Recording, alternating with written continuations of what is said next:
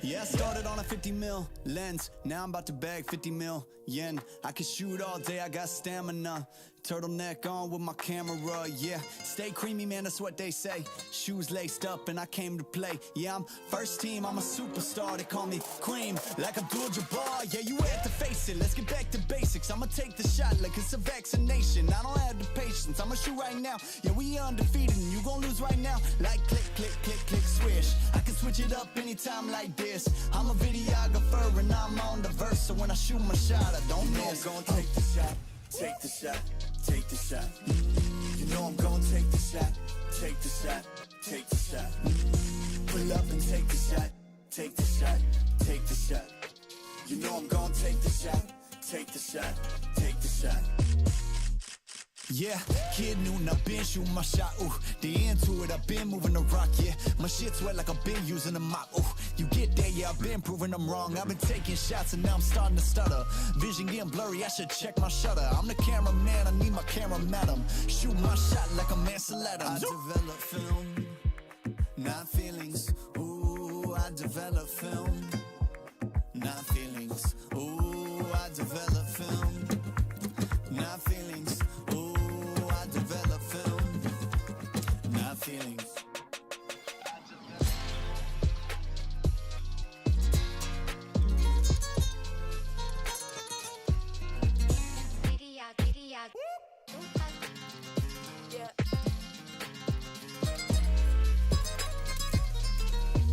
You know I'm gonna take the shot, take the shot, take the shot.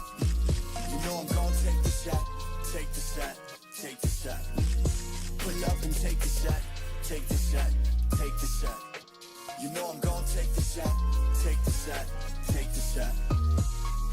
I develop film, not feelings. Ooh, I develop film, not feelings. Ooh, I develop film, not feelings. Ooh, I develop film, not feelings.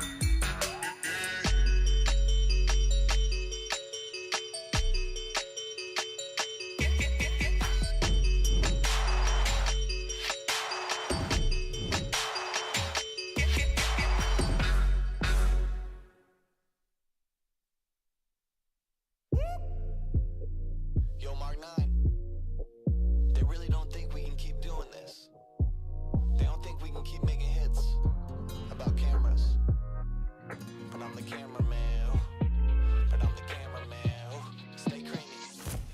Yeah, I started on a 50 mil lens. Now I'm about to bag 50 mil yen. I can shoot all day, I got stamina. Turtleneck on with my camera, yeah. Stay creamy, man, that's what they say. Shoes laced up and I came to play. Yeah, I'm first team, I'm a superstar. They call me Cream, like Abdul-Jabbar. Yeah, you had to face it, let's get back to basics. I'ma take the shot like it's a vaccination. I don't have the patience, I'ma shoot right now. Yeah, we undefeated and you gon' lose right now. Like click, click, click, click, swish. I can switch it up anytime like this. I'm a videographer and I'm on the verse. So when I shoot my shot, I don't miss. I'm gonna take the shot, take the shot, take the shot. You know I'm gonna take the shot, take the shot, take the shot. Pull up and take the shot, take the shot, take the shot. You know I'm gonna take the shot, take the shot, take the shot. Yeah, kid noon, I've been shooting my shot, ooh. The into it, I've been moving the rock, yeah. My shit's wet like I've been using a mop, ooh. You get there, yeah, I've been proving I'm wrong. I've been taking shots and now I'm starting to stutter. Vision getting blurry, I should check my shutter. I'm the cameraman, I need my camera madam. Shoot my shot like I'm Ansel Adams. I develop film, not feelings. Ooh, I develop film, not feelings. Ooh, I develop film, not feelings. Ooh, I develop film, not feelings.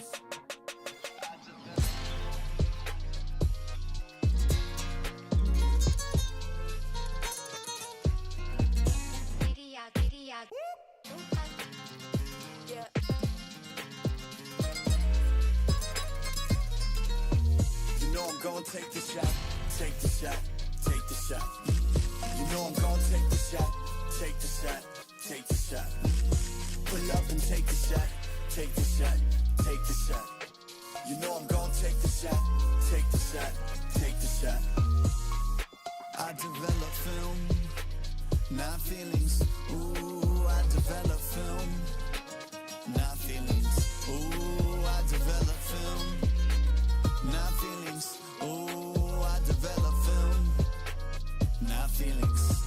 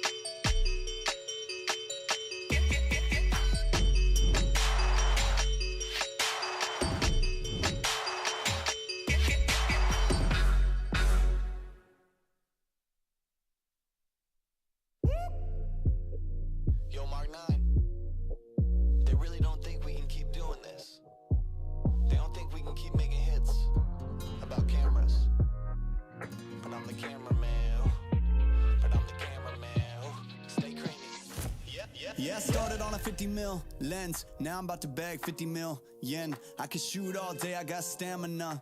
Turtleneck on with my camera, yeah. Stay creamy, man, that's what they say. Shoes laced up and I came to play. Yeah, I'm first team, I'm a superstar. They call me Cream, like Abdul-Jabbar. Yeah, you had to face it, let's get back to basics. I'ma take the shot like it's a vaccination. I don't have the patience, I'ma shoot right now. Yeah, we undefeated and you gon' lose right now. Like click, click, click, click, swish. I can switch it up anytime like this. I'm a videographer and I'm on the verse. So when I shoot my shot, I don't miss. I'm gonna take the shot, take the shot, take the shot. You know I'm gonna take the shot, take the shot, take the shot. Pull up and take the shot, take the shot, take the shot. You know I'm gonna take the shot, take the shot, take the shot. Yeah, kid Newton, I've been shooting my shot, ooh. The into it, I've been moving the rock, yeah. My shit's wet like I've been using a mop, ooh. You get there, yeah, I've been proving I'm wrong. I've been taking shots and now I'm starting to stutter. Vision getting blurry, I should check my shutter. I'm the cameraman, I need my camera madam. Shoot my shot like a Mansell Adams. I develop film, not feelings. Ooh, I develop film, not feelings. Ooh, I develop film, not feelings. Ooh, I develop film, not feelings.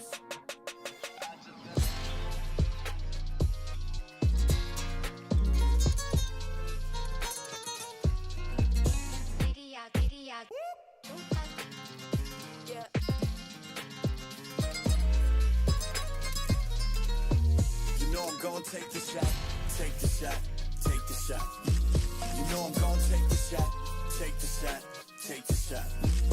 Pull up and take the shot, take the shot, take the shot. You know I'm gonna take the shot, take the shot, take the shot. I develop film, not feelings. Ooh, I develop film, not feelings. Ooh, I develop film, not feelings. Ooh, I develop film, not feelings.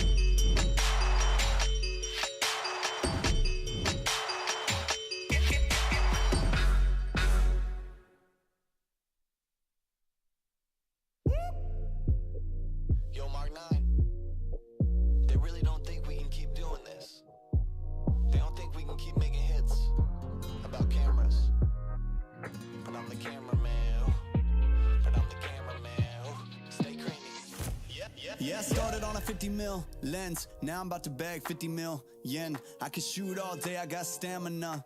Turtleneck on with my camera, yeah. Stay creamy, man, that's what they say. Shoes laced up and I came to play. Yeah, I'm first team, I'm a superstar. They call me Cream, like Abdul-Jabbar. Yeah, you have to face it, let's get back to basics. I'ma take the shot like it's a vaccination. I don't have the patience, I'ma shoot right now. Yeah, we undefeated and you gon' lose right now. Like click, click, click, click, swish. I can switch it up anytime like this. I'm a videographer and I'm on the verse. So when I shoot my shot, I don't miss. I'm gonna take the shot, take the shot, take the shot. You know I'm gonna take the shot, take the shot, take the shot. Pull up and take the shot, take the shot, take the shot. You know I'm gonna take the shot, take the shot, take the shot. Yeah, kid Newton, I've been shooting my shot, ooh. The into it, I've been moving the rock, yeah. My shit's wet like I've been using a mop, ooh. You get there, yeah, I've been proving I'm wrong. I've been taking shots and now I'm starting to stutter. Vision getting blurry, I should check my shutter. I'm the cameraman, I need my camera madam. Shoot my shot like a Mansell Adams. I develop film, not feelings. Ooh, I develop film, not feelings. Ooh, I develop film, not feelings. Develop film, nothing.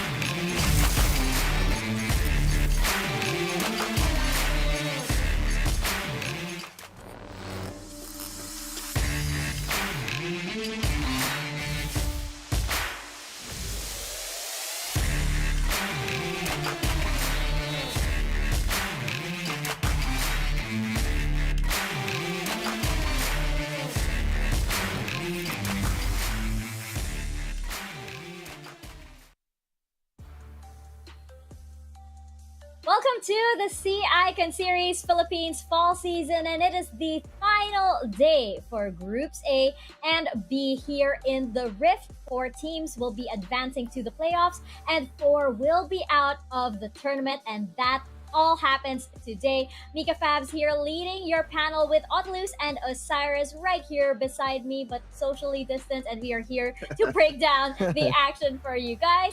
Of course, thank you so much to all of our sponsors for making this happen, to Mineski Philippines and to Riot Games, and of course to Globe Telecom, because with Globe Telecom, you can reinvent your Wild Rift journey like never before. Own the enhanced gaming experience on League of Legends Wild Rift with the new Riot Go promo. Register now to get exclusive champions, emotes, kill baubles, and a whole lot more. And you can get it now via the Gcash app or the Globe One app.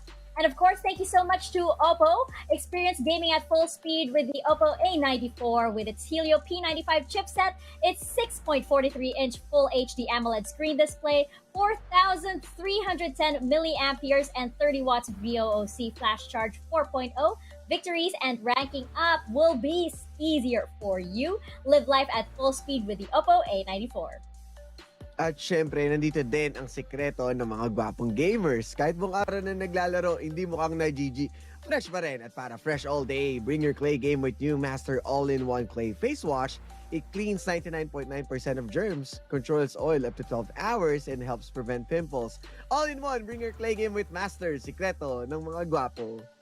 Help yourself to the best seat in the house from Secret Lab. Outfitted with a built-in adjustable lumbar support mechanism, fully adjustable armrests, and super supportive patent-pending cold cure foam for maximum comfort, helping every gamer secure that ace. And the final piece of the puzzle to helping you secure that ace, you can up your game even more as virtual hangouts Go Esports brings you events and programs like no other. We have apprenticeship programs led by the pros. We have stream takeovers and local and international tournaments. All you have to do is download the Globe One app and click on the virtual Hangouts tab to get updated and get hashtag all together now on the latest happenings on Globe Virtual Hangouts.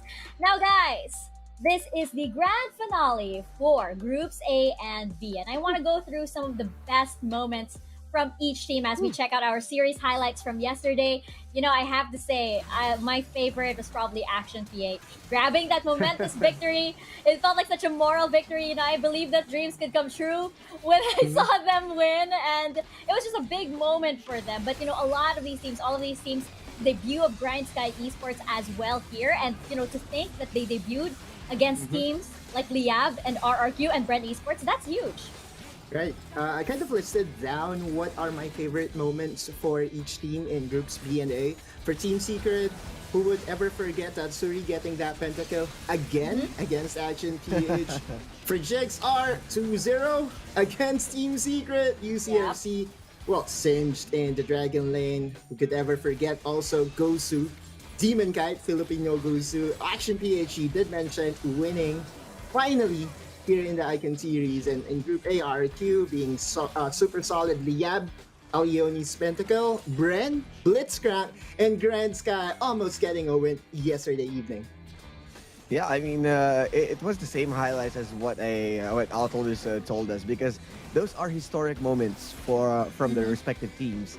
And knowing that they were able to have those highlights, well, some of them happened yesterday or this week. So first week, yes, it's a bit of a banger, but you know, it's always has been the closing remarks from different teams who really put us on the edge of our seat. And at this point, I'm not expecting a different surprise from them. I am expecting them for more of those, for those cheese picks, for those high-level plays, because once again, this is the last day of Groups A and B. Yes, indeed. And we also had some, you know, amazing players really, really step it up coming into the fall season. Of course, like we had the Triple H. Yeah, we had the Minions. Minions Esports, congratulations to you guys as well. I think they've been at it since the summer season, by the way. And, you know, really do have to give it up to all of our players here. I want the jersey. I do want the jersey of Minions Esports. Me too. I think, you know, maybe I'd be interested to try out even. The same. As a caster minion or as a melee minion? Oh, well, maybe I don't know. Maybe I want to be a caster minion. Maybe I want to be a caster minion. Don't give me ideas, Autolus. Don't give me ideas. But of course, we do have the final day today, and we have our scheduled matches for today. Now, I know we're really looking closely at these last two matches because of the improbable win condition that Liyab needs for them to qualify for the playoffs. So right now, you know, like we mentioned yesterday, we're doing that Doctor Strange thing wherein there's like only one chance for Liyab to be able to qualify for the playoffs. And at the moment, Bren Esports is in that second slot. And for that to happen, Bren Esports needs to lose 2-0 to GrindSky Esports, and RRQ needs to lose to Liyab Esports as well. Did I get it right? Definitely, that's the thing, right? Their destiny is no longer in their hands. They really need help from GrindSky Esports. So to all Liyabbers out there, I expect them to show up their support in the chat and really cheer for GrindSky Esports, because that's really going to help them at least secure a tiebreaker against Bren Esports. And I think we have a similar scenario for Group A, in where UCFC has the upper hand against Galaxy Racer. Now, if Galaxy Racer wants a tiebreaker or wants the playoff spot, Action PH needs to be on that GXR jersey and defeat UCFC. I mean, everything right now is intertwined with their own destiny, and we saw yesterday so many surprises and the extension of the upsets. And for now, I think match 4 is indeed the same as the previous weeks. How important every match 4 is this time around. It's the line for Liyab, and also the chances of Liyab also affected by the other teams along match 1 to 3. So it speaks a lot of how well these teams it will change each other's fate. Yeah, and it just goes to show, even though a team might be in, like, say, last place for their groups, they actually do still have a say. They can indirectly influence what happens, at the top of their leaderboards. Like, for example, you have Action PH actually holding that key. Can UCFC get in? Can Galaxy Racer get in? They actually play a part in that. And we have GrindSky Esports also playing a part in Liyab's fate for the playoffs. So it's very interesting, and it just goes to show, of course, that every match does count indeed here in the Icon series. Now, other than the fact that, of course, there is still 75,000 Globe Cup points on the line, but because we are doing this new point system that we have, these teams, the scores are really, really close, and it's gonna come down to each game, each series, and each of these players really need to step it up here. They really do need to step it up. And one of the teams that I feel like really stepped it up yesterday was Action PH. Looking at the first series, this is jumping the gun a little bit, but looking at the first series, Action PH UCFC, if you had asked me before today whether it might be possible, I would have said, okay, maybe not. But now I'm like, okay, maybe there's a bit of hope. Who knows? It makes today very exciting. I have to say, it makes today very exciting indeed. And of course, we do have those Globe Cup points on the line. And checking out our standing so that we have a better view of what exactly the score is between all of these teams. And as you mentioned, Odaluz, the magic number here is 4 to get into the playoffs. So we can see RRQ, Team Secret, pretty much, can kind of sort of relax, I guess, today. But the real action is happening between all of these teams over here. Some kind of, GrindSky Esports and Action PH, they're holding some strings over here, as we mentioned. Definitely right. When we talk about Liyab and Galaxy Racer, they have to combine their fan base with GrindSky's and Action PH just to get the ball rolling and force a tiebreaker. If we get a tiebreaker, I believe we will have it at the end of today. I'm so ready to have a long day of broadcast, just as long as we have action after action. Yeah, and I really love the action. Not sure about that. It's just action after action, and we saw also GrindSky putting out their punches and jabs. But you got to understand that this time around, it's not all about how action will dictate everything. They need to step up this time. It's not just the an ordinary step up. It's their leap of faith for today. And at this point, especially GrindSky, they need to score that 1 point.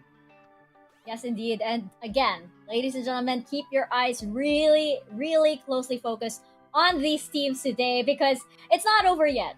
And as we mentioned, maybe, okay, I'm not gonna say like we're ready to go into a tiebreaker, because maybe we're not. And I know Prod is gonna kill me if I say that we are. But it would be a great story. It would be an epic finale to groups A and B if we were to go that length. I know that Prod is like scowling at me right now, but let's check out. Yes, it did. Okay, I got that. Let's check out our mechanics right now, and of course, remind ourselves what exactly is at stake over here for these teams. For every series, we've got 75,000 Globe Cup points on the line, and these are 48 matches that will be played throughout the group stages, with a total of 3,600,000 Globe Cup points for the group stages. And for the playoffs, what do we have, Akaluz?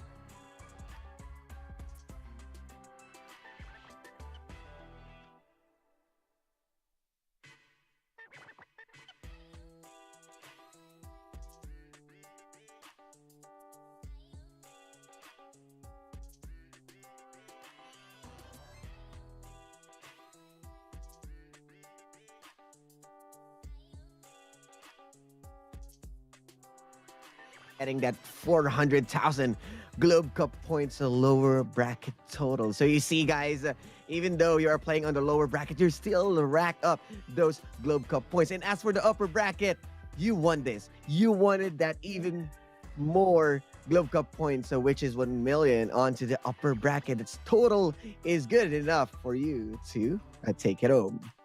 Yep, So many and that is a collab- total of Yes, 5 million Globe Cup points. 5 million Globe Cup points for the fall season, much like the summer season, with a total of 10 million Globe Cup points for the entire Sea Icon series, the first ever Icon series PH. And yes, indeed, as we saw, of course, we had the Summer Super Cup. Are we expecting something for fall? Maybe. Stay tuned for that. Stay tuned for that. I'm pretty sure Riot Games won't leave us hanging there. And I'm pretty sure Riot Games has something big planned. Don't quote me on that. Don't quote me on that. But I'm just saying. Stay tuned. Stay tuned indeed.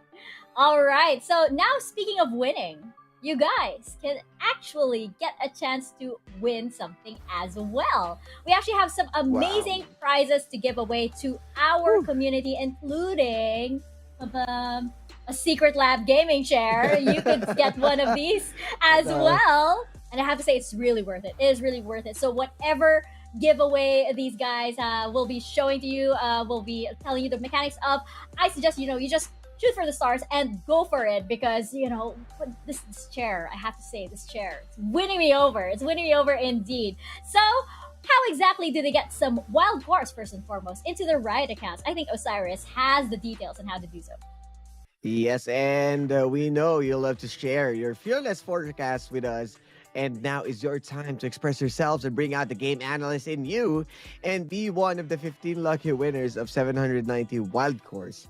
Here's how. Make sure to like and follow the PPGL page. Like and share the live stream with the hashtags #SISPH, #SISPH playoffs, #CIcon series PH, and #PPGL Wild Drift. During the broadcast, comment your gameplay analysis along with your Riot ID on the stream chat. The best comment will be pinned after each series. A total of 15 winners will be announced on the last day of the broadcast week. Yeah, and today is quiz day, ladies and gentlemen. Again, are you the biggest PPGL fan? Because you could be one of us and have your own Secret Lab gaming chair. Just follow the mechanics. Number one, make sure to like and follow PPGL and Secret Lab's official Facebook pages. Number two, like and share the live stream with the hashtags that you see on the screen right now. And number three, during today's broadcast, a link to the quiz that I'm talking about will be shared in the stream chat alongside in the Discord server that we've been promoting, which you need to answer. That will count as a raffle entry, and a total of one winner will be drawn and announced at the end of the fall season PH playoffs on August 29, 2021. Ooh, that date is drawing closer and closer. And of course, if you want to join this giveaway, just head on over to Facebook. But you could be watching on YouTube, you could be watching on Twitch, you could be watching on TikTok as well, as we are available on all those channels and currently live streaming, of course, the Icon series. Now, I believe we have a special guest joining us for our pre-show, and I'm quite excited for this. This is the first time I believe we're interviewing a representative from this team. So I'm really excited to bring on over to our pre-show. We have Yamada from Action PH right before their big match against UCFC Esports. Yamada, hello. Thank you so much for joining us for our pre-show. Hi. So first up, I have to ask you, that win yesterday, how did you guys feel? Let us know what the comps were like with the team, and what does that win mean to you guys? First of all, masaya po kasi worth na worth po yung pinagpagura namin, tas medyo naaayos po namin yung sakit namin. Mas marami rin po kami natutunan after namin matalo last week. And it really shows. The progress really shows. So I love that you guys are working through all of the mistakes, all of the kinks, and the improvement is definitely showing, and you guys are reaping the rewards. Otlus, you have a question here for Yamada. Hi, hello. Hi, I'm a big fan. So as you can remember, I'm one of the panelists that has remained loyal during the summer season and up until now. Now, Yamada, just please share to the viewers what's the story behind your IGN and IGN? your IGN, which is Yamada. And also, just one more question. We've seen you doing solo kills more specifically on Azar. So how did it feel getting that upper hand onto one of our best Baron laners in the Philippines? Actually po kasi top lane po ako sa LoL PC. So sanay po talaga ako sa 1v1. Tapos si Azar din parang nakakalaban ko rin sa tour na dati yan. Kaya alam ko na rin yung laro na. Tapos yung Yamada ko pong IG, galing po siya sa anime from Eromanga Sensei. Ayun po. Okay. Alright, I get it. Thank you very much. Okay, so congratulations, Thank you po, Yamada. thank you. It's me, Osiris here. Question is, since you played also in League of Legends PC, who's international professional player you look up to? Yung una po, Season 2 LoL PC. Taker po talaga yung idol ko yun. Kaya more on 1v1 yung gameplay ko. Tapos, naging po, si Kan, ng SKT. Si Kan po. Then yung isa po si Marin. Ayun po. Oh, most of the top laners, and I mean Marin got the MVP from Worlds, so definitely, Yes. you got a good choice. Thank you so much, Yamada. Thank you po, thank you. All right, Thank you. Yamada, do you have any shout outs that you'd like to give? Maybe to all of the supporters of Action PH, like Otolus over here, who's reminding everybody. Here. Shoutout po kanila Otolus kaya kay GG Spear. Din po sa pamilya ko po sa Antipolo. Yun lang po. Salamat. Oh, thank you so much, Yamada. Thank you. I'm sure that your family is very proud of you. And congratulations and good luck. Good luck as you guys open our final day here. And also po, thank you po pala sa PPGL and Riot Games po. Yes, indeed. Thank you so much, Yamada. Best of luck today. Thank you po. All right, ladies and gents, that was Yamada from Action PH, and I love how Otolus was like saying, you know what? Since the summer season, I was Yeah, supporting you guys. storyline. I mean, let's face it, right? It's a long time coming. I'm just so happy for them. They deserve that win. They're very hungry, right? As we have mentioned, I'm just glad that they finally got over the hump. Yeah, the faithful has been rewarded. Yes, indeed. Yes, indeed. But it's true. I mean, Otolus has been pointing out Yamada and, his place ever since the summer season. You do have an eye for that, of course.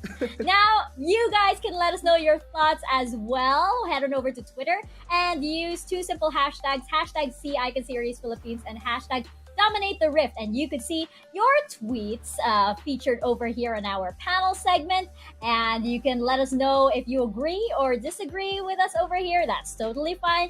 And you can also head on over to the PPGL Discord community server, where of course we will be sharing the link to that quiz if you want to win a Secret Lab gaming chair. So head on over there. We hope to see you over at Discord. Now we're gonna take a quick break, but when we come back, we are kicking off our games for the final day for groups A and B. And our first match will be Action PH versus UCFC Esports. So don't go anywhere. The Icon Series PH will be right back. Yo, Mark 9. They really don't think we can keep doing this. They don't think we can keep making hits about cameras. But I'm the cameraman. But I'm the cameraman. Stay creamy. Yeah, I started on a 50 mil lens. Now I'm about to bag 50 mil yen. I can shoot all day, I got stamina.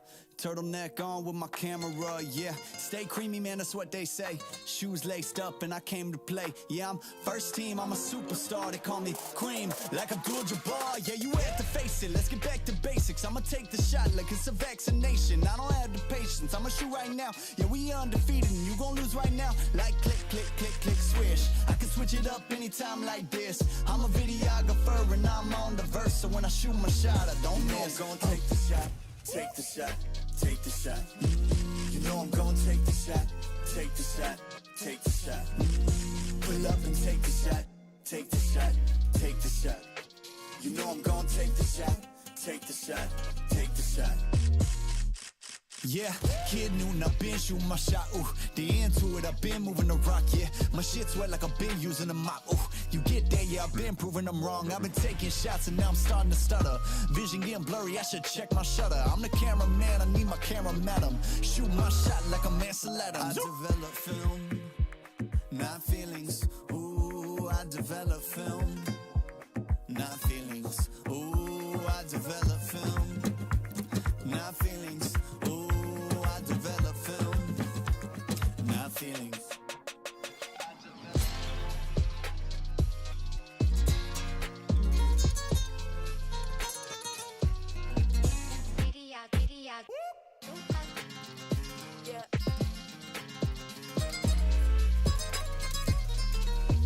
You know I'm gonna take the shot, take the shot, take the shot.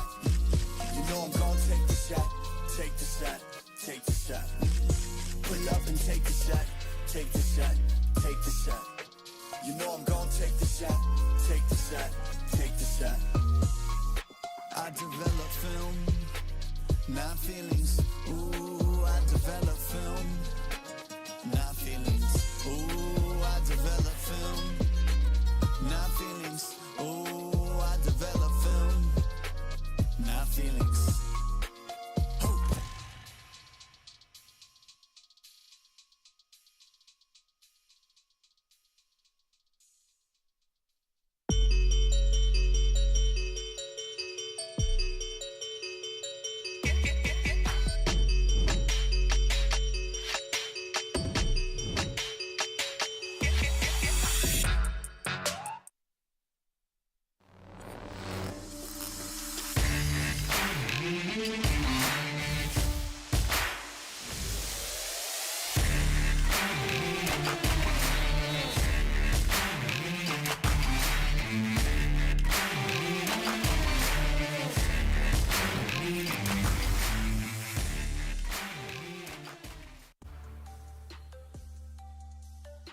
Welcome back to the Icon Series PH. We are about to kick off our first match of the day, and it's going to be between Action PH and UCFC Esports.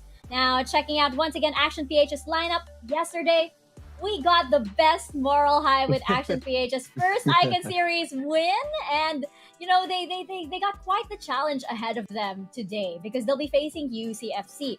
And Action PH though, they came close to Team Secret previously, and then they were able to beat Galaxy Racer. So, you know, that actually begs the question, is it possible? Is it possible that these guys could actually win against UCFC? Let me answer your question a bit differently, right? What are you saying, Mika? What challenge? This is an all-new Action PH that we have to prepare for. And this is a team that has had their confidence shaken a bit during the summer season. But in this fall season, after grabbing that one win, I feel like that momentum will ride them over the top, and UCFC has to be scared right now. Yamada in the Bren lane has shown flashes that he can do 1v1s. Even from our interview with him, right? He's very confident that he can outplay his opponent a la Faker, a la Khan, a la Marin. But it's no longer Yamada's team after we have seen them finally fulfill their destiny in getting a win yesterday. We have seen them just collectively decide onto something, go for objectives, go for team fights very decisively. And I feel like we are in for a ride with this new and improved Action PH. APH are more like the A team, as we saw the glimpse of the hopes and improvements, and also putting the nail, of course, into the coffin and having their first victory. But I wanted to put the highlight on to the next challenger, Kazuya, onto the mid lane. This guy is one of the integral part for Action PH's success, mostly playing on an assassins. As you can see, that's Ari and Fizz, but also can go flex with the Gragas. But the Gragas, understandable, can play also in a burst type of champion. Kill participation 7 to 9% and a KDA of 2.70. Fairly very good as a mid laner. And yes, they may not have a very good standing, but they have good players, and Kazuya is definitely one of them. Yeah, and again, Action PH, these guys have me cheering for them. These guys have me cheering for them right now. I have you converted. And yes, Autolus has been cheering for them ever since the summer season. But it really is inspiring to see a team that never ever gives up. And it was really easy if they had no wins during the summer season and everything. It would have been, I guess, it would have been really easy for any team to sort of like, okay, maybe this isn't for us. But no, Action PH really stayed and really really worked through everything patiently, and they got their first win now. But again, they are up against UCFC Esports, and this team, it's sort of like, this team is sort of like a no mercy team. They took a loss to Team Secret yesterday, and I think they might be looking for a punching bag right now. That might be Action PH. Checking out their lineup once again. Autolus is like, no, Action PH. You see their logo that has a fist. Who's the punching bag here? But again, checking out UCFC's lineup. We also talked about character development for Action PH, which is very good. But UCFC is another team that's also grown immensely. Again, we first saw them as VVV Esports, and now they're back as UCFC Esports, and they're looking really, really good. They look like they could actually take that second slot into the playoffs. Yeah, and it feels like they are really ready, as of course Direct told us that it will be his hero, the captain himself, is going to play. So we're going to see another of the captain's mode here in UCFC side. Yes, the Ampere has been very effective, but whenever they really wanted to secure something in their pockets, it always has been Hero who's playing. Remember, Hero did play against Team Secret, just to go on par with James. Although it was a 2-1, but UCFC really did a great job on keeping the gaps closer, exploiting the early game weakness of Team Secret that kind of changes at Game 3. So at this point, UCFC, they can just play in their own game, but this will be different because we saw APH got a strong early game as well, so this might be a bloodbath all over. Oh, for sure, right? I love that you brought it up. I love that you brought it up that UCFC got the early game wins against Team Secret, and I believe there were moments that really are highlight worthy, especially Nasja, or was it Renzi, that just pulling out those emotes, BMing one of the members of Team Secret, not letting him go home. But nonetheless, yeah, Mika is also on point on this one, that UCFC has really developed into a different beast, similar to how RRQ has improved. This team did represent Mindanao a season ago, right? So I believe there's like, I don't know, Mindanao is like a hyperbolic chamber that, once you get off of that group, you become stronger.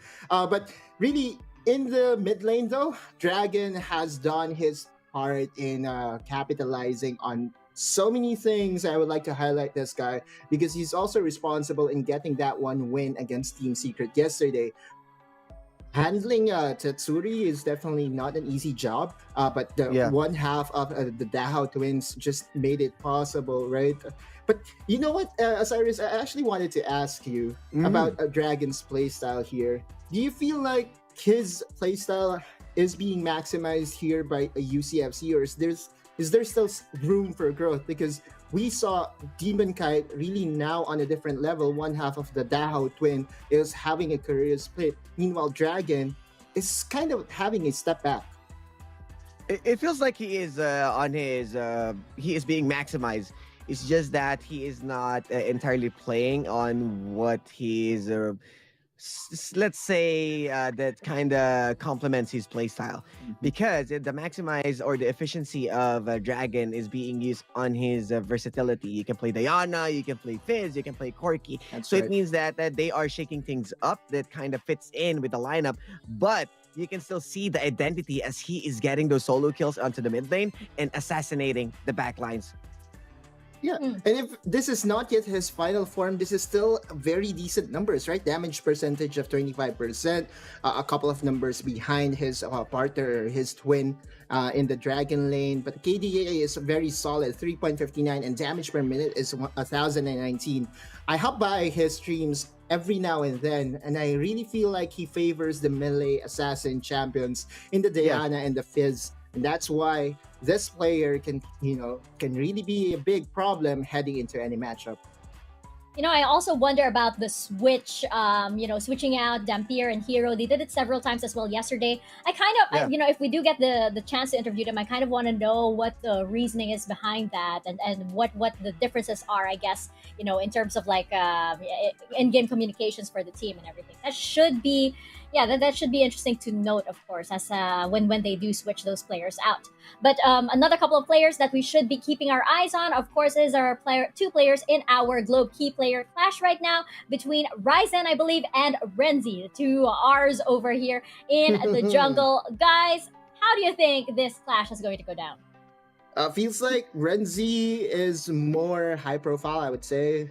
We know his Rengar, Pantheon, almost all his junglers has been very effective, but the numbers is showing that Ryzen has a better grasp in helping his team. 83% cult participation was actually a big key to getting the win yesterday. In fact, Burton Makiting, I believe, posted a picture of Ryzen. Not Ryzen, but Ryzen. I mean, if you are, of course, Ryzen, Yu yes. Hakusho. Yeah, Yu Yu Hakusho and the father of the Eugene. You got the ray gun. Oh my! Yusuke, I must say, it feels like we're really old if the viewers isn't getting what we're pointing at. But kill participation, you can see 83% for the reason that he is mostly present when he wanted when APH is going for those kills for those let's say ganks. But Renzi, he is on 65% as mostly of his teammates are winning the lane. Doesn't really have doesn't really need him much onto those pressure around the lane. So he is having his own time with his gold per minute fairly high and a damage per minute of 708 for the reason that he is playing also on the as a Rengar or a damager jungler inside of the utility, but damage percentage is fairly high for Ryzen. So it feels like that we are looking at two different spectrums of playstyle, and I'm loving it as these R2s will go head to head today. R2, D2? R2? Yeah. We went from Ghost Fighter all the way to R2 is Star going Wars. today. Of course, and Ryzen over here means business, while Renzi just wants some love over there. So Yeah. very different philosophies too. And so now I have to ask you guys. Which way you think this match is going to go? Can Action PH actually, pull off a miracle here, or will UCFC Esports, cement those points into their second slot to the playoffs? What do you think? Out the lose. Look into my eyes. Look into my eyes, and you know right. the answer. Right. Let's have Action it. PH, baby, let's go. Well, as Mika told us that Action PH is never gonna let you down. I think UCFC is never turn around and desert you. So I'll go with UCFC for now. We just got rickrolled. By Osiris. Why? You know what? Just for the sake of being out there, I'm gonna go with Action PH today. I'm gonna join Nautilus. I'm gonna go in the Action PH train today. And I'm gonna say it's a 2-1 for now. The first, I think, of many 2-1s today, as it is a very important day, of course. But I think I want Action PH to win this. It's just gonna be such a great story if they do. Let us know your thoughts as well. We are very much welcome to your comments and reactions over here in the Icon Series PH. Just head on over to Twitter and tag your tweets with hashtag #CIconSeriesPH and hashtag Dominate the Rift, and you guys can see your tweets featured over here, and send some messages of love to Nautilus and Osiris, and whether or not you agree with Osiris that UCFC is gonna win this, or with Nautilus that Action PH is gonna do this. We have here at Rift World, the boys in UCFC got this first series. Show us that C signature aggression. Let's riot go. Hashtag Dominate the Rift, and all of the hashtags. Those are all of our hashtags, by the way. You can use any one of those. But if you want to see your tweets featured, just use CICon Series PH and hashtag Dominate the Rift. You're very much welcome. Yes. The sign of that's disapproval. Action PH. Well, you know what? Let's not delay any further. Let's riot go into our first match of the day. This is Action PH versus UCFC Esports. Casters, you guys ready? Take us into the rift.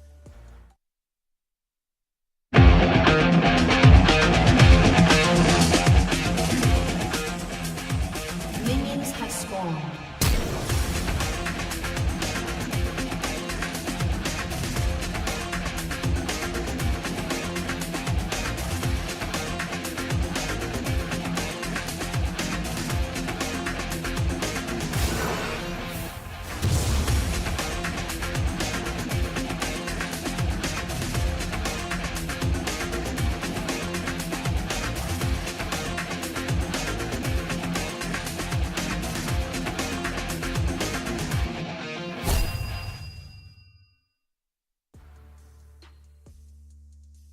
All right, last day of the week, last day for the teams to make a statement. Team UCFC and Action PH will go toe to toe. It will be a fight, so let's riot go. Good evening, good afternoon, everyone. I'm Lioric, and with me is the lovely Yuko. Hey, Yuko, how are you this beautiful Sunday afternoon? I am very much happy and I'm very much excited. Also, I see what you did there. Let's go, Riot, go. Nice one. But yeah, starting the day strong indeed. We have Action PH versus UCFC. Now, Action PH, they were able to get their first win yesterday. So let's see if the momentum will keep on going up here in the day 3. UCFC, they did suffer a loss yesterday, but hopefully they were able to reset and just go all in with our last day of week 3. Yes, definitely. It is that story today. Right now, UCFC, they lost to Team Secret yesterday, so they must be angry. And Action PH, they won their fight yesterday, so they must be very confident right now. But UCFC must be mad right now. Action PH might be the one who will get the brunt of that anger. What do you think? That is most likely what's gonna happen. I guess if I were to use other terms, I guess UCFC, they're hungry for that win. So I talked to Otolus and Infinity about this. Yesterday, I was joking about Infinity having the caster's curse. Whenever he would cast, it's 2-1. But then Otolus told me when I stopped shoutcasting yesterday, it was to 0. So maybe the caster curse was actually on me. So let's see if that's actually true. But yeah, definitely going to be a very close match. We did hear from Yamada earlier on. We heard his voice and his thoughts about the questions that the panel gave him. CFC, I like that the panel kept on highlighting both the jungler and the ADC, because these two roles, they mean a lot in the meta. But of course, speaking of roles, speaking of picks, let's jump into the pick and ban phase. Champ Select by Riot, go. All right, definitely. So we are on the bans right now. Zed is being hovered over. Yeah, you mentioned earlier, Yuko, you have the curse. So this might be a game 3. Good thing I have a very comfortable seat with me. So yeah, this is okay now. Xin Zhao is going to be denied, and Pantheon is going to be the second ban. UCFC definitely banning out Akali. They do not want Yamada to have his hand on that. But Action PH, they banned out the Renekton. Basically, the possible initiators, even Rengar. I mean, they don't want these assassins to be available for UCFC. But Gragas was open. UCFC locked that in. Galio, Porky, Lucian is open. So let's see who will be the picks for Action PH. Senna is open too. All right. Gragas is the first pick. I love that. That's very flexible. And Galio too. Another flex pick from Action PH. Good response right here. They're going to take Senna as their support. All right. I mean, we saw an ADC Senna yesterday. So let's see if that's going to be an ADC Senna. Lucian is available and UCFC did pick that up. Okay, Riku and I talked about this. Nami-Lucian combo is very, very strong because you have this enchanter that can support, can just be there for Lucian. And whenever you're going to initiate with a tidal wave, you have the culling. When tidal wave hits you, you're actually being slowed. So it makes it easier for Lucian to hit you. Now looking at Action PH side, we have J4 and a Fiora. Okay. Okay. They are going back to the basics, or they're going back with their comfort picks. Yes, they don't have their ADC just yet. So let's see who the last pick is going to be. All right, this is going to be an ADC Senna and a support Galio, most probably, because they're going to go over Zed. But yeah, you mentioned earlier the Nami Lucia, not to mention the item right now. The best item for support is the Staff of Flowing Waters. Nami has the heal. Nami has the shield. So yeah, that's very important right now for Lucian, and that's gonna proc the passive a lot. And Lucian will have very low CDs, and if Lucian will be popping off, it's gonna be very dangerous for Action PH. Let's see how Action PH is gonna be defending against that. Apparently, I was wrong. I said that the Lucian Nami combo is very suppressive in the early game, but it's gonna be a mid lane Lucian. So Alright. I guess Lucian is forced to just play it safely, given that if you give Zed the snowball hat that he needs in the early game, he can just literally burst anyone. He can burst on Graves, Corki, Lucian, especially Nami. So Right. UCFC, I kind of expect them to be quiet or conservative in the early game, except for Graves. For Action PH, I mean, Yamada, he just goes ham even in the early game, so that's given. We're gonna be expecting more rotations, maybe from Ryzen, but we're jumping into game number 1 again, guys, for a series of week 3, day number 3. All right, welcome, ladies and gentlemen, to the Wild Rift. UCFC on the blue side, Action PH on the red side. I love the switches right now, but I love the Nami pick a lot. Not just with the sustain that he can give, and definitely the defense for the team. But Nami is usually the counter for Galio. Also, an important thing to look here is UCFC. They have the double ADC lineup. That will be something that we will be looking at later on in the game. That's true. Well, that's Corki and Lucian. So they're gonna go over to the back lines, and the amount of firepower that these two have is gonna be crazy. And look at that. Looking at firepower, Senna taking the brunt of the spokes right now. Already very low. Will be forced to eat the fruit, but he will be okay as Chinelas is gonna be there for the defense. But UCFC definitely has the upper hand in the bottom lane. Yes, they do, but still pretty early. So I guess some folks here and there, no one actually committing just yet. Correct me if I'm wrong, but Action PH is the only team that pulled off the Senna ADC and actually won it. That was right. yesterday, right? So Right. they have something new. They finally found their element or their trick. Right. But here, let's hold that thought. There's going to be a fight for the Scuttler right here. Renzi will be at the front lines right now. Will be rooted right there. Jarvan goes in. So that is going to be very big as the Graves goes down. Renzi is already out, making it 2 champions as Hero goes down. Also, Eli will be a trader right here, 2 for 3 in favor of UCFC at this point. Let's see if ever, yes, he will be okay. Kazuya will be able to escape, but that will turn into a 3 for 2 trade just for a Scuttler at 2 minutes in. That's big. I mean, that's just how important their Scuttler is in the early game. So it started off with Ely being able to connect the roots. Action PH, that was a beautiful box in. However, they forgot about Demon Kite. That's it. That was the story. All right, another fight for the Scuttler right here, breaking out. Renzi will go for the initiation, and this time it's going to be UCFC once again on top of the fight. They will take the Rift Scuttler, plus take one down as Ryzen on the Jarvan 4 will suffer that brunt of the anger of UCFC. Dragon was level 4 in the first skirmish. That's why he was not able to pop the calling to secure the last kill. However, in that skirmish towards the Baron area or the Baron pit, he's already level 5. That's why he had the advantage, or he had the confidence to actually just commit. And at the very least, they were able to push Action PH back. So now it's 4-2 on the scoreboard, advantage onto the side of UCFC. Let's see, that's going to be very interesting. On the bottom side, everyone is already here. Demon Kite is going to go back home. Nope, cancel that. There's still time. It will be very wise if he just goes home at 4-minute mark so that he can take the package for whatever objective they want to take. It's going to be the Cloud, Drake, and Rift Herald spawning in the next 40 seconds of the game. This is going to be very interesting. It will be. Let's just see which team will prioritize which. All right. Let's see. First, at the bottom side, Jarvan 4 is going to be joining with the gank at the bottom side, but Demon Kite will not be able to kite this one as Corki goes down. Kazuya is also rotating. I love this response from Action PH. Kazuya is still in for the hunt, but Hero will be out of danger at this point. Well played, Action PH. This is the reflection of strength in numbers, but here at the Baron lane though. All right, all that thought, we don't have time to explain a lot.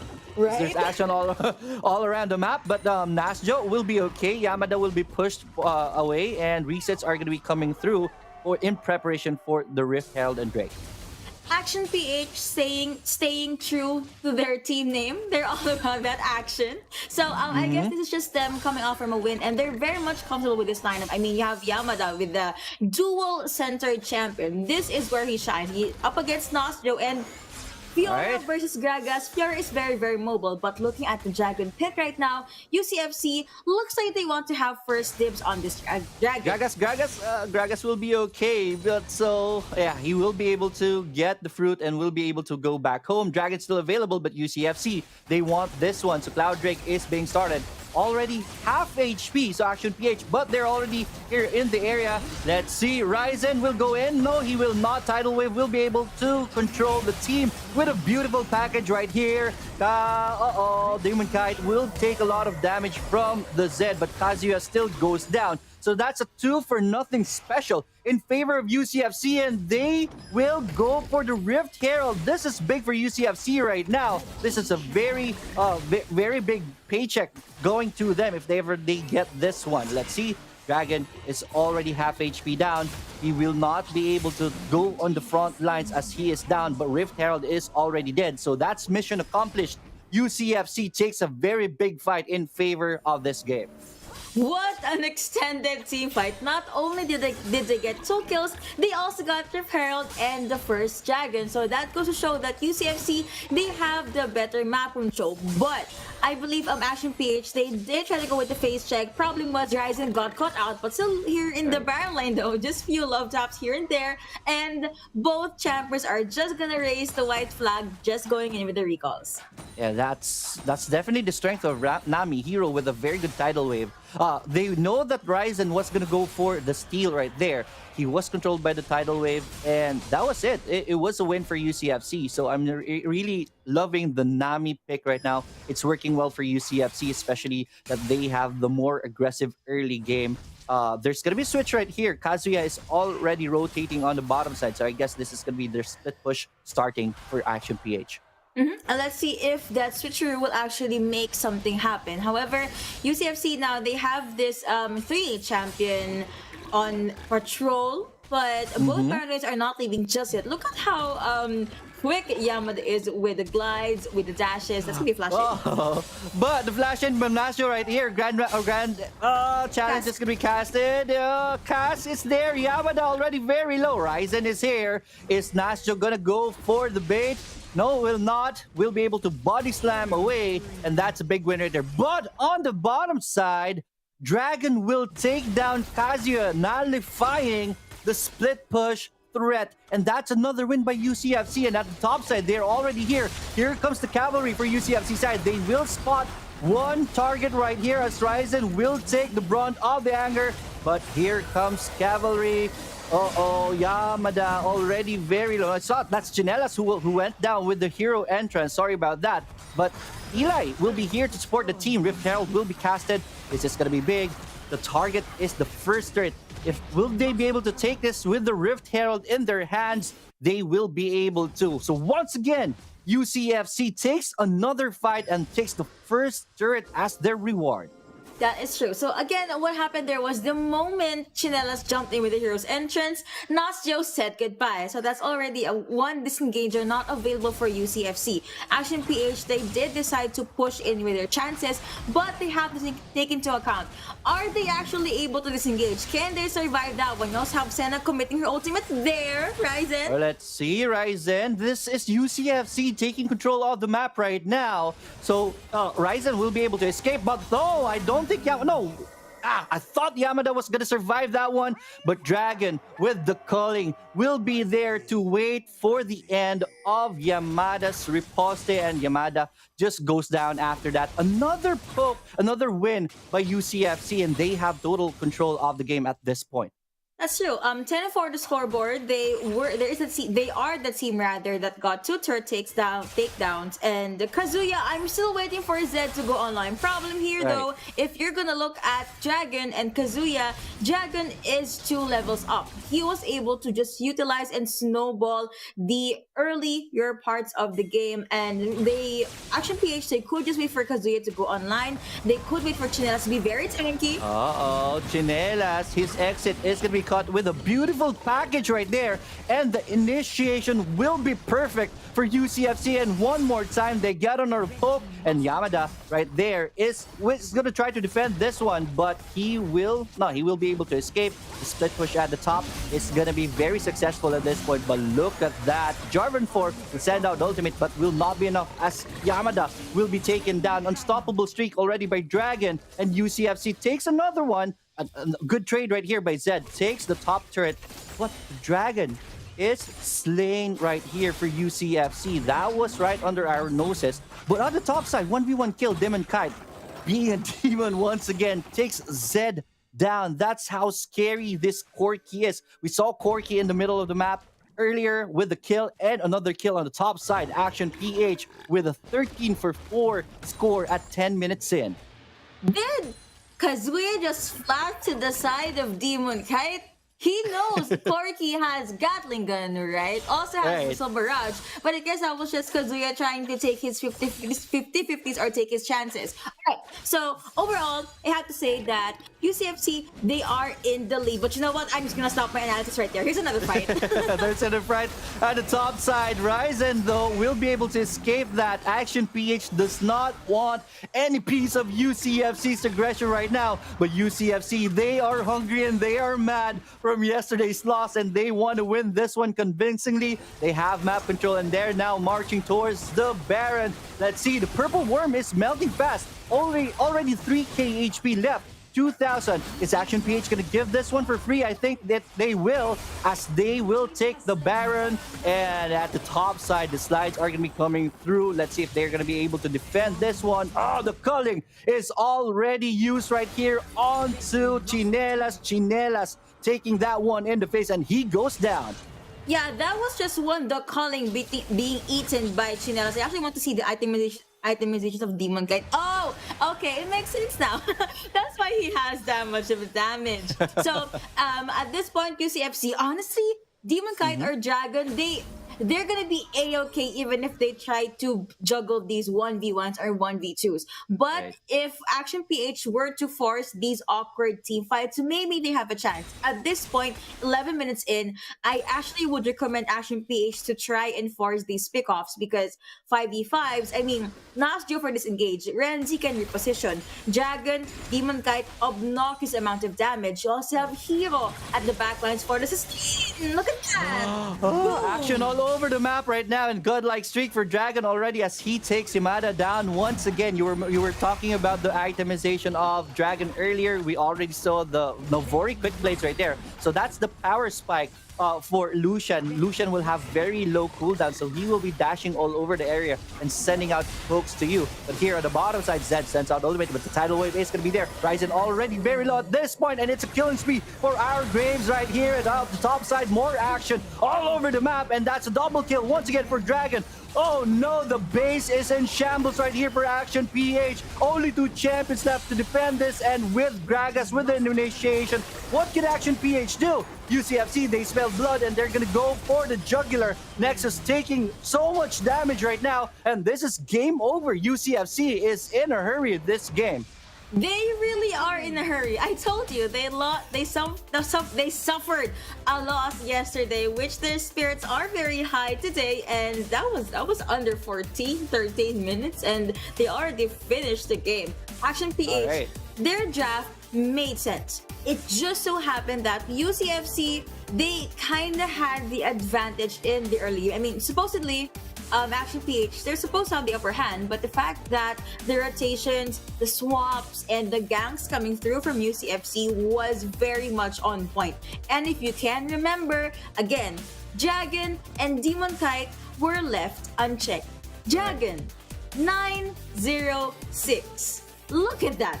Just look at that. Also, 14,000 gold. That's literally higher than champion from Action PH's side. Right. Even you can double the numbers of gold on the Action PH side. It will almost match up with Dragon. So that's how crazy UCFC was up in that game, especially Dragon. That is true. But yeah, I guess, okay, let's go back to the Senna ADC. It makes sense. Action PH, they did make it work yesterday, but I don't think this is something that they can pull against UCFC.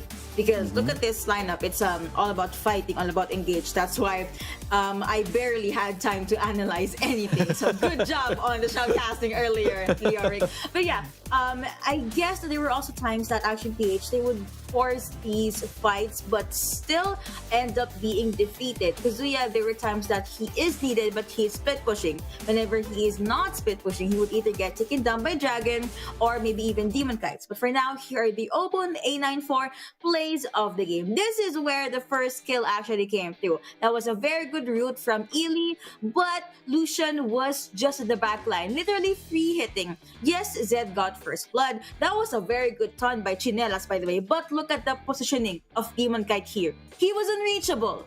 That's Right. it. That was the story of the first fight. Yes, definitely in there. This is the second fight of the retake of the Rift Scuttler right here. Everyone went for the fight for the Rift Scuttler. Here on the bottom side, there is going to be the Jarvan for rotation right there. Demon Kite will be going down with the flash follow from Action PH. But there, the first dragon right here. Just Jarvan 4 could not really get in, and there's a beautiful package right there. Zed sends out the ultimate. That's not going to be enough right there as he gets taken down by Demon Kite. So, I actually have to point this out. Zed Conquer? Really? I mean, maybe this is something Action PH wanted to try, but I don't think that worked out in game number 1. So maybe it's gonna be back to basics for them. We did not feel much of this Zed pick. I keep on saying this. Zed is a tempo-based champion. And if he does not get to dictate the tempo, Right. he is basically just a ninja in the sides, just a shadow, not being able to do much. Also, I'm not sure he had pretty good explosive cast earlier. This was a very good 1v1 with Yamada against Dragon, but again, the item lead, full lead by Dragon, definitely the one that came through. At some point, at this point of the game, rather, Action PH, they were just forced to meet their fate, or they did try to delay the inevitable, but still UCFC were able to come out strong.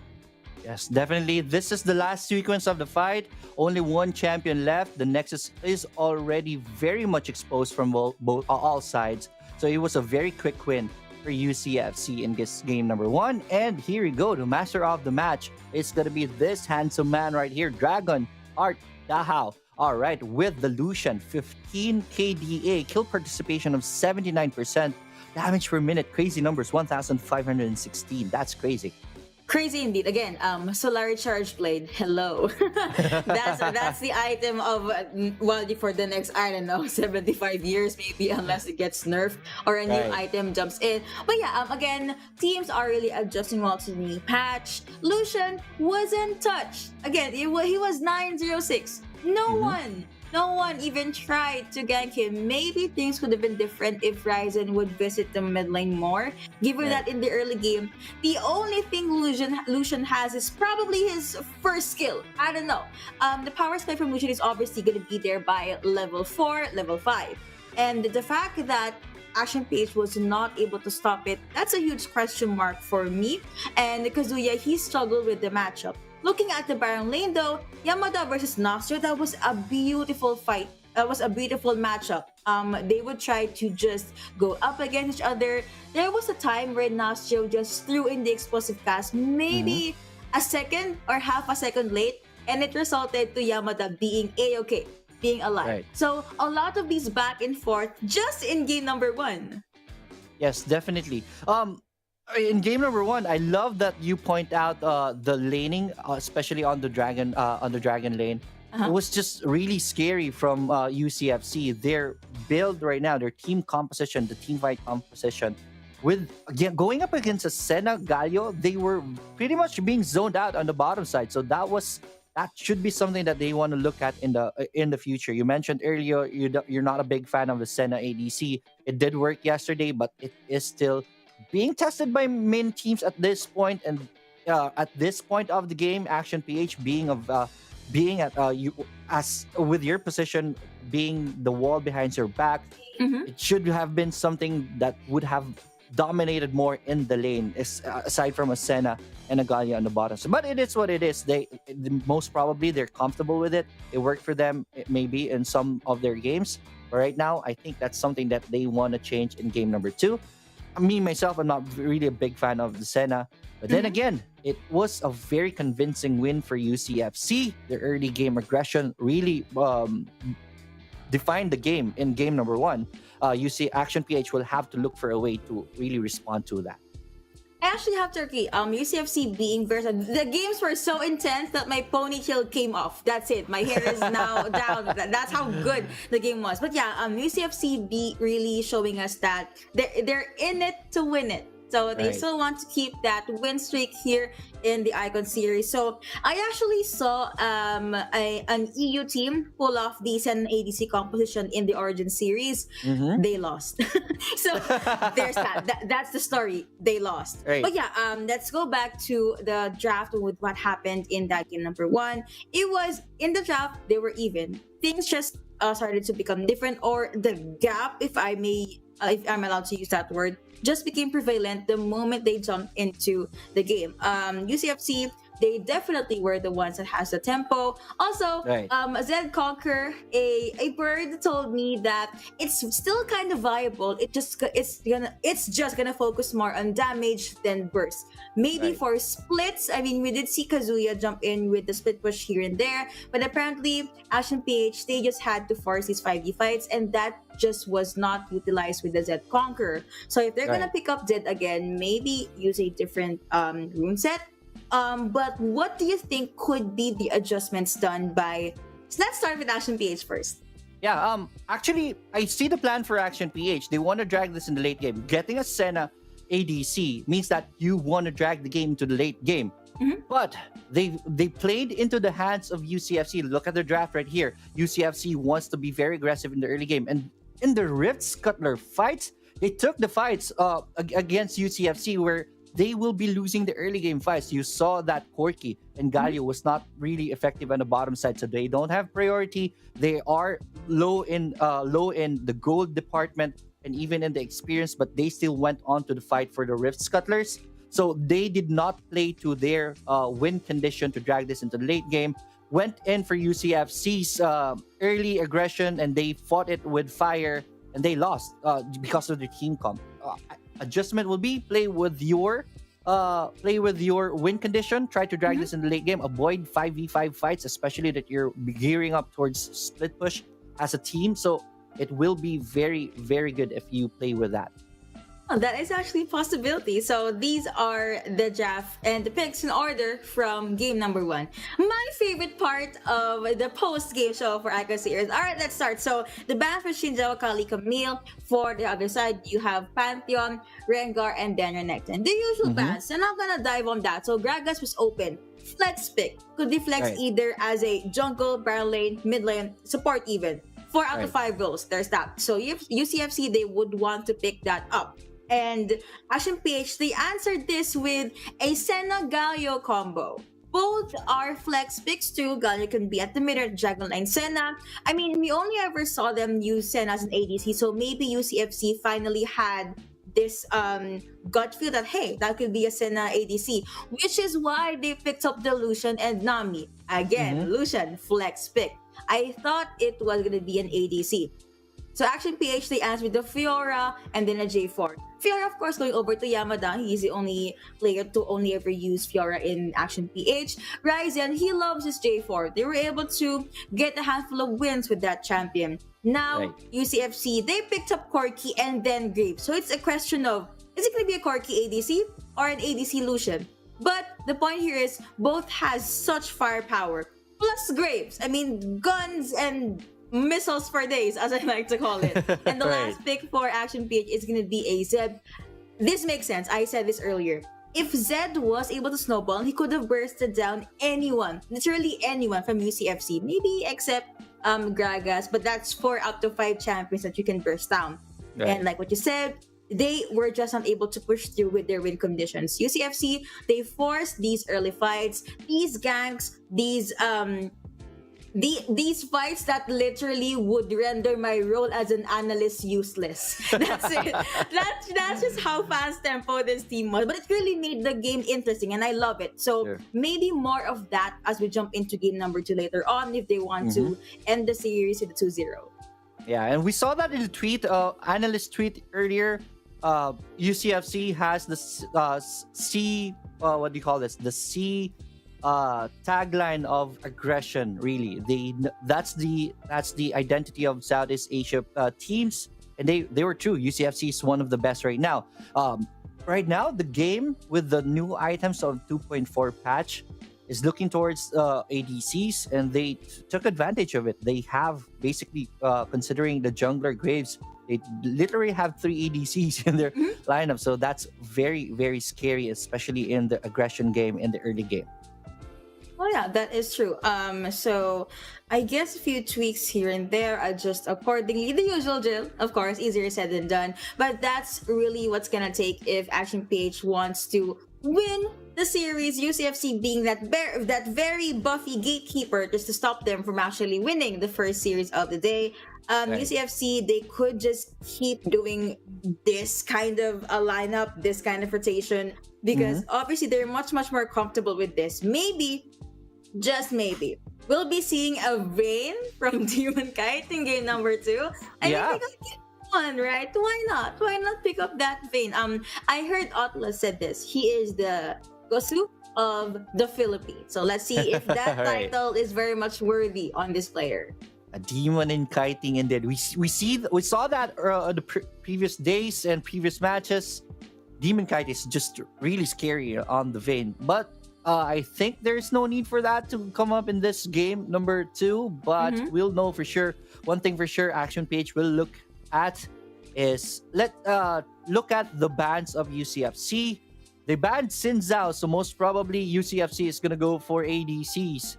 Because Xin Zhao is one of the best counter for ADCs. He'll just ult, and basically Lucian's ult is rendered useless. Corky's missiles will be useless. Yeah. Even Graves at a certain distance will be useless. So yeah, if they ban Xin Zhao, most probably they're gonna go for this kind of lineup once again. Who knows? UCFC. I love their drafting right now. I actually like that you brought that up. To expound on that, Akali tends to assassinate not just ADCs but True. literally everyone, just everyone. Right. That's it. So yeah, they don't want to have Action PH get their hands on this Akali. And Camille, Hextech Ultimatum, she can Right. isolate an ADC, which is usually at the back line. She can just hook shot her way in and then isolate it. So if Action PH sees this similar bans, maybe they can expect another double ADC, double marksman setup, and they can just draft accordingly, adjust. As we'd like to call it, could be first game syndrome, could be the download game for their team.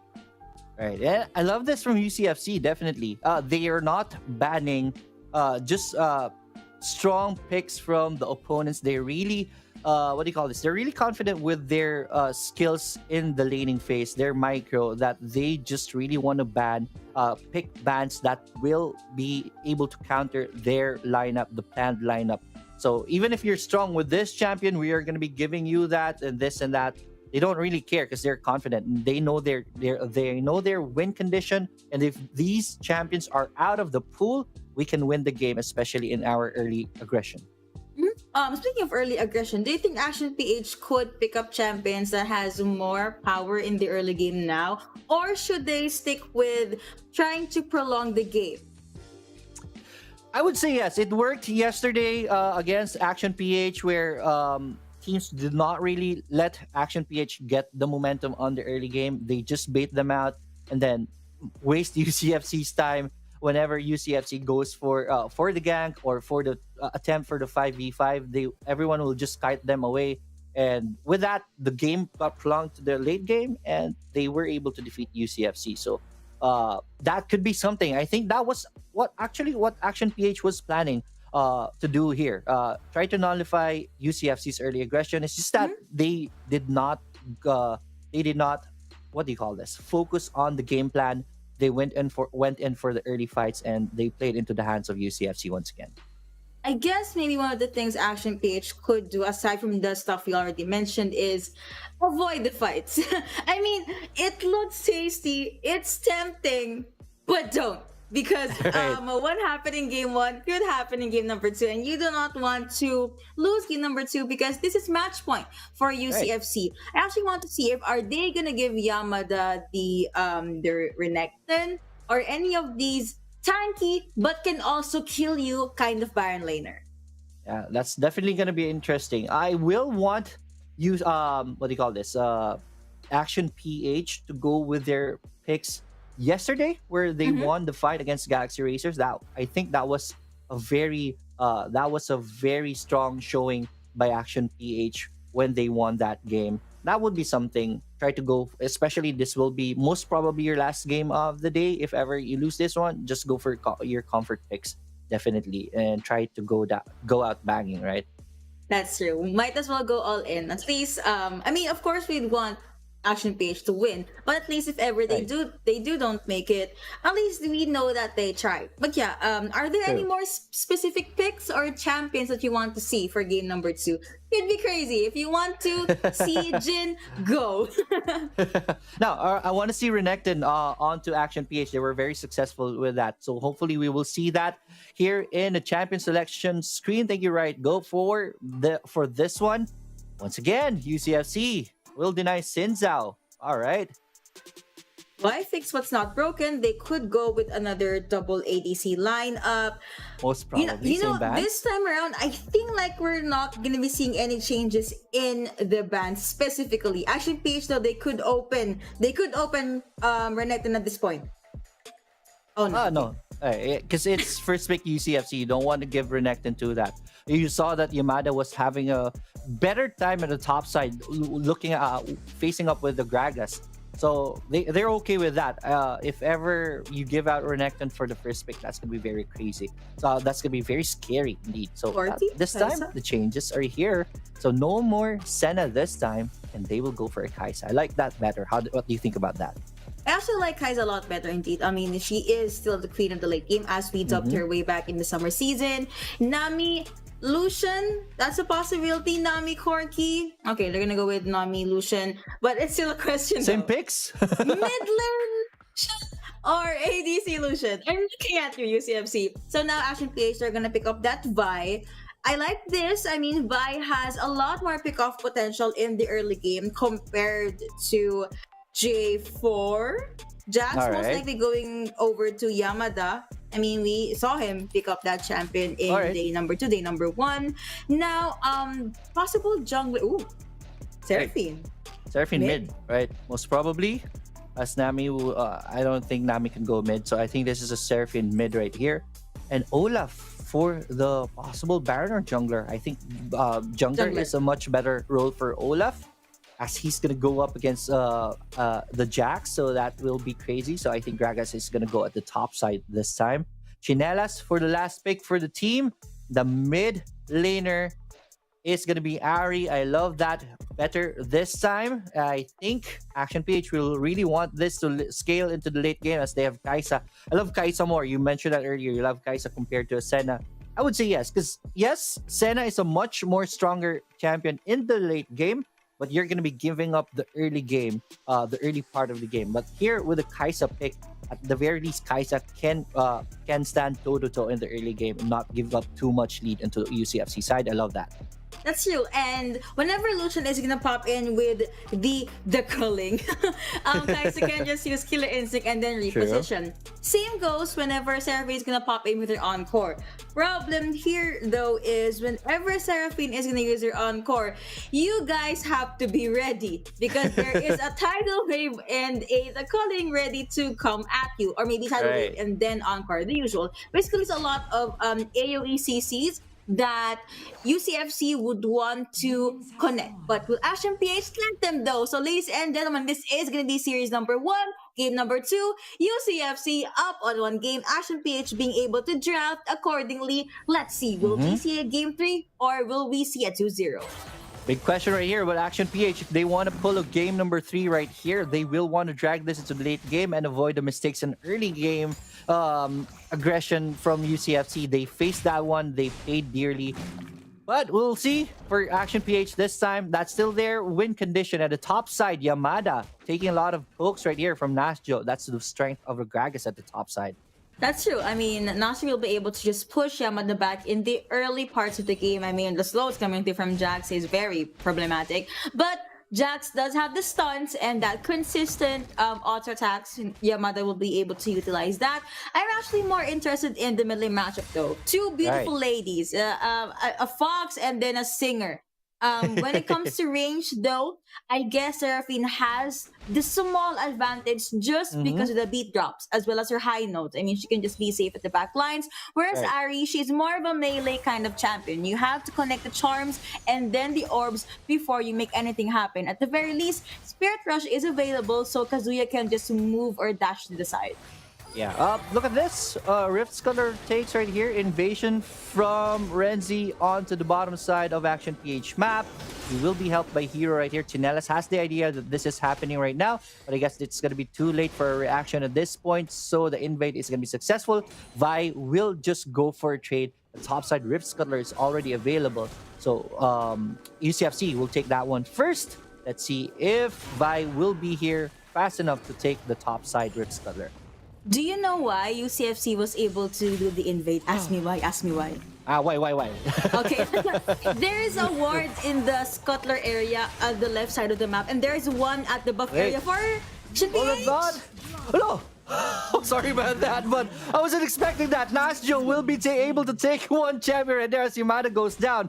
Too much aggression from Yamada, and that is going to be your Globe First Blood moment taken by UCFC. Here comes Renzi for the chase. Flash forward, it's going to be true. After so, it's going to be enough to slow down the Vi. Vi will try to run, but his head will be cut with the axe, and that is another kill in favor of Renzi and UCFC. Saved by the barrier. Nasjo popping that barrier in the last second. That's when he was able to get that first kill. Although 2v1 and you're one wind away from dying. That's why Yamada was able to get the kill. But it gave time for Renzi to rotate and then get another kill. So I guess that's 2 kills going over to UCFC. Advantage still towards their side. And again, the vision game. I mentioned this earlier. Ward rather in the buff area for Action PH. That's why they were a-okay with Ryzen taking the Rift Scuttler at the top part of the map. Bottom side, there is action right here. Kaisa being focused on, and with that Seraphine ult, that's gonna be on point. Chinelas is the next target right here, but here comes the Fox. Fox Army already takes one down. Dragon is still very healthy at this point, but here comes Chinelas with the taunt. That's gonna connect right there with the shield. Dragon is still okay, but a little more pokes right here as Galio goes down first. This is big. Ari takes down the singer right here. Dragon is already down. That will end in a 2-for-2 trade. No, make that 3-for-2 in favor of UCFC on the later parts. And at the top side, one more poke. No, Yamada is going to be okay. So 3-for-2 in favor of UCFC, 3 minutes and 40 seconds in. Can I just say that Oculus would always say this line, from the top, make it drop. That was the story of our observers right now. They were at the Baron lane and then they would go over to the Dragon lane just so they can get all of these actions. Oh no! Once again, Nasjo with a 2v1 kill. Nasjo might go down right here, but well worth it, my friend. Well played, killing the Jax. And this is a free Dragon for UCFC as their dessert.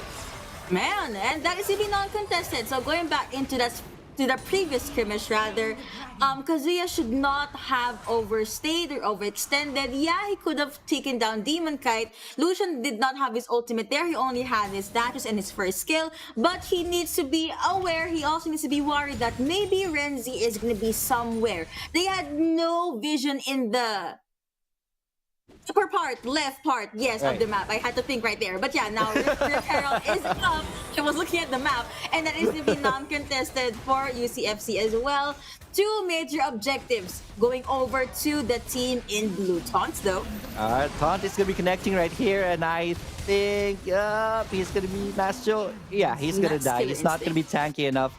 But here at the top side, UCFC is going to go for the trade, and I think they will get the first turret race right here. There it is with the Olaf speed, and that is down. First turret goes down in favor of UCFC. Action PH will get a trade, and I understand you, Yuko, a lot. Whenever you're thinking a lot, you tend to forget the easy things left and right. It's going to be very challenging when Just we think caster about during things, the right? cast. It is what it is. But yeah, 5 minutes into the match, now you have Baroa available for Seraphine, also for this Olaf, Ludus Echo, and Large Rod. Needless the Large Rod is already available for Kazuya. Yamada gonna build with the slightly more tanky Jack, so he will be the one to get the damage or soak up on the damage alongside Galio. Tear of the God is already up for Nami, but here comes Nasio yet again. All right, Yamada is going to be successful onto the take of the top turret, but 1v1 action is going to be coming here. Yamada taking a lot of damage from the creeps right there. Good cask. Oh, good jump right there by Yamada. Oh, the cast is going to be there. It's going to connect. And so that's going to be very Barrier. bad for both sides. Let's see. Oh, no. Another win right there by our big man, Nasjo. And on the bottom side, the culling is being casted right here. The Vi is already very low. 3 champions dead. Make that 4 champions dead.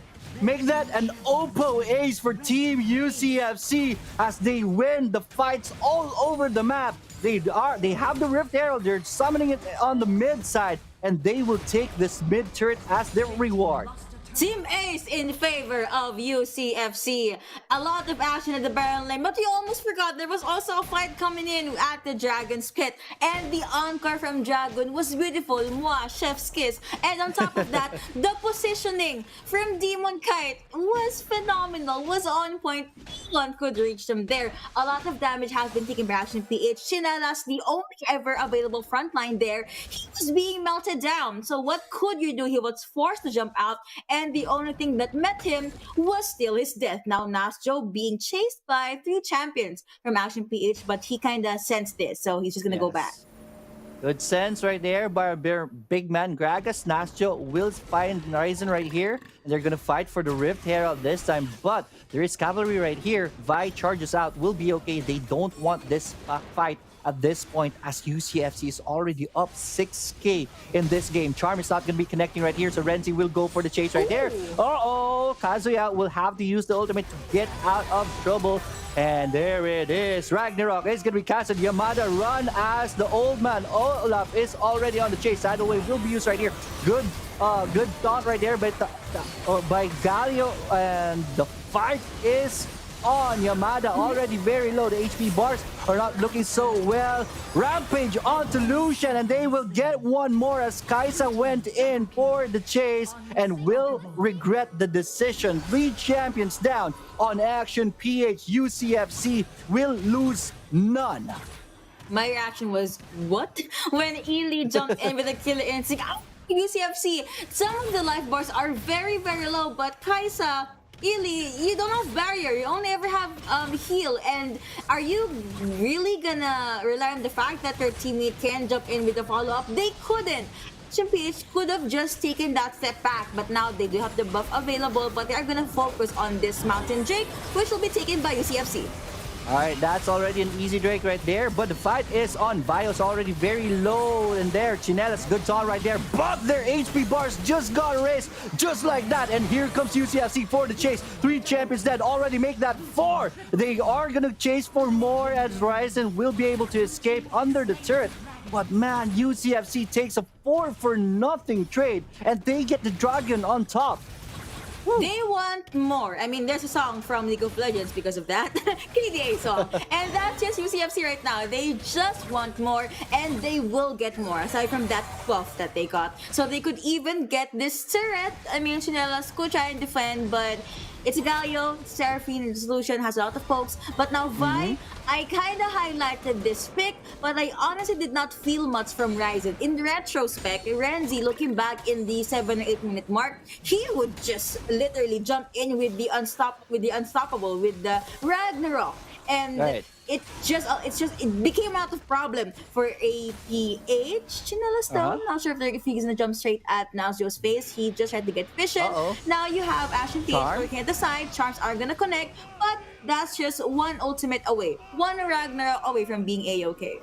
Right, he TP'd under the ward right there, but Renzi is gonna be okay this time. There is still a chance for Action PH to get back into this game. One of the best champions to do steals in this game is Vi, right? Can always charge in, go for the CC onto the enemy jungler, But there is going to be chase right here on the bottom side. Yamada, though, will be able to use that blast cone right there. Oh, Bubble is not going to connect. Good dukes right here by Yamada. He's going to be okay. Flash is going to be invested onto that. But here on the top side, there's going to be a fight right here. Good taunt right there from Chinelas. And the fight is on. But that is going to be Renzi taking one down before he goes down. He will not even go down this time. And here comes Cavalry. And here comes Spain. Kazuya is already dead. You have to flash away Chinelas. But the charm right there with the encore. Just for one champion. Just for icing on the cake.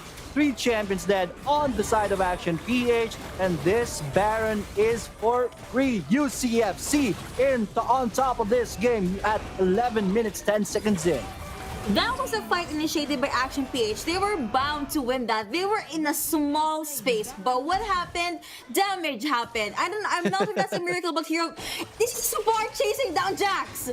This is Yamada. He's forced to jump away. Just look at how much lead UCFC has. But anyway, Renzi, okay, they're gonna fight. All right, I'm gonna give this one to you. For real? Is he gonna take this one? No, the Mystic Fruit is gonna be there. Yamada is gonna be okay, but that was too close for comfort. But that's how scary UCFC right now. You support chasing away a Baron laner. That's crazy. That is true. And yeah, back to my previous point, the fact that they were not able to kill Renzi is a problem. Not because Olaf is alive, but because they already use a lot of resources. Right. That's what made it easier for Seraphine and Lucian to jump in with the beat drop, even the encore. Yamada though being focused by Demon Kite. Demon Kite not kiting anymore, being aggressive right here. Mid turret is going to take a pounding, and that should go down pretty fast. And they're not done yet. They will charge towards the mid turret right here. The defense is going to be there, but Seraphine will send out the encore right there. Will connect onto 2 champions. Ryzen already very low for the fight. He will be forced to go back home, and that's mid turret going down. Everyone sliding onto the top side. Let's see what is Action PH going to do at this point. UCFC takes one turret again on the top side. The charm is going to connect, but that's onto a champion that you don't want to mess with, and that's Nasjo on the big man Gragas. Yamada is going to be caught in a very bad spot. He's going to go down, so that's 1-0 so far. UCFC will take 2 turrets, and I think they are hungry for more. The bottom turret taking a pounding right here. 2 cannons shooting onto that. The culling is to be casted, and Vi will not be able to withstand the firepower UCFC has right now, and that's 3 champions dead on Action PH side. Legendary streak for our Lucian, and Demon Kite is just a demon in this game. And with 2 champions left, what can Action PH do? Nexus is already exposed. The tidal wave for us as a topping right there. And that is it. Game number 2 will go to UCFC. Our boys are in a hurry. The curse is not with me. 2-0 in favor of UCFC. All right, so that was a very, very good game. However, there were just some questions in my head. I mean, the Jax pick kind of made sense, but Yamada was not able to utilize it. And again, there were these awkward fights here and there. Also, the fact that Renzi was not able to get his buff in the early game, it translated to him not being able to snowball at all. Yes, you got the Rift Scuttler. That's good. Gold. And even EXP, but you don't have your buff. I mean, even though he is 2-for-1 and the SVP on APH side, I was kind of expecting more from the junglers. Looking at his matchup, it was Renzi on his Olaf, 508. He was very quiet in the early game, but made things happen in the latter parts of the match. Demon Kite still untouchable in game number 2. 0-7. What crazy KDA. I'm actually not sure if APH runs a Lucian lineup, but given that they picked up Kaisa and left Lucian open, maybe they don't.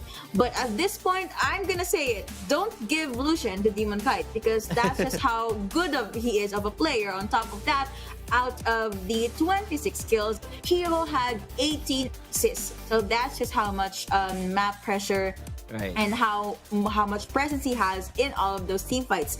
Dragons with the Encore. Encore has one of the highest cooldowns in Wild Rift, by the way. Right. But the fact that in every Encore, they have at least 1 or 2 champions, even 3 in the late game. Dragon really was able to utilize that ultimate and those charms. But here are your Oppo A94 plays of the game. This was the turnaround by Ryzen in the early game. I shouted the wrong word because of that. I wasn't expecting that at all. And here's another point where I shouted this time. Oh my god, that was another crazy win right there by Nacho. He will go down, but yeah, good trade right there. Big win for UCFC again at the top side. Yep, that is true. Oh, okay. This was a very good encore, by the way, from Dragon. But again, Demon Kite in the back line. At this point, APH were kind of cluttered. They did not know who to target. They also did not know where to go. At the very least, Kazuya with the Ari, he performed just fine. But at the latter part of the game, UCFC would just burst him down. And this is where the fight actually started. The actual game end. The actual end for Action PH. That one body slam coming through from Nasjo. And the questionable killer instinct by Ely.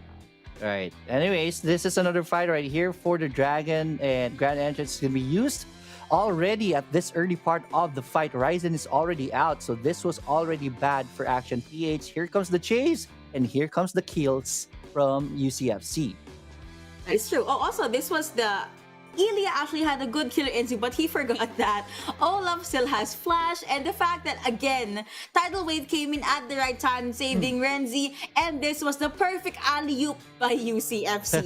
P-Chop connecting onto one with the guns blazing coming out from Demon Kite, was able to give him that double kill, and this was... I actually was not sure what Yamada was doing. Is he gonna go with a split push? Was he gonna push the wave? Is he gonna try to pick someone off from the back lines? But he forgot that there's a hell a lot of CCs from UCFC side. So at that point, Action PH, they could have just grouped together. Right, definitely. And here is the last fight of the game. It was just UCFC putting on a Wild Rift clinic onto this game. And with that, here it is. Demon Kite is our master of the match in this game. 19 KDA, and this time 2,128 damage per minute. Crazy numbers right here. Yeah, Demon Kite in that game was not really kiting anyone, but he was still definitely a demon in that game. Hey, I see what you did there. That one's good. But yeah, a crits coming through from Lucian. Please ban the champion, please. But you're gonna be giving up Vayne for Demon Kite. It's a case of choose your poison. Oh, that's true. Good point there. Good point. But yeah, 2,128 damage per minute is a problem, especially that you have a Jax, you're supposed to have a Galio. They did not stand a chance. The bullets were just too strong. The calling is just too intense. And UCFC, you could see that their comms were definitely on point. They were very quiet, and I keep on using the word quiet. I guess I have to use the word conservative. Now, they're very conservative, just a few pokes here and there, because they knew the strength of their lineup. A bit conservative in the early game. The power spikes will be given by the mid game, and then they will just wreak havoc by the late game, leaving APH to question what could they do. Also, objective wise, APH was not able to get anything. They got a few turrets here and there, but Baron, Dragon, I think so. Yeah, definitely. That spelled bad for Action PH. Especially, I think I saw their plan. They really want to get advantage on the top side onto the Jax, but there were very good kills from Nasjo to reverse things. There was 2v1 action right there, and Nasjo was able to reverse things. He did die, but he still came on top on those fights, and that was very big for them. Because of that, Jax couldn't really go for the split push, as that's one of his strengths. So that went bad for Action PH. Once again, well played by Nasjo on the top side. That's true. And of course, the other players and the other members as well, really staying true to their role. Hero, we usually don't highlight supports here because they're not the ones that gets the triple, quadra, pentakills. But the tidal waves coming through from Hero, as well as the Aqua Prison, also in the latter parts of the game, it was so funny because Anami was chasing down Yamada. Right, I remember It's that. something you see every day, right? Right. Yeah, usually you get a Baron laner to really mirror the split push, but to use your support to mirror the split push and be successful and chase out Yamada, that's just crazy right there. It is. I thought he was gonna die there, but I guess Hiro kind of saw Vi in the map, so he was just forced to jump back. But yeah, Right. really shows us how confident UCFC was, and I'm sure they're very much happy to get that first series win. But for APH, I guess they just have to let this series go. They could just recuperate and just work, or at least look for their element, their sweet spot, Right. their actual lineup that can give them the W, because it happened once. Of course, it's gonna happen again soon. Right. Valiant effort once again from Action PH. To be here in this stage is not an easy task. This is still a very big accomplishment for Action PH. They just came up short in this group stage. I know they will come back stronger in the next game. So yeah, Yuko, you mentioned earlier you're not the bad luck. We just finished this at 2-0. Maybe I'm the lucky charm here. That is true. And I was able to counter the curse, but then again, it's a 2-0. It was a very good game for us. And don't go away. We are going to go for a short break as the panelists will come back shortly. Yo, Mark 9. They really don't think we can keep doing this. They don't think we can keep making hits about cameras. But I'm the cameraman. But I'm the cameraman. Stay creamy. Yeah, I started on a 50 mil lens. Now I'm about to bag 50 mil yen. I can shoot all day, I got stamina. Turtleneck on with my camera, yeah. Stay creamy, man, that's what they say. Shoes laced up and I came to play. Yeah, I'm first team, I'm a superstar. They call me Cream, like Abdul-Jabbar. Yeah, you have to face it, let's get back to basics. I'ma take the shot like it's a vaccination. I don't have the patience, I'ma shoot right now. Yeah, we undefeated and you gon' lose right now. Like click, click, click, click, swish. I can switch it up anytime like this. I'm a videographer and I'm on the verse. So when I shoot my shot, I don't miss. I'm gonna take the shot, take the shot, take the shot. You know I'm gonna take the shot, take the shot, take the shot. Pull up and take the shot, take the shot, take the shot. You know I'm gonna take the shot, take the shot, take the shot. Yeah, kid noon, I've been shooting my shot, ooh. The into it, I've been moving the rock, yeah. My shit's wet like I've been using a mop, ooh. You get there, yeah, I've been proving I'm wrong. I've been taking shots and now I'm starting to stutter. Vision getting blurry, I should check my shutter. I'm the cameraman, I need my camera madam. Shoot my shot like a Mansell Adams. I develop film, not feelings. Ooh, I develop film, not feelings. Ooh, I develop film, not feelings. Ooh, I develop film, not feelings.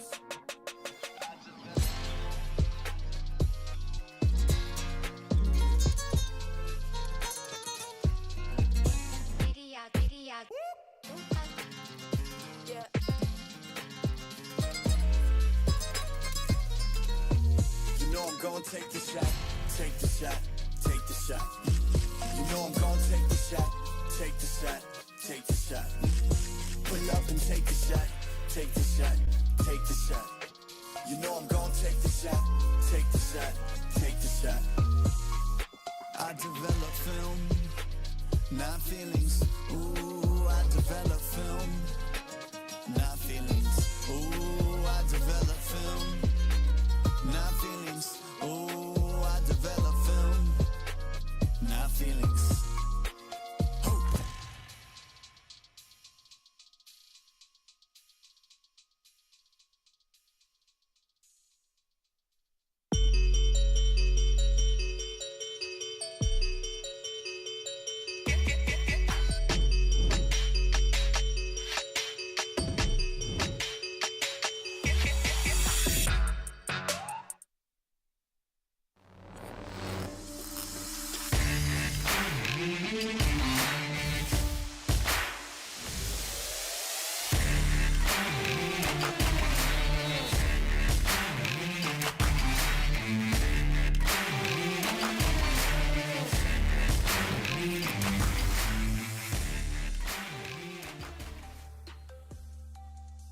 Welcome back. You're watching the Sea Icon Series PH fall season, where it looks like UCFC Esports have secured their tickets to the playoffs. They will take the series from Action PH 2-0, and they will add 75,000 Globe Cup points more to their already sizable winnings. Let's check out the series highlights from that first match. I know we wanted Action PH to win. It would have been a good story. But Yeah. we knew it was gonna be a tall order indeed. It's UCFC after all, guys. Oh, well, of course. But at the end of it all, I'm still happy for my boys in Action PH jersey because they got their first win. And again, knowing them, I feel like next year they will come back stronger, hungrier, and will probably be more prepared coming into the split.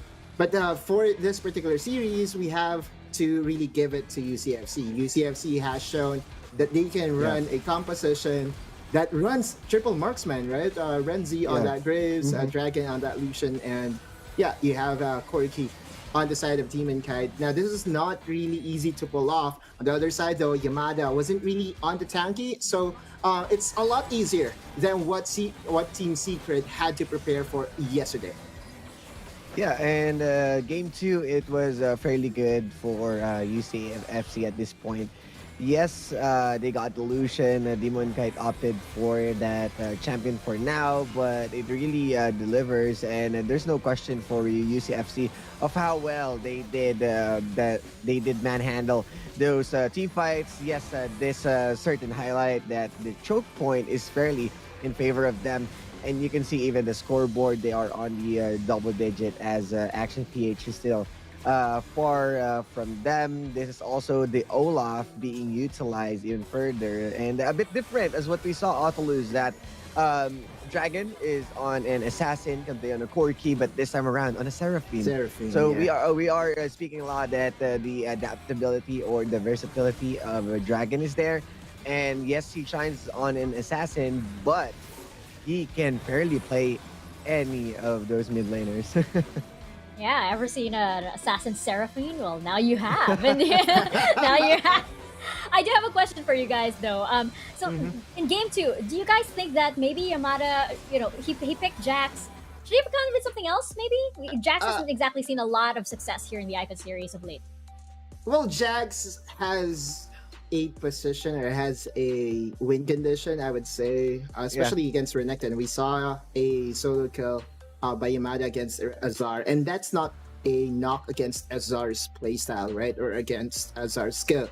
It's just that Jax works well or works better against Jax than a Gragas. Gragas can just continuously poke down Jax, and at his current state, I know I've been asking this since the summer season, my boy Jax needs a buff.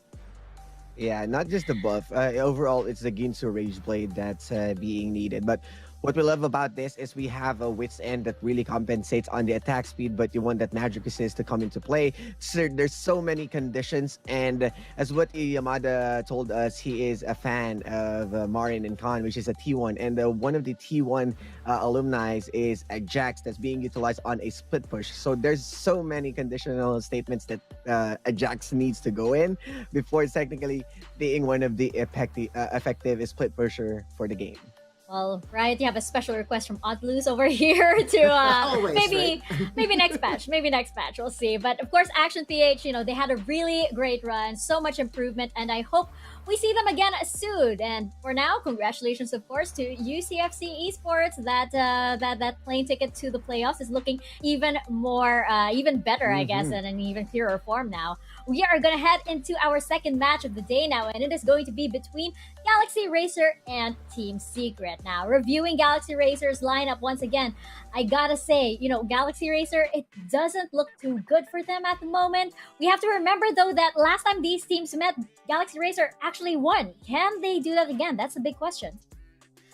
Yeah, I mean, their previous games have been a disaster for them. I mean, the second one against UCFC, but the yesterday's game, it was fairly close, and it wasn't really a not performing Galaxy Racer. It's just that Action PH really got the edge from Mhm. yesterday, but they need to shake things up. It may not be a high score game or something that might affect the Globe Cup standings. But GXR, they got this improvement, and they need do to prove it again right now against Team Secret that the first win isn't a fluke. Yeah, and that's a growing pain that you will always have whenever you field a new roster. Again, anyway, is currently situated in Korea, not able Yeah. to, drop by here and join them in the boot camp, mainly because of the situation that we have worldwide. And also, we know that Zivs in the Baron lane was just transitioned from the Dragon lane. So it's really going to be a struggle for GXR to find the footing, especially in this very, very tight group. Now, the thing here is there is one player that I'm always looking forward to seeing perform in a GXR jersey, and that's none other than their support in Draw.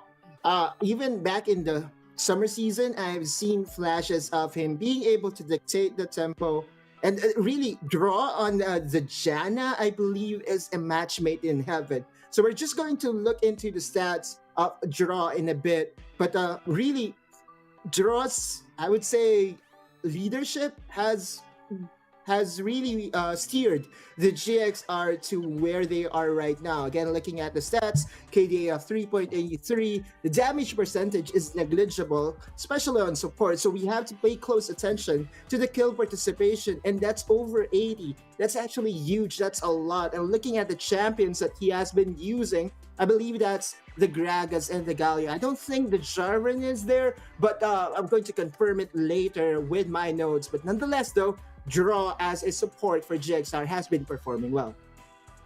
Yeah, I do agree. And, it's going to be really interesting to see how he's going to match up against Team Secret, especially since, at this point, Team Secret, they're just putting the nail in the coffin. They already have those 4 points. And as Otalus mentioned previously, all it takes is 4 points to secure that slot into the playoffs. And Team Secret is already there. Now, checking out Team Secret's lineup, it still means 75,000 Globe Cup points, of course, and but Team Secret has basically already qualified for the playoffs. They're good.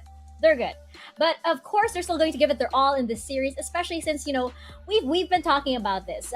Team Secret has seen better days. Right now in the fall season, we've seen them grasping a little bit, which is a bit uncharacteristic, especially, remembering the Team Secret from the North Luzon group stages that, was very playful, very, very creative. Right now, it doesn't seem like they can afford to really do that all that much. Yeah, and again, this is the same statement that I did make yesterday. That the Team Secret that we know from North Luzon really strikes fear to competitors out there, not just in the Philippines but worldwide. But Yeah. if we are going to look at their performance, yes, they're getting wins off of a 2-1s that isn't really that convincing to see, especially with a lineup of this caliber. Remember, Azar, Trevor, Tatsuri, Chewy, Hamez was scouted and was really mixed up to be the solid foundation for Team Secret for a long, long time. And I feel like, I know I'm being hard on them, but this is really the standards that I've set for them moving forward. And ever since they got back from Summer Super Cup, I expect a lot of things for Team Secret. But Agree. heading into this matchup, though, I feel that they'll be okay. Yeah, and this is the time that they need to prove themselves once again, that they still got the high tier team that we expected them to be. And I would stick still with my with the words that I told you from yesterday, that it feels like the teams are coming in closer, because Team Secret, they are the teams who's really good at controlled and calculated movement. The same as how Next play, the same as how different teams who's approached the game.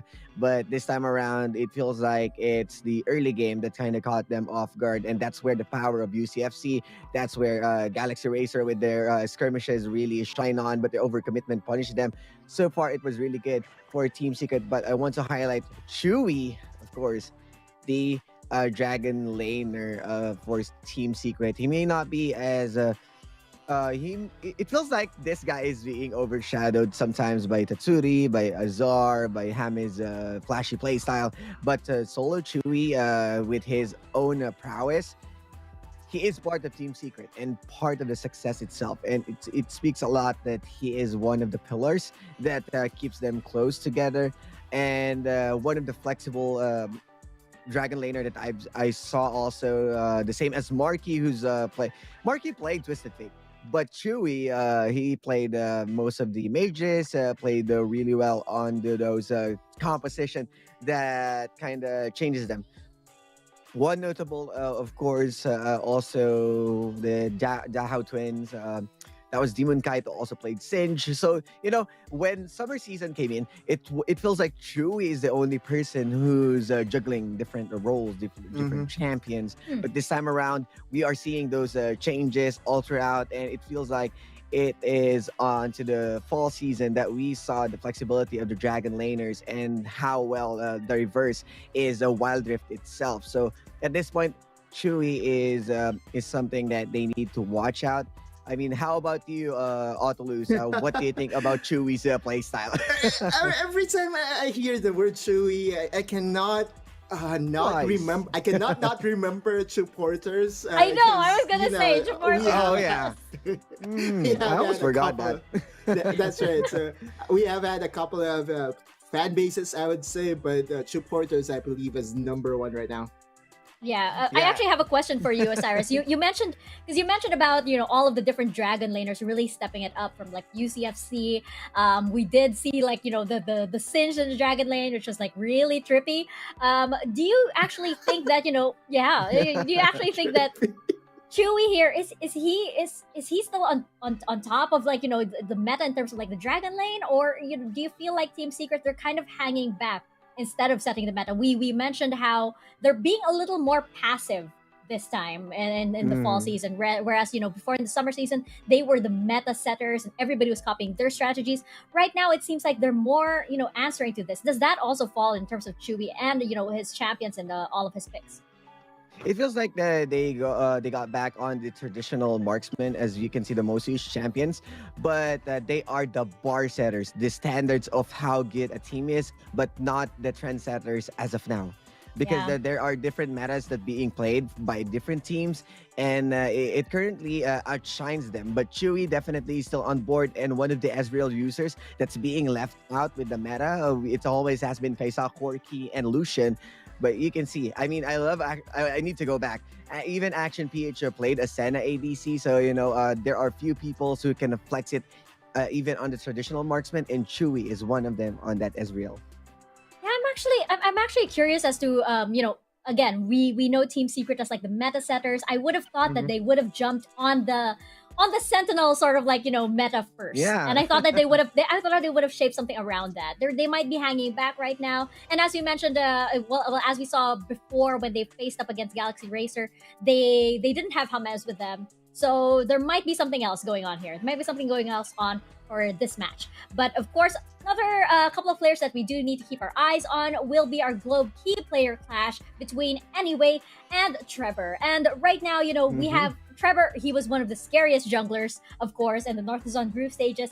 Anyway, of course, a new face over here, and Galaxy Racers import, as we know. Now, how is this going to go down? We see here quite different stats. Quite different as the spectrum over here between our players.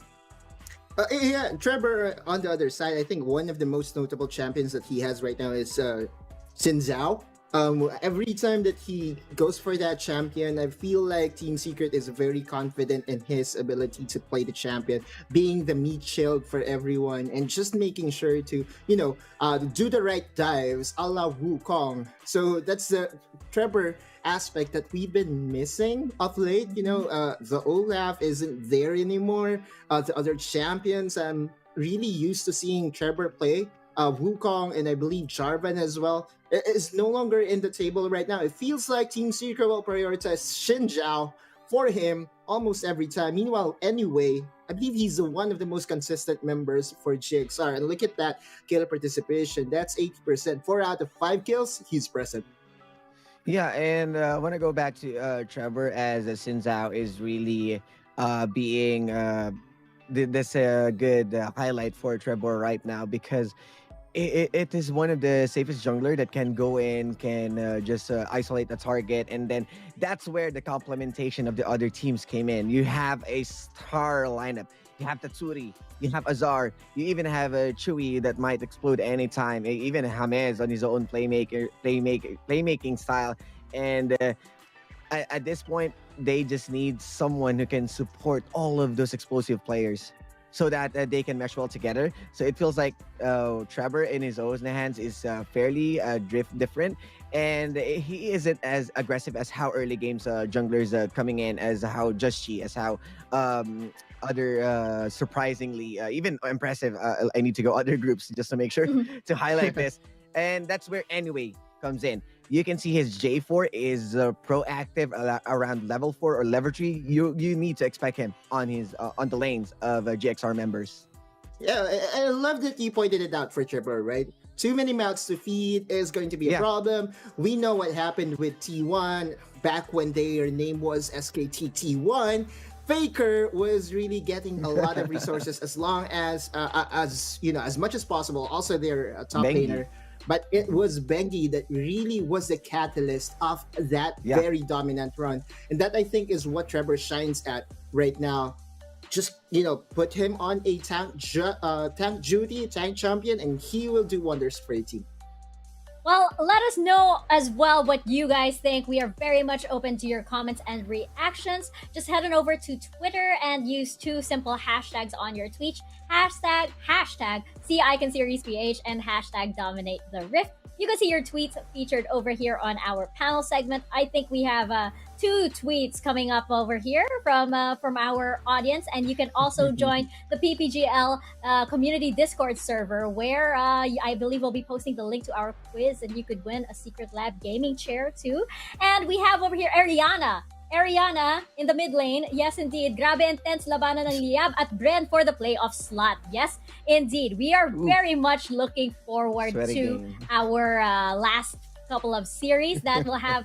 You know, we were doing this. We're doing this for Liyab right now. There is one possible outcome right now for Liyab. You can summon XSN right now.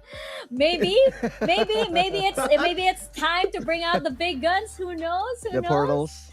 Oh my gosh. But of course, we'll have another one over here from @RiftWorld. Hello, my friend. Nice to see you again. Team Secret, got this. Ought to lose. Please don't go against my teams. Oh no. Please, love you all. Shout out to Leoric. Hey, Leoric. You got a shout out. Hala, love the battles. Love the battles indeed. I know. This last day for groups A and B has been so intense, and every single matchup has its own sort of little story to tie up. And right now, it's a grudge match. It's just a grudge match between Team Secret and Galaxy Racer. So let's not prolong this any further. This is our second matchup of the day, folks. Wait, before we throw it, Nautilus, Osiris, your prediction! I thought we were safe. Oh my goodness. You didn't even remind me. I'll go with Team Secret. I feel like I've been so hard on them, but that's because I really have set a different standard for them as one of our representatives during the Summer Super Cup. Oh, well, I mean, Rift World told us that don't go against Nautilus. It's Nautilus who's voting for Team Secret, so it means I can go against Nautilus and Rift World. So I'll go with Galaxy Racer. I mean, I just want to prove them that the first win isn't really as just a luck. It feels like this is also the tall order for them, as James is going to play in compared to their first win against with Core. So they need to prove themselves this time around. Yeah, and you guys know I'm going for Team Secret. Yes, I agree with Nautilus. We've been a little hard on them, but it's only because we hold them to such a high standard. They are still, I believe, the top team in the Philippines. And again, it's Team Secret. Team Secret, we've seen this spark since the North Luzon group stages. We've seen it in the Summer Super Cup, and I still believe it's there. Definitely going for it, Team Secret. This will probably be a 2-0. And again, I was so surprised. All the Lucinos are so quiet. They thought that they could escape the predictions. But let's get right into it. Our second match of the day. This is Galaxy Racer versus Team Secret, our grudge match. Let's Riot go over to the casters. Guys, take us into the rift.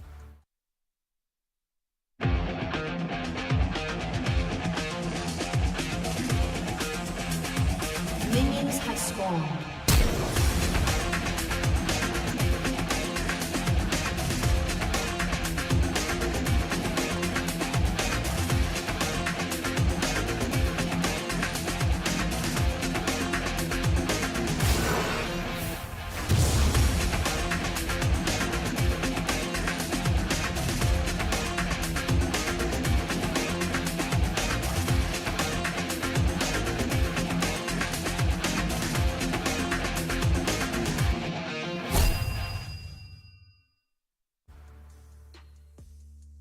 And of course, we are back. This is going to be the second series. You'll still be your casters. I'm Yuko. Alongside me is Lioric. So, this is GXR versus Team Secret.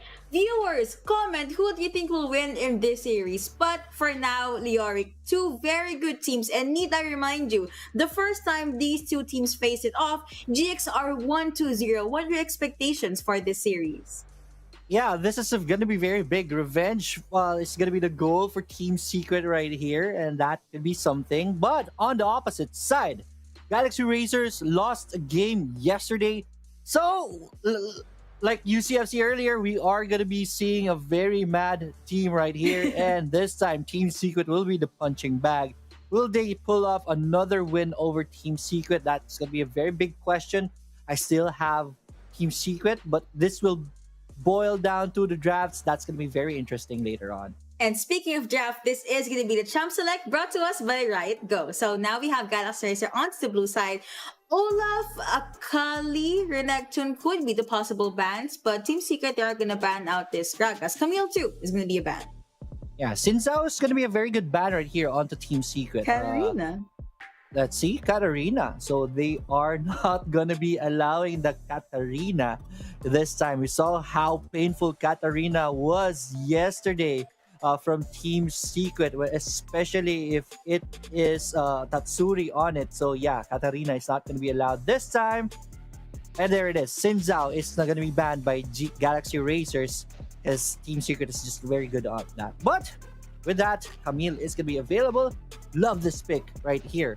That can go up against if ever Renekton was banned. So that's something. It's a flex pick at the very least. It is Camille from Galaxy Racers. It's going to be a Baron Lane Camille, which will be up against Akali. That is the BJ4 at the jungle. Lee Sin will go over to anyway. Because if Fate was open, I will most likely go over to JC. A very suppressive combo. I mean, you have a lot of vision, a lot of possible response time for Twisted Fate. Varus will be hovered and locked in, most likely going over to Chewy. Galio is still open, by the way, but looks like Team Secret, they are gonna opt with the Janus support, and Varus going over to Chewy. Yeah, Galaxy Racers already split push is spelling onto the team comp right now. Yeah, Camille will be available. Galio's banned, sorry about that. Yeah, well, Camille has the split push potential, and Lee Sin at the same time. Twisted Fate will be an enabler onto that. So that's gonna be something that Team Secret will have to look into. Maybe look for a counter, as Akali will love to join team fights. So if ever Akali will be taken off of the fight, that will be a Galaxy Racer win. Let's see. Their last pick is gonna be Lucian, as that is available. That's a very big pick right there for Team Secret. It is, and surprisingly, Lucian is the last pick for game number 1. I mean, I guess both teams does not prioritize Lucian that much. They would much get their hands on J4, Camille even, and I'm actually happy, looking forward to seeing how Anyway will perform on this Lee Sin. A very aggressive and powerful jungle in the early game. Cataclysm, of course, will also be very lethal for Team Secret, because once GXR is locked in. That is the perfect opportunity for Team Secret to actually jump in. You have the chain of corruption that's gonna come through from Chewy. Could be single target, could go over to a group of people. And you have James. You guys remember James' build yesterday, right? It was a Right. damage type Janna. So maybe you're gonna be seeing that again today. Yes, definitely. We are going to be looking into it. Galaxy Racers, they have a very good plan right here. Just in case boils down into a team fight or into late game. They have the Braum, they have the Kaisa onto Pao. So this is looking good for Galaxy Racers. But in the end, this will fall into the micro and the macro game of both teams. I am favoring Team Secret because on papers, they have done a lot. But Galaxy Racers, they have already done it against this team. So that is this is going to be very interesting. Will it be a repeat or will it be a rewrite? That is the question that's running through my mind right now. Ward has been placed, but looking here at Dragon Lane, just few pokes here and there. Again, I don't think no one is going to commit just yet, but you do have the concussive blows being procced by draw. It's not going to be utilized just yet, given that this is still in the early game, and you don't want to mess with the range Varus has in the early game. See, that just forced Pao to go back and actually forced the heal to come through. Right, and we see the plan right here for Team Secret. They have a double marksman lineup. They only have one front line, so that is very, very scary if they go into the late game. So that will be something that we will be monitoring. Team Secret will have the pressure to dominate the early game, and they're just doing that right now. At the top side, Azar is being aggressive onto Zivs, but everyone's still okay at this point. Two very mobile champions in the Baron lane. I wonder who will win. I guess they're just gonna play the gold game or the farming game for now. But early game, JC forced to recall, so that is him not being able to get at least 2 or 3 minions. But it's gonna jump in, coming through from Galaxy Racer. Here comes the Unbreakable, but who is gonna die first? Here comes Tatsuri. They are gonna jump in. That's gonna be a flash in, coming in from Lucian, but enemy forced to flash out. Draw being used by Tatsuri. Unbreakable not available. No ultimates yet for both sides. That is gonna be Tatsuri targeting Lee Sin. The first blood going over to Team Secret. Lee Sin saying goodbye. JC being caught out, but still they were able to play this one out safely. But a double kill going over Tatsuri. Make it a triple. Make it a no. No, but that's the beginning speed being secured by Tatsuri. The KDA machine, the pentakill machine, but a shot down and a lot of gold going over to JC. He could utilize that. Destiny has been popped. James being able to just flash his way to safety, being able to use Howling Gale as well, just to make sure that JC will be forced back. That would have been a quadra kill for for Tatsuri right there, if not for the auto attack on the creep.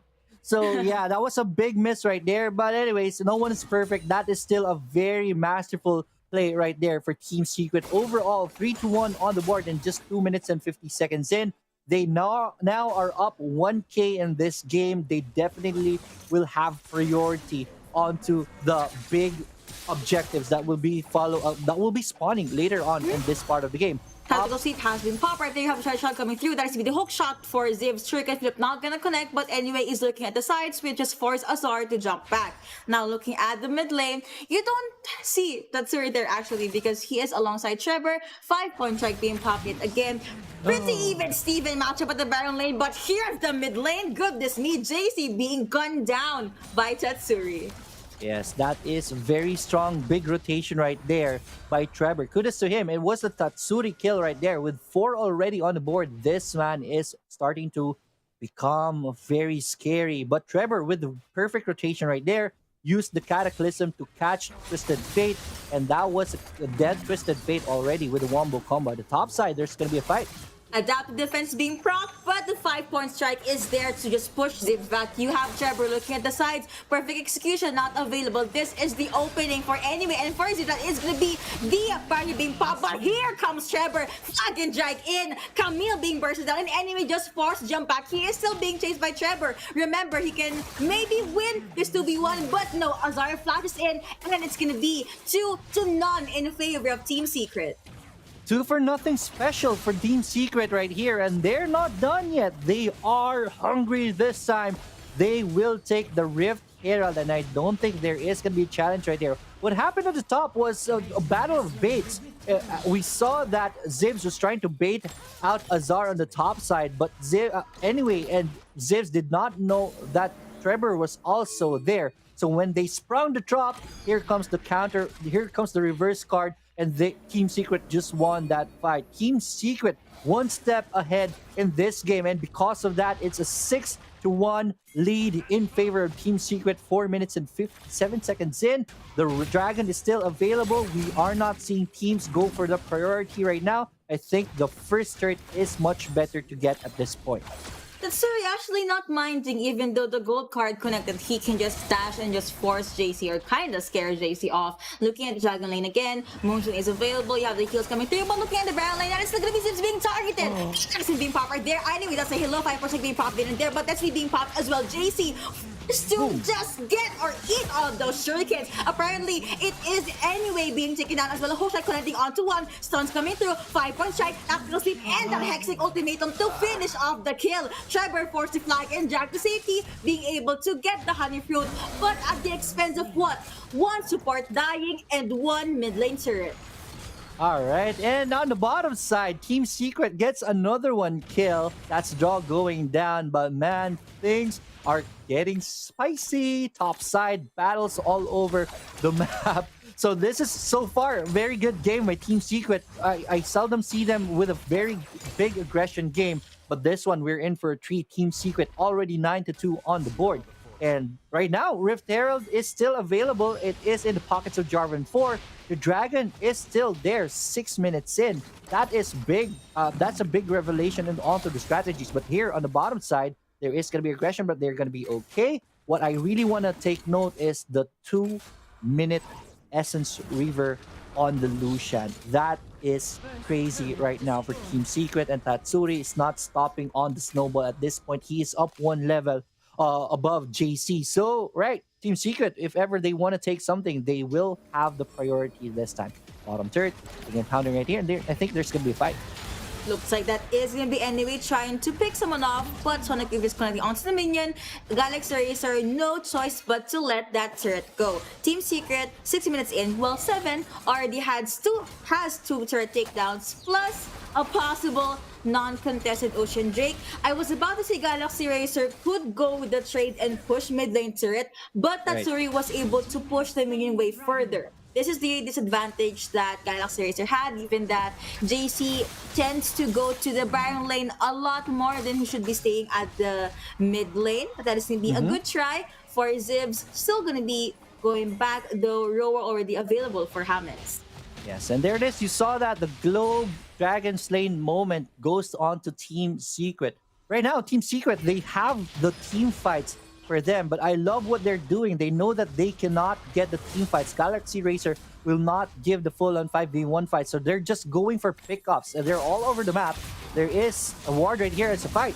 Hexing ultimatum connecting onto one, but you know what? You have Chain of Corruption to stop it then, and then now you have the Root Speech. That soon, beautiful succession of skills. Now you have anyway. He does get seen by Azar. He's gonna be back in 5 for a second again. You also have the Font of Life being proc anyway, being bursted down, despite him being a Lee Sin. He is supposed to be very slippery, but if you have 4 champions chasing at you, you are gonna have a problem. Now let's see the Voice Seeker connecting, but now Galaxy Racer forced to jump back and leave this Baron lane turret to die. Right, look at this pressure right here. Top turret is being taken already, but the threat of Azar and Trevor on the side in the jungle just pushes Galaxy Racers away, and because of that, they're able to escort the Rift Herald on the top side, and I think there is no answer for this from Galaxy Racers. A Team Secret takes another turret down, and that will balloon their lead into 10k at 8 minutes 46 seconds in. That is very painful. At the top side, there's a chase and there's a fight. JC used Destiny, but that is gonna be the kill going over to Galaxy Racer. Chewy not meeting the better end of the bargain there. I mean, he was being boxed in by Galaxy Racer, and Team Secret said, okay, you're the sacrificial lamb.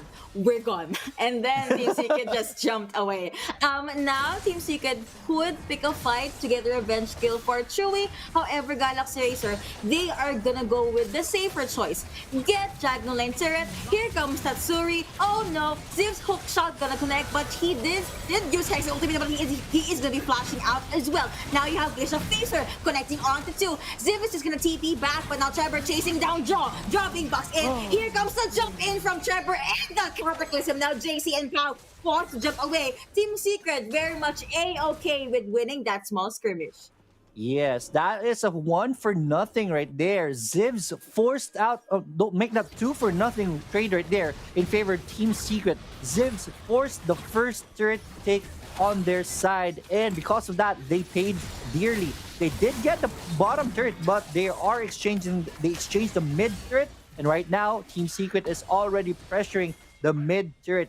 Full control on the bottom side jungle. But Team Secret, this is bad for Galaxy Racers. They will have to look for a way.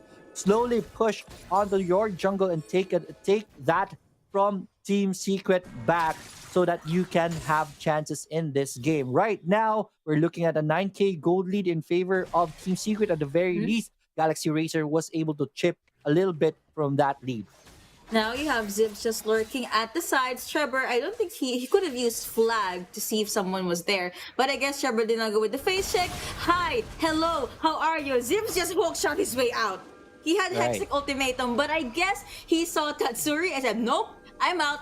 Yeet the child, and then he went away. Now Baron is up. Next Drake is going to be up in 18 seconds. That is an Infernal Drake. Joe looking at the sides, but the damage coming from the turret is just too much. Unbreakable will be used. Oh no, they do not have an Unbreakable in the next possible fight. Galaxy Racer could wait for that skill to pop up before they try and pick a fight. Ziv's lurking at the sides to see if he can either push the wave or maybe try and do a sneaky take in the Infernal Dragon. But Trevor is there. He's very tanky, by the way, now on this J4. He's gonna give this dragon a start. Now Galaxy Racer left to pick up the pieces. What could they do? Who could they target? Now they could just shove the waves at the Baron lane or maybe get Baron, but you have a Kali there lurking at the sides. Right, definitely this is gonna be a free Infernal Drake on the side of Team Secret. That's a very big win right there. Galaxy Racers will just opt for a trade, but here comes everyone on Team Secret side. Azar is already stalking them. Let's see what will happen. Let's see if they're gonna pick a fight. He does have perfect execution. That is gonna be IK Terrain connecting. That is even Shuriken flip connecting as well. Now he does pop the 5-4 like now he is able to get in with the Argas. Not by jump in. Kisa being taken down. Killingsby going over to the Tsuri. Popping in to try to shroud. That witness bite not gonna connect onto anyone. Now it is a 2-for-0 in favor of Team Secret. They could get Baron, but at the very least they could still be very wary of Zivs. I mean, Camille is still up. That is to be tactical sequencing on the Chewy, but Chewy being able to become golden. Now here comes Trevor. Here comes the Hexing ultimatum. Here comes the Mace as well. Azar being bursted down. JC free hit on the side and Recipe Tatsuri flashing in. Being able to take down the Recipe Tatsuri Rampage going over to the mid lane of Team Secret. Jaw being taken down as well. Double kill for this Lucian. Goodbye, jungler. 3-1 in favor of Team Secret. Tatsuri is on a tear right now, just popping off here and there. Whenever he goes for a hunt, and here we go, look at that. That's how confident he is fronting for the team at this point. And then Team Secret will get another turret down. They will not even go for the Baron. They have this opening. They're just gonna take it, and they just went in, gets out, and gets paid. Yeah, I thought they were gonna get Baron, but I guess they would just opt with the more safer, more securing route, which has put a hole onto Galaxy Racer's face. Tatsuri though lurking at the Baron pit. You have Destiny being popped. Let's see if JC can get the kill. Golden card connecting anyway, being able to be with the kick. Now here comes the Hoshot and tactical ship going over to Tatsuri. Tatsuri getting shut down rather. Now Team Secret, they're a tad bit too late, but they are in the area. But Galaxy Racer very much happy to get that kill. Love this from Galaxy Racers. They're not giving up. The only way they can get back into this game is try to get pickoffs. And with the Destiny skill in your hand, that's a very good way to get a pickoff and even get information. But right now, Galaxy Racers, they're still down 5-17 on the board. But still just a 9k gold lead. Even if they lost so many fights at this point, the gold lead is not really going up that much for Team Secret. So at the very least, they're dragging this game along. And then, yeah, if they can prolong this game, they will have more options as they will get more time. But let's see how Team Secret will be able to take advantage of the lead that they have. They will have to press the issue. and press the issue, they will. Let's see what will happen here. Actually, I like how Galaxy Racer is being able to adjust accordingly. As you can see, they're a bit more quiet, a bit more conservative, a bit more passive now. But they were too passive that they gave the Baron to Team Secret. That's okay. They can just take them down or maybe win them in the next fight just to, take off the Baron buff from the team in the red side. But Galaxy Racer, they're still trying to play the farming game. I mean, they are just gonna focus on clearing out the wave. Zivs is alone. Not sure if he's able to go up against Akali. But at the very least, Zivs is just holding out just fine. He is almost roughly a level and a half ahead of Azar. Now you have Enemy jumping in with a Sonic Wave, but it's not gonna connect. Tatsura looking at the side. He's gonna dash in. Now here comes the chain of corruption. Kaisa being taken down. That's it. She exploded. Now you have the kites coming through from Chewy. The calling being popped by Tatsuri. Open a lot of shield. What was that, Tatsuri? Now here comes Trevor. Already had his eyes on Anyway. Jungler to jungler. Kazakh is being popped in, and there, Trevor is still alive. Shields coming through. Kazakh ultimatum being popped, but you have the moves just to make sure he's gonna be alive, but as Tatsuri being taken down by the Nexus. And now Galaxy Race jumping with a re-engage. Why is Trevor still alive? Now you have Team Secret focusing on this 4v2. Chain of Corruption connecting onto no one. And Team Secret very much happy to get away with that fight. It was a 2-1 in favor of Team Secret. Yeah, Team Secret just backed away because the dragon is available. They got the bodies already. They were really able to do much damage onto the base. Because the bottom turret is still alive. The Nexus did take a little pounding right there, but they went in for wanting to get more kills. The problem was they were fighting under the turret, so they were taken down. And even Tatsuri went down on the mid as they tried to force their way in the base. So that was bad. But at the very least, Team Secret at this point can afford those kinds of mistake. They went in for the Drake, and that was the Mountain Drake as a third Drake. So that's still a win at the end of the day at that point. Baron buff is still available, just expired right now. So kudos to Galaxy Racers for holding off Team Secret from that Baron push. That's true. And now, at this point, what do you think could Galaxy Racer do to turn things around? I mean, the game's still not ending. I believe Galaxy Racer can still do something. But Leoric, what do you think is that thing that they could do? It's a very hard task right now, but they can not give up on the Infernal Drake. I would say go all in on the Infernal Drake. Try to make a steal or try to go for a fight right there. No, all in is going to be very risky, but here's the fight. Hold that bot. That is going to be the kites coming through, but it just forced Ziv to go back. Team Secret, they were just focusing on taking down the turret and then rotate to the mid lane. I mean, obviously they do not want to fight just yet. They would want to get a hold of their lead. Still a quiet map. They knew Galaxy Racer is not rather in any prime position to pick or start fight. So now they're just gonna get their buffs. Baron is gonna be up in 21 seconds. Right, Baron is going to be the next target right here. Galaxy Racers will not want to give this up. Thing you can do right here is for the Baron, try to set up for a steal, because that will prolong the game in favor of Galaxy Racers. If they're going to be able to do that, they have the Camille definitely, so that's going to be a very good position for them. Infernal Drake is the next target that they can try to steal, maybe fight their way in the Infernal Drake. No, not the Infernal Drake, Elder Drake. Because either way, if you just give up the Elder Drake, that's gonna be death sentence already. Here's the fight. Monsoon being popped, but Baron being taken by Team Secret. Now here comes the jump in. You have Azar looking at the sides. Now Bren is to be taken down. Free hitting at the sides. Kaya saying goodbye. GA being popped, but they don't care. They're boxing him in. Now that's the flagging are connecting. Jana being able to take down Anyway. JC, the only one left alive from Galaxy Racer. Will he be able to defend this? Only one way to find out, because you have a hella lot of minions lurking into the side of Galaxy Racer. That's where it does flash in. Team Secret now focusing on the next, and that is going to be game one, going over to Team Secret.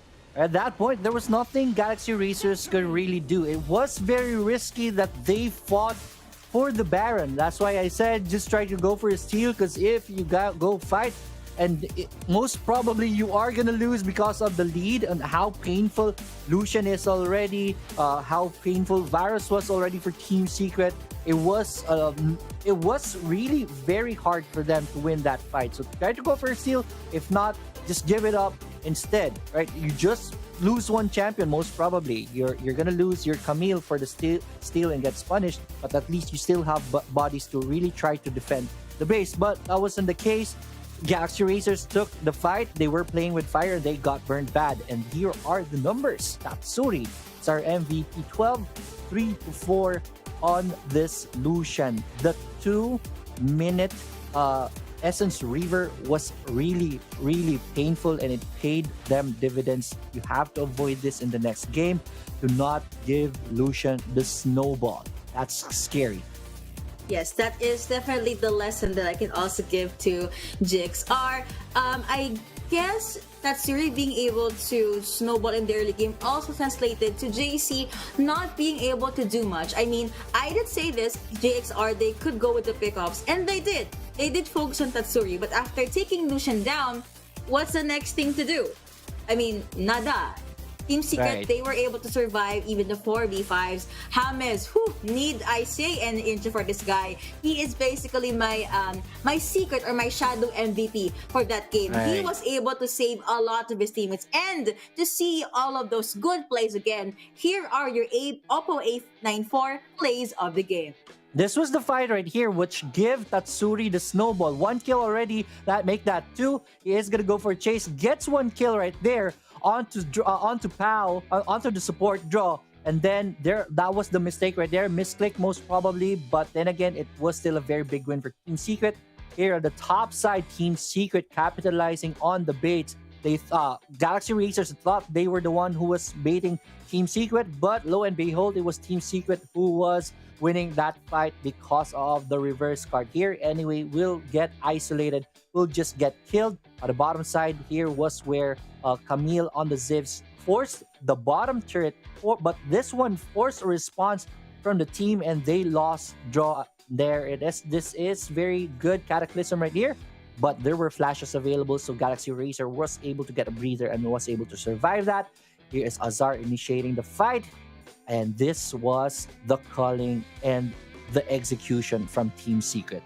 Yes, and looking back into that previous fight at the Dragon Lane, it was kind of sad. Why? Because Draw used his Glacial Fissure. There was no follow-up. Literally, after he popped his ultimate, Galaxy Racer just was able to force or at least go away. You also saw an exhaust being used on the Tatsuri, but he was still able to secure that kill. I mean, the power spike, the damage, the firepower that just came through from Team Secret is just too much. Anyway, even with the GA, was just not able to withstand the prowess that Team Secret had. Galaxy Racer, I believe, this draft is pretty good, but I guess they Right. should just be a bit more quiet in the early game, or at least try and fight fire with fire, because that's the only thing I could imagine this at this point, just so we can see game number 3. But master of the match for game number 1 is going to be Mr. Consistency himself, Tatsuri on this Lucian. KDA of 5.33, damage per minute 1697. He has Ignite, he has Flash, positioning on point, kill participation 70%. Yes, he was dropping bodies in that game. It was just scary and it was just crazy. But yeah, well-deserved master of the match game right here for Tatsuri. He was able to get the early game snowball, and because of that, pressure was on to Galaxy Racers in that game. It was their win condition really for Galaxy Racers in that game was the split push potential. They have the Camille, they have the Twisted Fate, and if they played into that win condition, they would have had this game. But kudos to Team Secret taking advantage of their strength. They forced the early game early game fight, and they got a snowball out of it where it nullified the split push threat of Galaxy Racer in that game. That is true. Aside from that, I guess Galaxy Racer could try and get more vision in the map, because overall, this is like my bird's eye view from game number 1. Team Secret was playing the music and Galaxy Racer was just dancing to it. Most of the time, they would just respond or react to what Team Secret is doing. And to be fair, that's okay, because you don't want to actually take risk. But the problem is, even though they would just respond to what Team Secret is doing, they would get bursted down, they would get taken down. Their carries did not have any openings to actually snowball. I had my eye on anyway for this Lee Sin. Lee Sin, still a pretty good champion despite changes here and there from the meta, but it just really did not pull through, did not come through. Camille as well, and aside from those roles, I guess I was also looking at Twisted Fate, but I mean, he was up against Tatsuri. We knew what happened there. Right. So yeah, Galaxy Racer, there is still game number 2. So let's see what kind of adjustments will they choose. Yeah, definitely. And here's the review of the draft that happened earlier. Well, I was expecting the Xin Zhao ban, and it was really banned right there because you don't want Xin Zhao. Team Secret really showed how strong they are on the Xin Zhao. Then again, this game they showed how strong they are on the Jarvan 4. Those are the things that you expect from Team Secret. It's really hard to draft against this team because they have very deep champion pool. So you really just have to play with your game plan. But yeah, love the Xin Zhao ban right here. Typical bans from Team Secret. They don't want a reaction available, especially that GXR has the first pick. They took away the Gragas and the Galio. Good bans for them. Okay, so again, my favorite part of the post game. Let's do this. So Camille was open, and that is definitely the flex pick that all of our teams did want. Now they GXR, they did lock that in. Of course, it is gonna go over to the Baron lane, which Team Secret, if you guys did not notice, they would almost always prioritize Akali and J4. That's a given. They pick those two champions up. GXR, J4, that's I guess a AoE kind of champion because of the Cataclysm. So they went really in, try to cancel or catch Akali, J4, or whoever will be the ADC for Team Secret. Now they did throw in TF at the mix, burst, damage, response. That's it. That's the idea for Twisted Fate. But Team Secret, they answered that with a Jamna and a Varus. Why, you may ask? Chain of Corruption and then the Monsoon, plus the Cataclysm. So, and also if ever Camille is gonna pop in with the Hexic Ultimatum, James can just jump in with the Monsoon, or maybe Chewy can just use Chain of Corruption to stop Zips or Camille from doing whatever he wants. Now, you have the Kaisa Braum combo. Again, very powerful match, very powerful duo, no questions asked. But the problem here is you have a last pick Lucian. In the latter part of the match, Unbreakable, even though it was used by Draw, the calling was enough to actually force Draw to go back, and the 5-point strike coming through from Azar was just too much. Trevor had an amazing game here too. Whenever he would pop Flag and Jag and the Cataclysm, it would throw GXR off the grid, or like it will just throw them off guard. They would struggle. They won't know who are they gonna target. How will they protect JC? Because a lot of things are just being thrown at them by Team Secret, plus the fact that they were able to win the early game. Right, definitely. The TF pick right here, that was just Galaxy Racers really doubling down on their strategy. They already got Camille, and Camille has a very strong split push potential. TF is the double down right there for the split push comp that they have.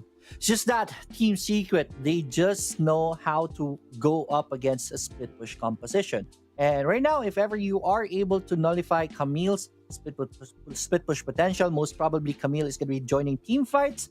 And with the lineup that they have, you mentioned earlier, when Camille goes in for the backlines, most probably will be catching Janna or either Varus. So whoever he catches, both of these champions can nullify Camille right away, and everyone can collapse onto the Camille, and Camille should die very easily with the team comp that they have, especially that they have Lucian also. So it's a very hard puzzle to crack, this Team Secret right here during the drafts. But it's a good effort by Galaxy Racers. They did not give up, especially in the mid game. They went for a little bit of aggression. They got a few pickups here and there, but overall, Team Secret just dominated that game.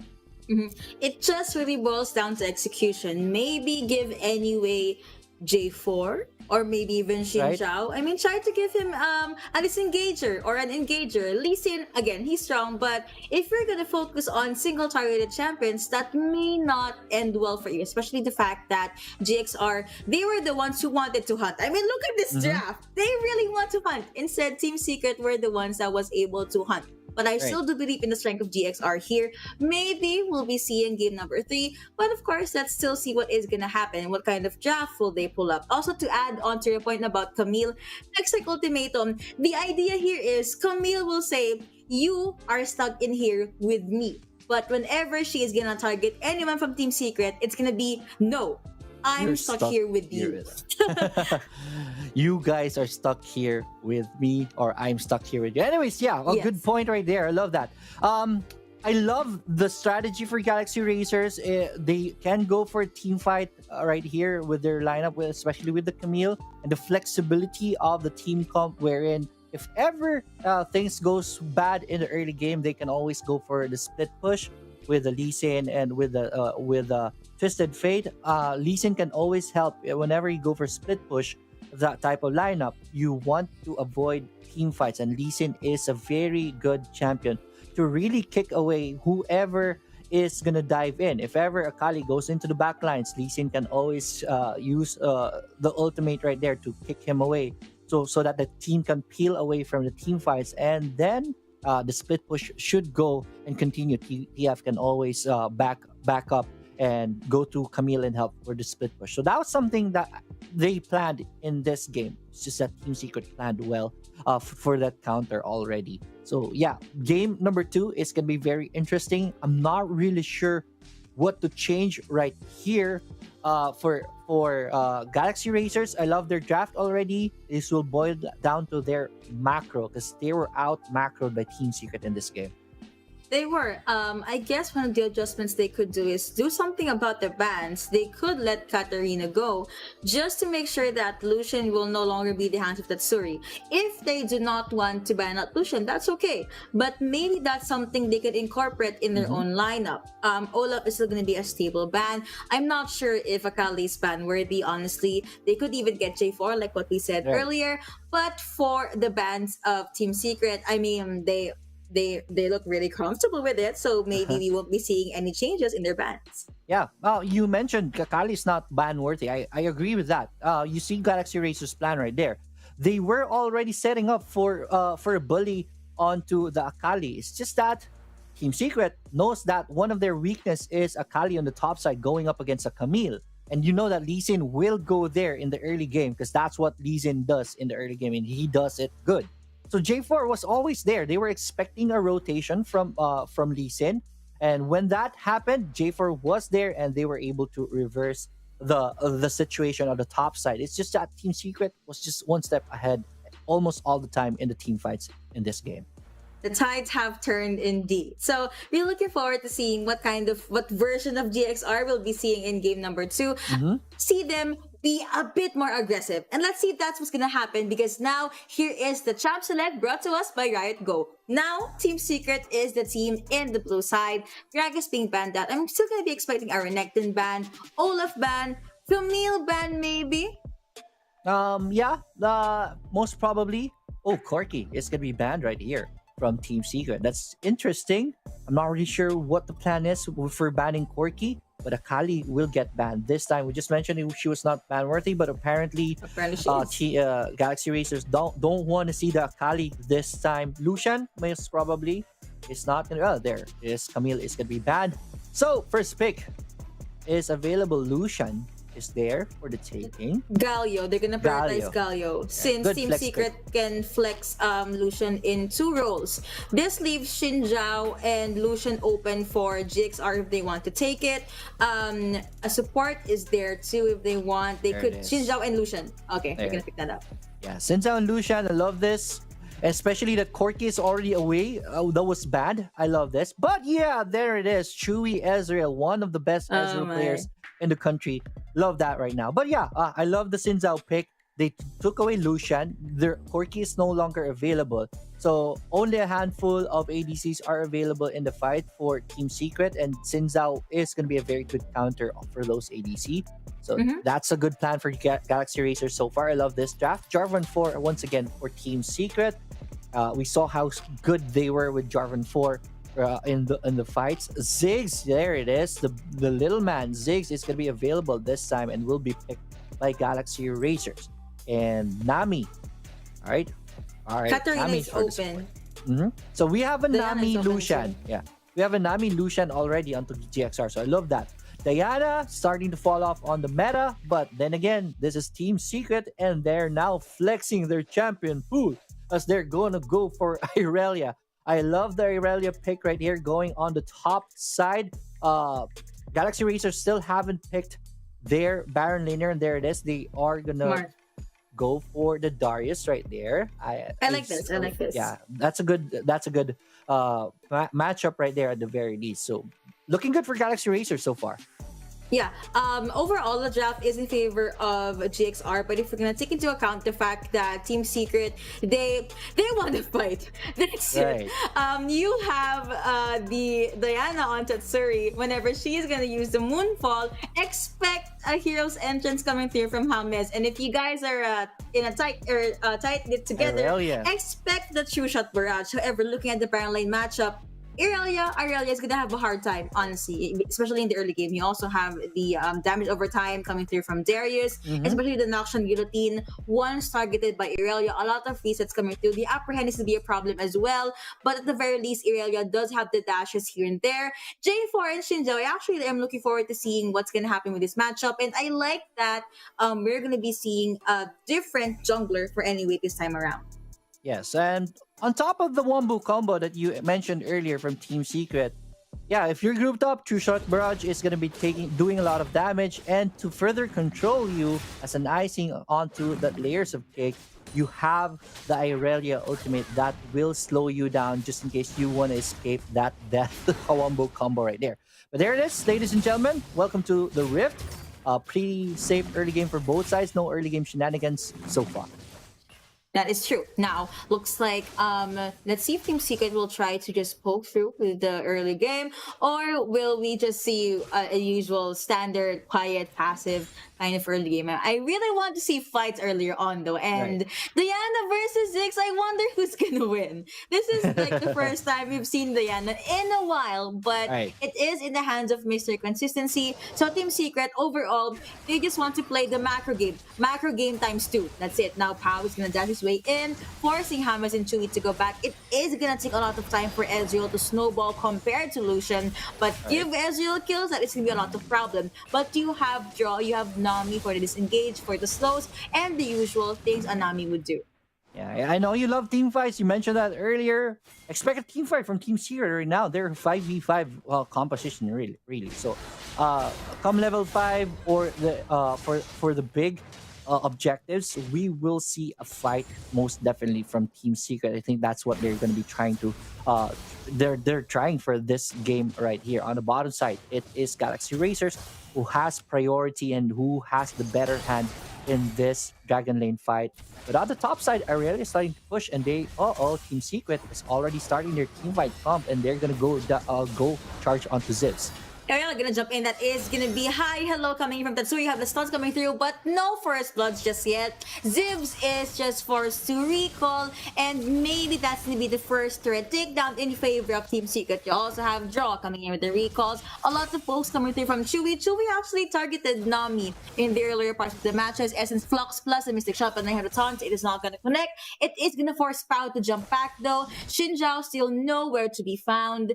Azar sitting at the level 5. Ziv sitting at a level 4. He does have barrier and flash, whereas Zivs has a barrier and flash too. So it's fight for sustainability. And at the mid game, at the mid lane rather, it's a fight of just really getting a lot of burst. True. Tatsuri and Trevor now back at the Baron lane, but now Galaxy Racer, I like this. They're turtling this game one out. They could wait for Ziggs to go online. I mean, if things are in their favor, they will be able to take down turrets just as quickly. Right, and this is what I'm talking about. Team Secret will really like to look for a team fight right here. So this is a much more active, much more aggressive Team Secret that we are going to be seeing here in this game. Galaxy Racers recognizes the win condition of Team Secret that Team Secret has in this game. So they're turtling up, and then they want to drag this into the late game because they have a much more flexible game. Especially that they have Xin Zhao. Anyways, just farming. Focusing on farming because you know Xin Zhao has the early spike, but here, hold that thought, there's a fight at the bottom side. Taunts coming through, but that is maybe the Everflow coming through. Oh, actually, the Aqua Prison coming through, but that's a bit true. Here comes Bomb, and the red team being able to get first blood. Ezreal saying goodbye. Hammer saying goodbye as well. That's to be the first 2 kills going over to Galaxy Racer. Just in time for the first dragon and Reparo to be up. That was a misplay from Team Secret. They forgot Right. there's a Ziggs in the mid lane. He already has mid game for no bomb. I guess that was also the overcommit coming through from James. I mean, yeah, you got the 2 taunts connecting, but is the foul up there? That's an Ezreal. Right. Yeah, I was already watching the ultimate of Ziggs, and it was Ezreal's fate is already sealed. I could only wait for the death. But then again, wow, Galaxy Racers with a good win right there. Once again, they are trying to play with their win condition. They don't want to force fights right now, and I love that. Now that 4 minute is in, Galaxy Racers are in a very good position to take the first objective that they want. Most probably the Rift Herald at this time. Let's see if they're just gonna do that, as Draw is gonna be TPing back home. So Team Secret is already in the area on the top side. This is gonna be a very interesting fight at the top. Also being committed right there. Now you have the stuns coming through. You have the barrier being popped by Zivs, and Azar decides to let it go. Here comes Tatsuri though. He has Moonsoon. They could jump in. They did. Tidal Wave connecting, but being able to get the help, but that's going to make it from the bomb being popped through by JC. It is the ultimate coming through for Ezreal as well, but the damage is not enough. Here comes Azar though, with a lot of bombs being dished out by JC. One more bouncing bomb. Here comes Trevor, but I don't think he's going to commit. All right, another win for Galaxy Racers right there. Again, they did not force the issue. It was Team Secret forcing, but hold that thought. Here comes Trevor at the top side. Flag and Jog being popped, Explosive Mindful then and there, but no actual commitments. Again, because Galaxy Racer, they just want to play the objective game, but JC is performing a lot more better now. I have Tatsuri being able to clear the wave quickly because, I mean, that's Diana. She can actually take down a lot of minions quickly. Yes. Again, it was Team Secret. Their win condition really was to force fights. They are very strong in team fights with their team comp. But yeah, man, Galaxy Racers are very patient at this point, and because of that, they're winning the team fights. Zivs was already very low at the top side, but he knows his champion, and everyone from Galaxy Racer were already there to help him, and they were able to get one kill at the top side. They got the dragon for free, by the way. So Galaxy Racers got the Mountain Drake. That's kudos to them. And with that, we're looking at a 1k gold lead in favor of Galaxy Racers. Rift Herald is going to be summoned by Team Secret. They will want to get the first turret of the game. Zibs is here to defend, but here comes the fight. Here comes the fight indeed. Now you have Anyway at the front line, making for the bomb being popped as well. Now you have Azar jumping in. Achilles going over to JC. Moonfall being committed. Azar being tagged, being team tagged rather. As he did outplay, dash in, dash out. JC actually being able to win there because he had the shield, he had the barrier. He also used flash earlier, but even though Galaxy Racer won that scrimmage, looks like James and Chewy just focusing on clearing out the turrets, but that is gonna be a win for Galaxy Racers still because they can still go in with the trades. Nice dodge from the true shot. Baraja at the mid lane though, you have the Cataclysm being popped. Trevor saying goodbye. James jumping in now. Pau and Jaw just jumping out.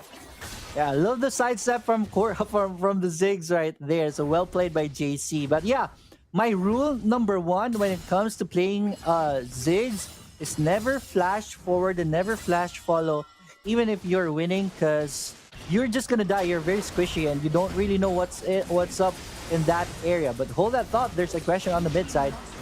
The culling has been popped and the satchel charge being popped as well. So that's going to be the first outer turret being taken down from the mid lane. Now Team Secret, they are struggling. They are 3k gold lead. They are 3k behind rather. Now you have the front line. Here comes the taunts coming through. We're going to connect onto one. Explosive minefield. Satchel charge being popped as well. James receiving lots of damage and the Mega Inferno bomb just hurts a lot, forcing Team Secret to jump back. Tatsuri is just forced to push out the mid lane.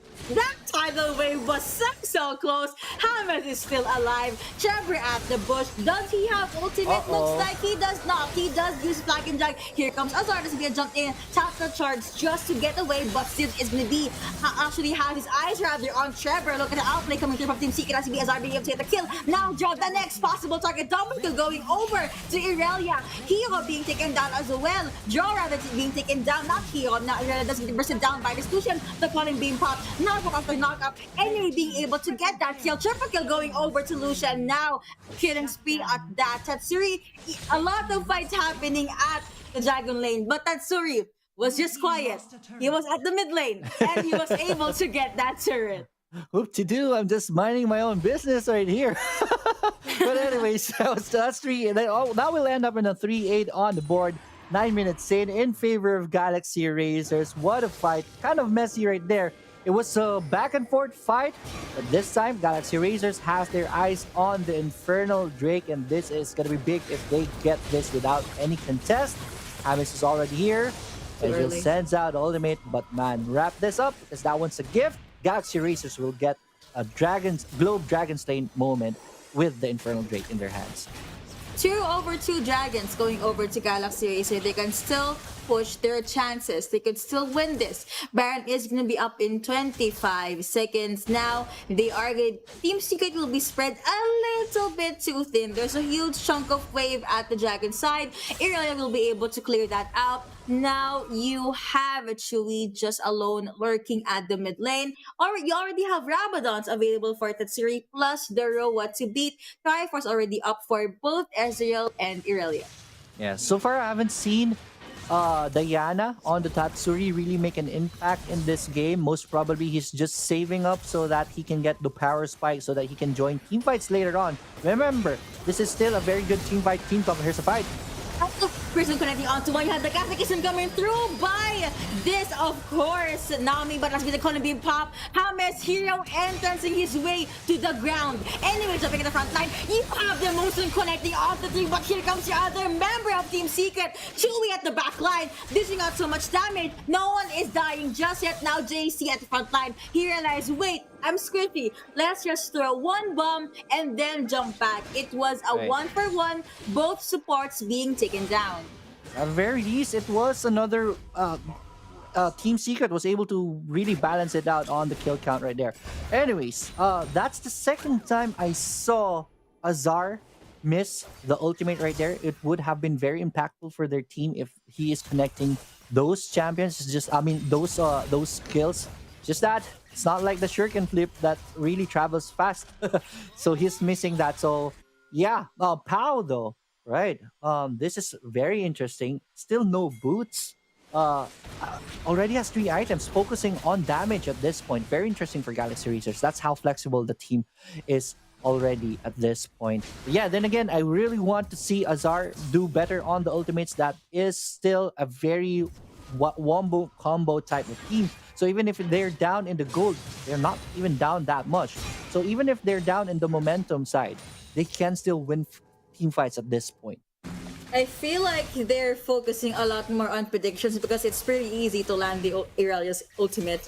But I guess that's also the fact that Galaxy Racer, they have a lot of very mobile champions. JC, oh no, here comes the Moonfall, but he was able to press an Argas. Here comes the Black and Jaguar, they were able to just separate Galaxy Racer. Galaxy and be popped there as well. Red team being able to take down Diana. Here comes the calling, focusing on Chewy. Chewy being able to use Arcane Shift defensively. Baron is still up. Looks like Galaxy Racer will get their hands on this. But of course, Team Secret, they could go with the steal. Trevor doesn't have Smite. He also doesn't have Flash, and he also does not have Cataclysm. And let's see the post coming through, connecting onto Trevor. That's the jumping coming through from James. 3 champion top.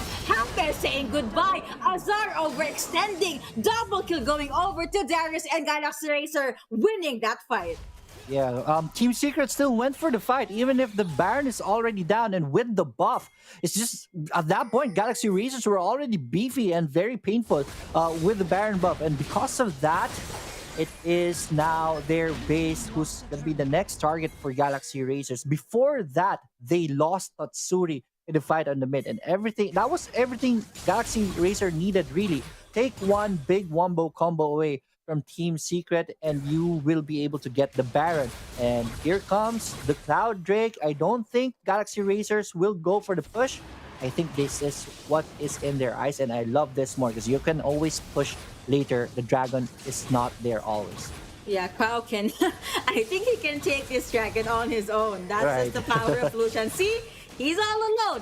Crits, resets, and Galaxy Racer being able to secure Cloud Dragon. Chewie and Ham is forced to defend the last outer mid-laner, but they won't be able to defend that at all because that's 5 champions in. Well, 4 champions. Now you have the Explosive Mindful being popped. You have Diana, you also have the Mystic Shots being thrown here and there. Pull not connecting, stuns not connecting, but GXR, like what Team Secret did to them in game number 1. Under 15 minutes in, they were able to put a hole onto their enemy's base. Right, definitely. The Darius on the Zivs is looking good right now. I would say in the next game, if ever Galaxy Racers goes to this one out, I don't want Darius to be taken by Zivs. As long as Renekton is banned though. But hold that thought, there is still a push going on from Galaxy Racers on the bot side. Right now, there's a fight. Here comes the Cataclysm, also have a title wave coming to SCB. The heroes and the Ensemble going over to Lucian. SCB have fun with the champion Moonfall, but it's not gonna be enough. Dominating Lucian coming through. Hello! Ezreal saying goodbye as well. No one is still dying from Galaxy Racer's side. Will they be able to defend this? I don't think so. You have a minion SCB, the Aquabus connecting onto one. Godlike going over to Pau. Here comes Galaxy Racer. Teleports coming through. And ladies and gentlemen, looks like this could be a game. A number PA shot on Lucian though. Kingsby going over to Darius, but still Galaxy Racer being able to win game number 2. All right, big win by Galaxy Racers, and this just proves that Yuko has the curse. We are gonna go to game number 3, ladies and gentlemen. Big win by our boys in Galaxy Racers, defeating Team Secret right here. At the very last point, I saw a very big ultimate from Tatsuri, the only one I saw in the game, but it was a tad bit too late. GXR were just really beefed up, juiced up during that point of the game that it was already out of control for Team Secret side. Big win, and here are the numbers. Our MVP is once again on Illusion. 7-1-7 by Pau. Well played right here. That was a very good fight actually by GXR. It was 17-5 in favor of them. So I honestly don't know what happened with Team Secret's draft there. But GXR, they drafted beautifully. On top of that, JC was able to snowball in this Ziggs. So maybe put him in Ziggs again for game number 3 and get Lucian again. I mean, I see the reason that Team Secret would want to prioritize Galio, but come on! Look at Lucian. You guys know how powerful that is, and even if it went over to GXR, the win was still in GXR's favor. On top of that, Zivs also was able to outscale or at least withstand the power spike that came through from Azar. Here are your Oppo A94 plays of the game. Very good mega game for no bomb. Healed right there. That was the first blood being secured by GXR. Yes, that was and here's another Infernal Bomb right here, and this was a very big reversal by Team Galaxy Racers. Big win right there. This is a fight at the bottom side. Good rotation right here for Trevor, but in the end, it's not gonna be enough. So yeah, Zivs did die in this one, but here comes the cavalry for the cleanup on GXR's side. JC is gonna fall down, but Azar will take damage. The culling is not gonna be on point that much early on, but the damage is enough. They take another one down from Team Secret. This is the Baron fight right here. 4-10 on the board. Good ultimate right there by Azar this time. But it was already too late. And with the Baron buff onto Galaxy Racers, it was an ill-taken fight by Team Secret. On the bottom side, this was, I think, the last part of the fight.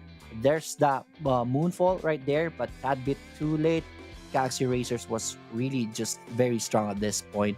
And with one more champion left right here, there is no chance for Team Secret to defend this. Galaxy Racers extend this to a game number 3. Ladies and gentlemen, you wanted a fight. You got yourselves a fight. Game 3 for this series, and that is going to be very interesting.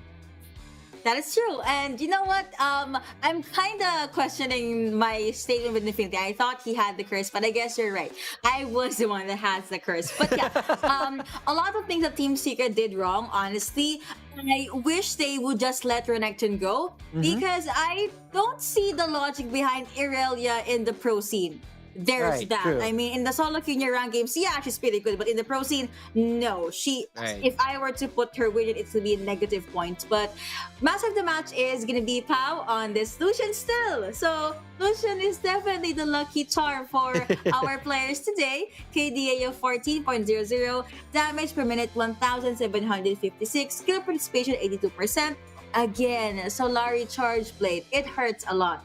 But yeah, a lot of things I actually like anyway on Xinjiao. So maybe keep him on that champion. But yeah, Team Secret again, I guess it was just a missed draft. And Ezreal, he's a good champion. Problem is, he takes a lot of time to ramp up.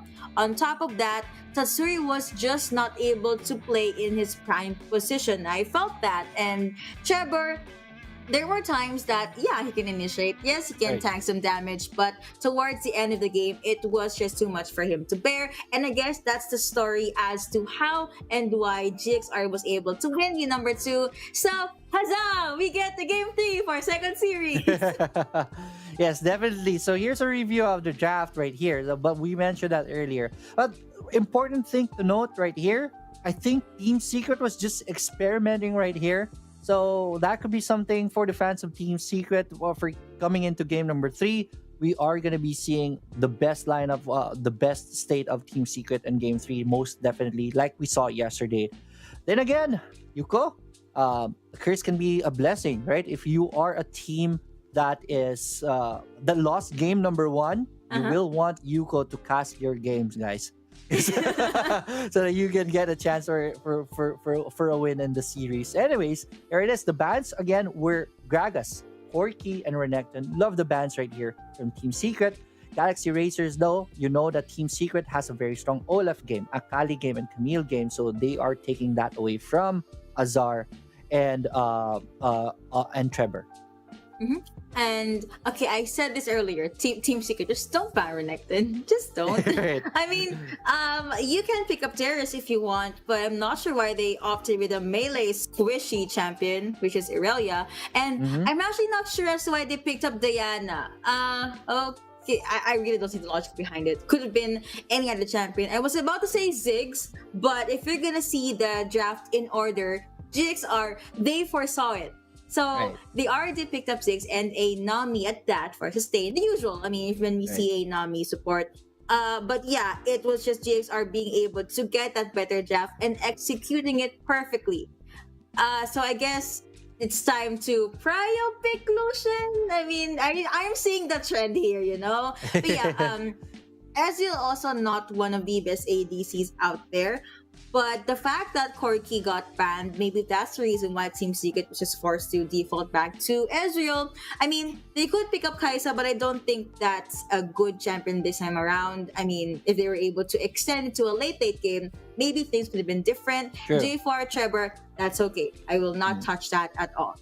But yeah, GXR just getting the better end of the bargain. Darius too. Zips on this Darius was so good. Super tanky, difficult to burst down. Tatsuri struggled taking down this champion. Right. You just ban Darius instead of Corki instead. So at the very least, if they get Lucian, you get the Corki. But right here, I see the purpose of Ezreal being picked. Team Secret really opted for a wombo combo heavy lineup. You have the Galio right there to taunt everyone. You have the Jarvan 4 to catch people in. Then Diana to really pull them together for the Ezreal ultimate right there. And then Irelia can also go for the ultimate to really trap everyone to control, continue to control. So yeah, I see the purpose of Ezreal right here. It's just that the wombo combo really didn't work that much in this game. I love how everyone is spread out in the fight. Ziggs was just away from everyone to really catch, so it's really hard to get him. And if ever someone gets caught, really, the Nami ultimate was there to really save everyone. So yeah, GXR, I love the draft right here. Very flexible, and it won them the game this time. That's true. And the fact that they were able to adjust right after losing game number 1, it just shows how quick they can adjust. So I wouldn't say it's back to square one, more on the fact that GXR's momentum is up. But let's Right. see, will Team Secret be able to jump back? Will they be able to draft better? We are waiting for, of course, players to load into the lobby. I'm sure you guys are just excited as we are. But chill, it's game 3. Good things take time. So we're Right. waiting for the players as well. I'm still going to be expecting a Nami for GXR side. Maybe Team Secret could go back to the John support. And yeah, Trevor's still going to be on J4. Usually it's Azar, Tatsuri, and Chewy that's changing champion. So we're going to expect that. Right, definitely. But then again, GXR, good plan right here, attacking the Baron laner and the jungler on the picks. So I guess Akali will still be banned this time. True. Again, you saw how traumatic it was for Galaxy Racers, Azar on this Akali. So yeah, that will be definitely a ban still. But definitely there will be changes from Team Secret in this game number 3. What do you think is going to be a very big change for them so that they can get back? For Team Secret, right? Right, for Team Secret. Draft accordingly. Because I honestly did not like their draft in game number 2. The same way I did not like the draft that GXR had in game number 1. This is something I said, 60% of the wins for the teams depends on their draft, 40% of course for the execution. And you mentioned this, it's all about wombo combos. But did we see those combos in game number 2? We didn't. Instead, Right. GXR were the ones. Their lineup though is not super wombo combo dependent, Right. but you have this good succession of skills and ultimates that was just able to stop Team Secret from doing True. what they want. And maybe we'll be seeing more of that in game number 3. Yeah. But then again, 2.4 is not a wombo combo meta. You know that wombo combo was very strong in the early parts of Wild Rift. Right now, it's the time for ADCs. But I want to see Katarina this time instead of Diana. That could be happening. Ryuka, right? We saw how good Tatsuri is on that Katarina. We might see that in game number 3, most definitely. Or they have been flexing Galio, so Tatsuri can go for the Galio once again. They have a very strong game with the Galio on the mid side. But then again, that's only if ever the draft favors them. But yeah, I think their Janna Varus is very strong. I love to see Team Secret go for that once again, because that was definitely very available in game number 2. But then again, I think the plan really was to go for a wombo combo, test it out if it still has a play in the pro scene. But so far, the teams already know how to face that. So X that, cancel that. Yes. No more, please. But yeah, it was a valiant effort for Team Secret at the very least. And we might be seeing them go back to their standard draft, the usual picks, what's more comfortable for them. Right. I'm actually still game 2 again went over to GXR. It was just a mind game. It was just back and forth chess games here and there. And I actually love the rotation GXR had in game number 1. I said this earlier, what Team Secret did to GXR in game number 1, GXR did to Team Secret in game number 2. Sure. So Team Secret could ban out Ziggs if they want to. I'm not sure if they're gonna prioritize Lucian, but I am also expecting an Akali ban. I actually laughed a bit when you said Right. it was traumatic for GXR, but a very strong word. Yeah, but definitely Lucian right now is on the tear in the previous series, in the previous games. So far right now the trend is whoever gets Lucian gets the win and gets the MVP. Right? That's true. Right. So yeah, I'm looking forward who gets Lucian this time. But knowing Team Secret, they're gonna go for a flex pick on the first pick.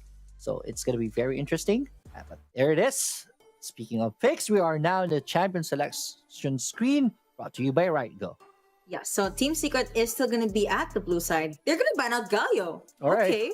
So they're gonna go for the Lucian for the first pick. So GXR will have to ban that. But Olaf, yeah, they have a tough Olaf, Akali. draft right here.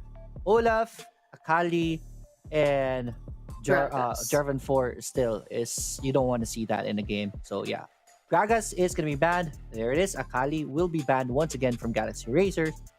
Team Secret's gonna Ziggs open there. Renekton now. I said this earlier, they're gonna ban out Ziggs and they're gonna leave Renekton open. But GXR could ban that out, but that leaves Camille open. So Renekton, Camille, let's go with Camille. Lucian? That opens up Lucian. Wait. Xin Zhao for Team Secret. They locked in. Renekton, the croc is gonna come out. And Lucian. Yeah, so that's giving up 2 power picks. But then again, Xin Zhao is a good counter for Lucian. So yeah, there it is. The heck with your Xin Zhao. We are gonna go for Lucian still. And Jarvan 4 is gonna be denied. Yeah, they already have the jungler. So yeah, Jarvan 4 is a good pick right here. But that will open up the Renekton onto the side of Team Secret. Once again, we are going to be seeing Azar on this Renekton, and that will be a very entertaining lane to look at later on. Corki is now open. That will most likely go over to could go over to Tsuri or Chewy. Let's wait. Team Secret playing mind games with us again. There's being hovered and most likely will be locked in. Twisted Fate is open. Katarina Nami is there? open. Yeah. Nami is open as well, so they're Nami gonna lock that in. Nami Lucian is already there, so why not take that? Those are very good teammates right there. So Nami on Pao, Lucian is going to be taken right here. Katarina, let's go. There it is. There it is. ABC Corki. Jana. We asked for it, and we are going to be seeing it. So, guys, ladies and gentlemen, boys and girls, you're in for a treat. We are going to be seeing Tatsuri on the Katarina. Once again, Braum is going to be the support for Team Secret. Love this so far. So, what's going to happen right here is Jarvan 4 can always go in with Darius, and Braum will just nullify them, and then team can peel away. And then once the ultimates are out, Katarina, it's time to get in. But there it is, Fizz right here. You can cancel out Katarina's ultimate with the Fizz. So I love this picks right now so far for Galaxy Racers, but definitely very interesting too for Team Secret. Love the Katarina once again. Let's see how they are going to be playing with this time. Yeah, I don't think Tatsuri is gonna have the time of his life in this lineup because that's a lot of skills that can cancel out his Death Lotus. But let's see if Team Secret will be able to just, layer the CCs and just withstand or at least take the CCs for themselves and just let Tatsuri to free hit at the sides. At the very least, you have these, it's more, the only AoE ultimate that's not damage centered that Team Secret has is Braum's Glacial Fissure. Right. That's it. And a bit of a missile barrage coming through from Corki, but that's it. That's about it. So for the draft, I would have to give it to Galaxy Racer because it makes a lot more sense. They really want to go up against Team Secret in this matchup. Yeah, but both team composition are very flexible. So I love this. It will be anybody's game at this point. But then again, looking at the trend, Lucian is kind of unstoppable at this point. So I'm kind of leaning towards Galaxy Racers. But Team Secret has a very good macro game. So this will be very interesting indeed as everyone goes onto their regular lanes. JC is going to be staying here, going up against Tatsuri on that Katarina. On the top side, Azar and Zivs. Let's see who will win this lane. This will be a very big one because if ever Azar on the Renekton will get the upper hand on this top lane, it will be an unstoppable force. Azar will have a free reign onto the split push.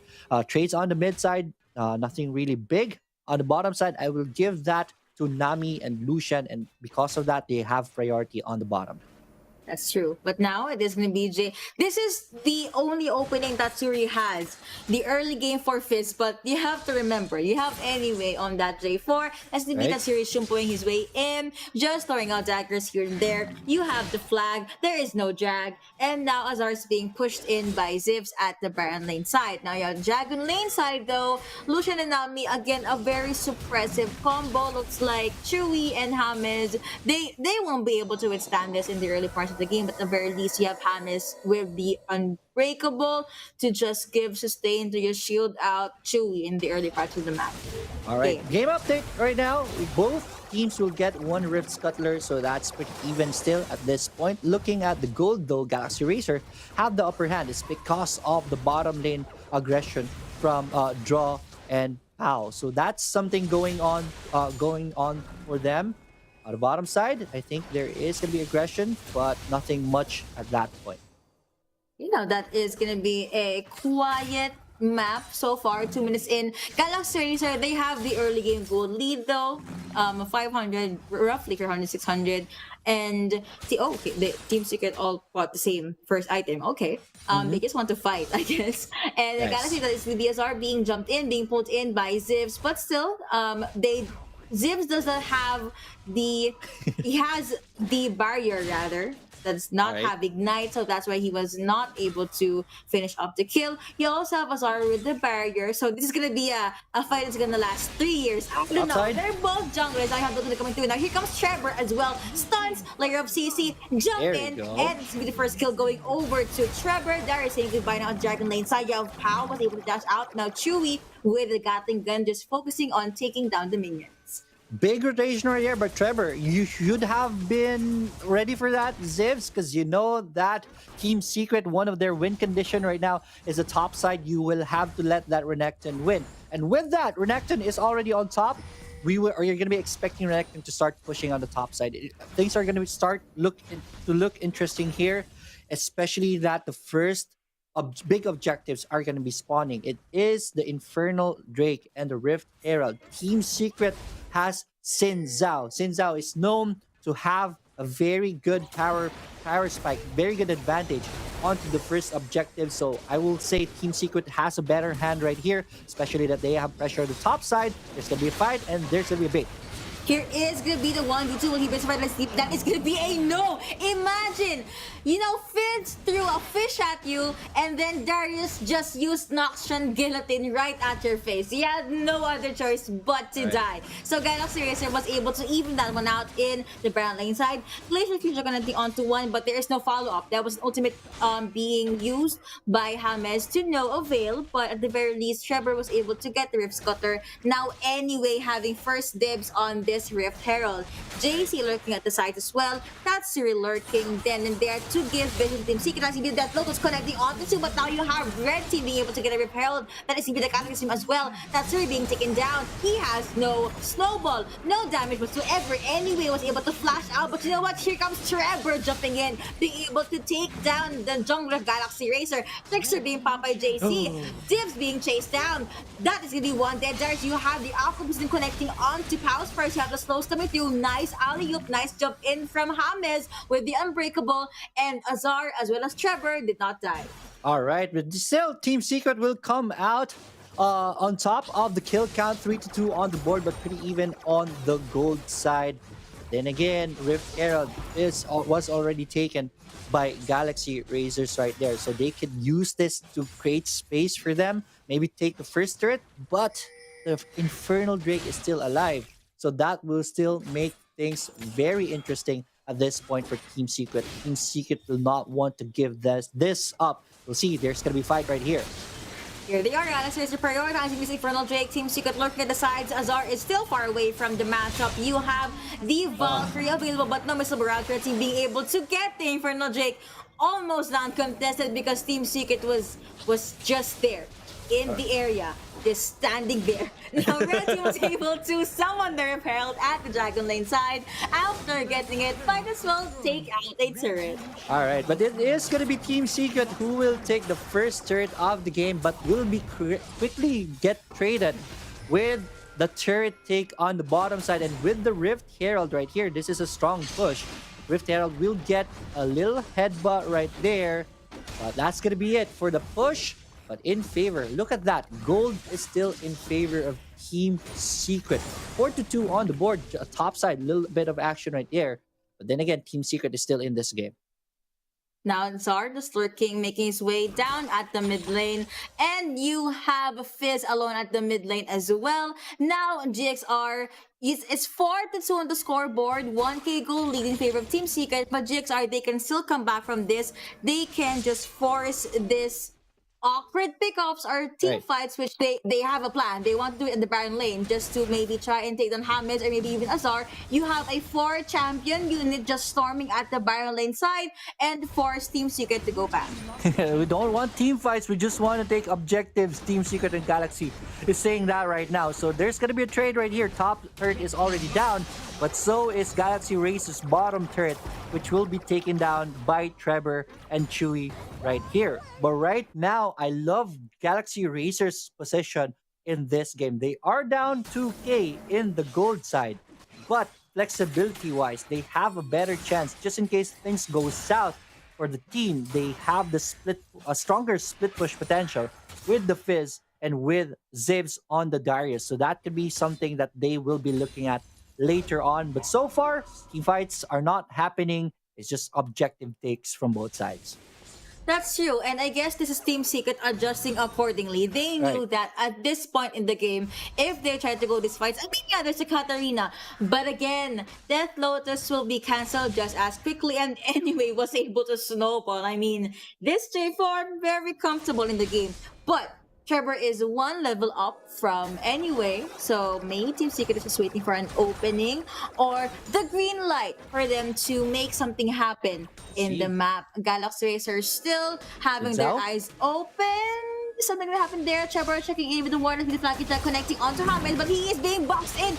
No, Stuns connecting. Octopus in there as well. You have the Cataclysm connecting onto him, but there is no follow-up because Galaxy Racer is far away.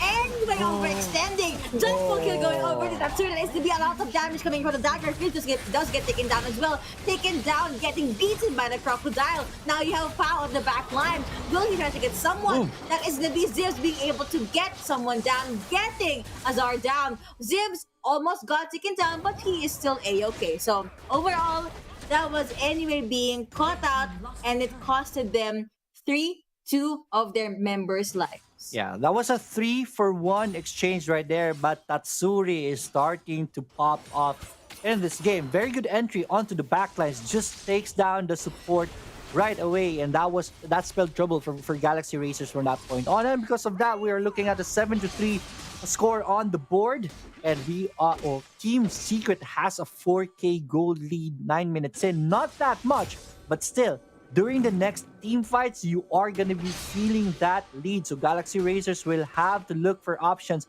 in this game. They'll have to dig deep and see if they have something up their sleeves to get back into this game, as this is slowly slipping away from them. Let's see. They are going to be pressuring onto the mid side. No fight so far, as Chewy and Hamis is going to be here to zone everyone out. Dragon is being taken, and I think there's going to be a big fight. Anyway, does have Smite, so that is going to be Chewy jumping in. Team being able to steal the also Dragon. Here comes the popping in with that, but you also have the calling being popped by Lucian. Who will win? Who will die? That is going to be 2 fights happening at the same time. Rafa is going over to Tatsuri. Here is Azar jumping in the slice, and Dice Kinex be going over to the Xinjiao. And the last 2 members, the Dragon Lane duo from Galaxy Racer, just jumping away. 3-0 in favor of Team Secret. Yeah, Team Secret gets a 3-for-0 special. You saw Tatsuri, eyes on the prize, remove Fizz from the fight, and you have a very big chance in winning the game. Tatsuri just went on to get JC onto the backlines, just chased him to that, and that was because Team Secret winning the fight on the other side already. Very big win by Team Secret. They don't have objectives available right now, but consolation prize for Galaxy Racer, they got the Dragon in that fight, but it's still a 5k gold lead. That's pretty comfortable for Team Secret at this point. Now they will try to look for control over the map. Remember, mid turret is already down on the side of Galaxy Racers, so this is freedom for Team Secret to take control of the game. But there it is, good ward and good D ward from Galaxy Racer. Speaking of wards, Galaxy Racer has a ward in the Baron pit rather. Also earlier there were lots of wards being placed by Galaxy Racer into the map.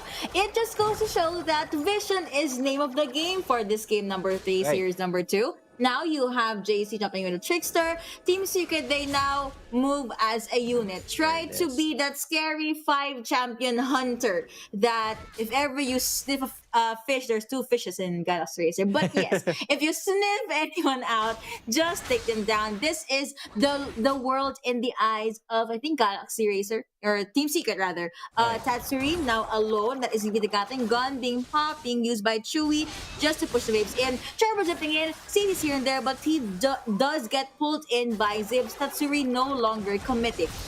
Team Secret, they want to get the buff. Alchemist is connecting onto 2. Will it be enough? Nope, because here comes the Glacial Feature coming through from Hamed. Blows at the tidal wave, but will it be enough? Let's be the Column pop as well. Stuns coming through, shields coming through from Zivs, and he is a-okay. Problem is, a lot of ultimates has been used then and there. Only Split push. Zivs and only JC has the ultimates available. And speaking of JC, he is just split pushing at the Dragon Lane side. TP is available for Zips. That is gonna be draw being targeted. Ensemble going through for Tatsuri was able to burst anyway down. Unbreakable coming through from James. Here comes Bao. But you know what? Here comes Tatsuri as well. James does get taken down. It's gonna be a 2-for-1. Here comes Zips. He's lost ultimate. Team Secret just jump back. You guys are very, very low. But here comes should go in. This Lotus in. He gets a double kill. He also used his blast and Ignite was not available. Rather, you have the Hourglass being used by JC, but it's not enough. He gets annihilated by the Xinjiao.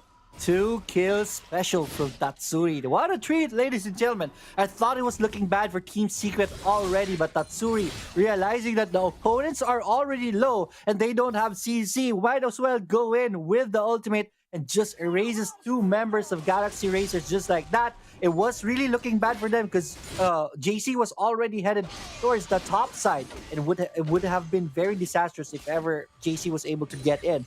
Then again, Team Secret, Tatsuri making the big plays for the team. And it is now 14-4 on the board. A 6K gold lead in favor of Team Secret. It's not really that big, but definitely momentum and control of the game is on to Team Secret's side. Cloud Drake is available, but they don't want that. They want to fight. The culling is then and there. You have the Cataclysm being able to just knock Tatsuri and James back, but at the very least, Tatsuri was able to Shunpo his way out of there. Now, Team Secret, they're gonna have first dibs on this Dragon. Baron. Galaxy Racer, they have their eyes on this Baron.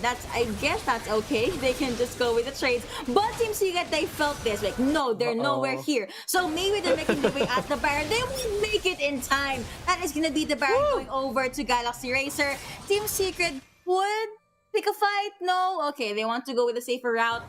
They honestly wasted time there. But now they're gonna go back to the Dragon's Pit and then get this Cloud Drake uncontested. Alright, so Galaxy Racer with a very good response right there. Team Secret really, I think they forgot about the Baron. Oh my god, they're going for the Baron and we're gonna go there.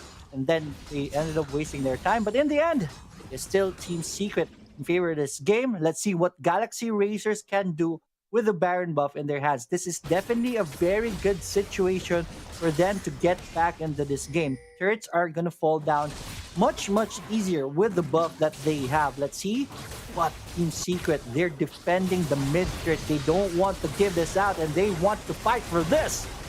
The gun versus the knives. Who will win? The calling already down, but you still have Death Lotus available for Tatsuri and a lot of very squishy targets at that.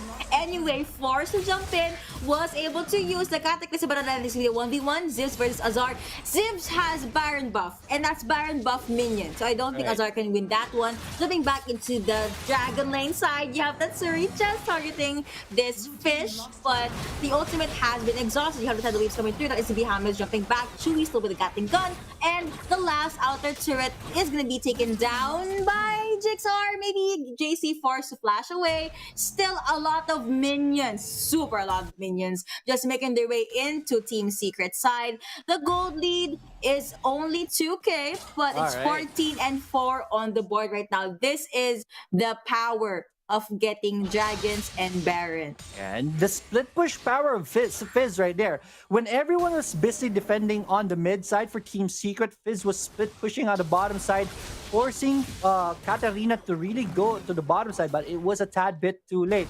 Fizz was able to take down the bottom inhibitor turret, and that will be an opening for Galaxy Racers. Maybe they can look to exploit for that, but hold that thought, there's going to be a fight. Trevor being very confident there.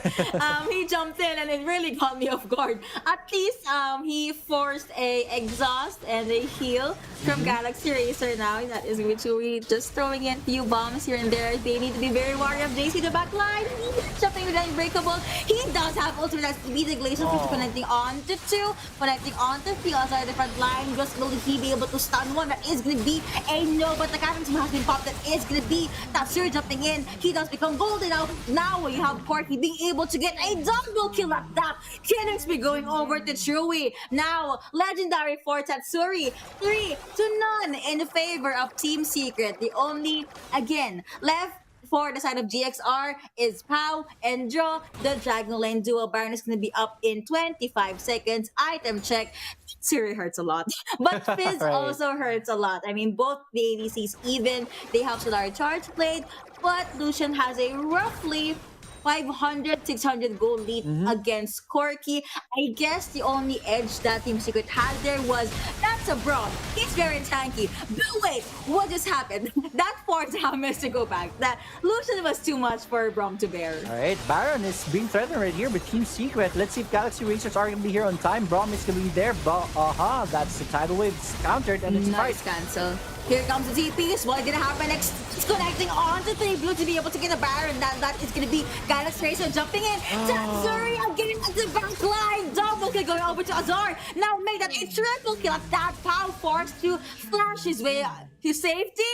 Tatsuri, he's chasing this Lucian. He is mad. He shield goes in, jumps in, and that is gonna be a red team ace. Yes, that's your Oppo Team Ace moment, and that proved to be the death sentence of Galaxy Racers. Their tidal wave was already blocked. You don't have skills that can really control the game, and then you still went in on a team that has Baron buff already available. That was just death sentence right there. And GG's Team Secret will win game number 3, and they take the series away.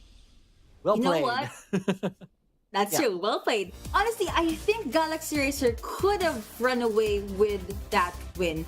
But what happened there was Team Secret was the one that won it because of the Glacial Feature from James. And Right. the fact that there was a tidal wave, but that just got cancelled by the Unbreakable. You mentioned this earlier. So a lot of skills being negated by Team Secret, and even though there was a cataclysm, the fact that Tatsuri just has very sharp knives, Right. it became a problem for GXR. And towards the latter part of the matches, we actually saw Renekton being able to get a triple kill. So he was tanky, plus he had so much damage. Trevor, he was the frontliner and just made a lot of things happen Right. for his team. DB for that, it's gonna be Katarina, of course, the pentakill machine. But it was 22-5 in favor of Team Secret, and I guess GXR, they just had jitters. They Right. could have won that. Yep. And JC was very good on this Fizz, but I guess this is where experience came through. And Team Secret, they were the team that came on top. They just kept their composure right here. Tatsuri, man, MVP 919 on that Katarina. You wanna take the Lucian? We don't care. We have our Katarina. Note to other teams that will be facing Team Secret. Take note of the Katarina on a game 3. You don't want to give that to Tatsuri. But anyways, even if Tatsuri gets the tag right here for the MVP, and the true MVP for me is James. Very big, Same. important place at the last part of the game. That was very, very good. Their base was already open. It was looking grim for them, but more of that later as we go for the Oppo A94 place of the game. Place And- of the game, indeed. This was the beautiful ultimates from JC and Zivs. But yeah, again, overall, it was honestly back and forth. Right. I was expecting a reverse sweep from Galaxy Racer, but again, split decision making. Team Secret were the ones on top. This was where Anyway got caught out. He tried to penetrate the back line, which where Chewy is. So if you're gonna look up here, he was just targeted by Katarina, leaving his team to be bait, leaving his team to be food for Team Secret.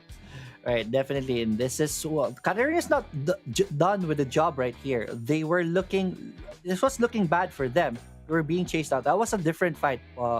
Sorry about that. But yeah, this was where Katarina was on the back lines and the Team Secret was winning the frontline battle right here. This was what we were talking about. Look at I want to see a Fizz right slow-mo. Look at the Fizz right there going to the top side, but reverse Uno card from the Fizz. I mean, from Katarina, and that's what you expect from Tatsuri. Very high level plays right there. This was the point where Galaxy Racers almost won the game for them. A little bit of reverse right here, but Galaxy Racers should be winning this at this point. Very even, but yeah, Team Secret just kept their composure. Just will not stop going. This was the big shield unstoppable right here. Just stops the tidal wave casually, and even the culling right there. And TP's already in, but Baron was already taken, but Galaxy Racers were already in too deep. They could not really get out, and that was the death sentence right there. GG's from that point. Little icing on the top right there for the ace, and with the Oppo team ace on top, Team Secret just went for the juggler at this point. No defense from Galaxy Racers as this was 5-0. 5-4-1 trade. James did die, but that was for a very big cost right there. Salute to James. Yes, salute to the general. That'll be a lot of things happen. Now, match of the match is gonna be Mr. Consistency himself. Tatsuri on this Katarina, KDA of 18.00, damage per minute 1,463, kill participation 82%, Leandris, Rabadon's Orb, the usual, also has that Hourglass to make sure that whenever he's gonna jump in, he's gonna be A-okay. He would pop that at the last second though. Also in the Baron fight, I actually thought that GXR had no flashes. Instead, there were 3 or 4 flashes that were available. And then I thought, why did they not use it? I realized, anyway, for example, he was able to lock down 3 or 4 champions from Team Secret, but he just got bursted down just as quickly. So it was a matter of, they do have flash, but they died before they could use it. And that's just how quick Team Secret was to react to their opponents. GXR definitely caught off guard. Maybe if GXR did not go with the contest, things could have been different, or they could have prolonged the game a bit more. But overall, that is going to be the story. From a 2-0 GXR win, now it's a 2-1 ES win. Yes, definitely. And note on that, this really is a very, very interesting game. That's why I love Wild Rift. You have to be a step or 2 steps ahead of the competition. Right now, it was a fight at the last part of the fight during the Baron. It was a 5v5. But step 1, Team Secret, they went for the pressure as they are already in the pit. So naturally, you will expect for Galaxy Racers to respond to that. A very big response was going to be the ultimate of Nami. But again, Team Secret being 1 step ahead, Braum was there. James was already prepared for that big ultimate from Nami. And just in case they will really force the issue, James can always go for the ultimate or even for the shield for everyone onto Team Secret. And that's what they did. They are, again, in this game, a step ahead, better going up against Team Galaxy Racers. And that's what won them the game. Well played once again by Team Secret. Just shows you how high level of a Team Secret is. But still, Galaxy Racers taking Team Secret at the game number 1 and even to a very clutch moment. That is still an achievement nonetheless. So there's still room for improvement, and I want to see how Galaxy Racers will come back with those improvements. They are going to be scary in the next seasons, most probably. Definitely they will. Also, I just have to say that for the status of Team Secret, they actually have their sure spot for the playoffs. This was just a fight for the 75,000 Globe Cup points. But again, that has been series number 2. Apparently had game number 3, but GXR and Team Secret really showing us a very amazing fight. Just like Leoric said, we definitely love Wild and we would love to see more. But before we jump into series number 3, let's jump into a quick break, and when we come back, it's gonna be the panelists. Yo, Mark 9. They really don't think we can keep doing this. They don't think we can keep making hits about cameras. But I'm the cameraman. But I'm the cameraman. Stay creamy. Yeah, I started on a 50 mil lens. Now I'm about to bag 50 mil Yeah, and I can shoot all day, I got stamina. Turtleneck on with my camera, yeah. Stay creamy, man, that's what they say. Shoes laced up and I came to play. Yeah, I'm first team, I'm a superstar. They call me Cream, like Abdul-Jabbar. Yeah, you had to face it, let's get back to basics. I'ma take the shot like it's a vaccination. I don't have the patience, I'ma shoot right now. Yeah, we undefeated and you gon' lose right now. Like click, click, click, click, swish. I can switch it up anytime like this. I'm a videographer and I'm on the verse. So when I shoot my shot, I don't miss. I'm gonna take the shot, take the shot, take the shot. You know I'm gonna take the shot, take the shot, take the shot. Pull up and take the shot, take the shot, take the shot. You know I'm gonna take the shot, take the shot, take the shot. Yeah, kid noon, I've been shooting my shot, ooh. The into it, I've been moving the rock, yeah. My shit's wet like I've been using a mop, ooh. You get there, yeah, I've been proving I'm wrong. I've been taking shots and now I'm starting to stutter. Vision getting blurry, I should check my shutter. I'm the cameraman, I need my camera madam. Shoot my shot like I'm Ansel Adams. I develop film, not feelings. Ooh, I develop film, not feelings. Ooh, I develop film, not feelings. Ooh, I develop film, not feelings.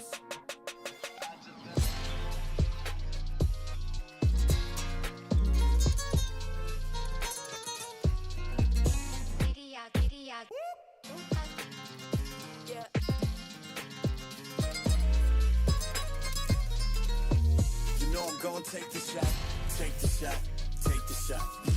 You know I'm gonna take the shot, take the shot, take the shot. Pull up and take the shot, take the shot, take the shot. You know I'm gonna take the shot, take the shot, take the shot. I develop film, not feelings. Ooh, I develop film, not feelings. Ooh, I develop film, not feelings. Ooh, I develop film, not feelings.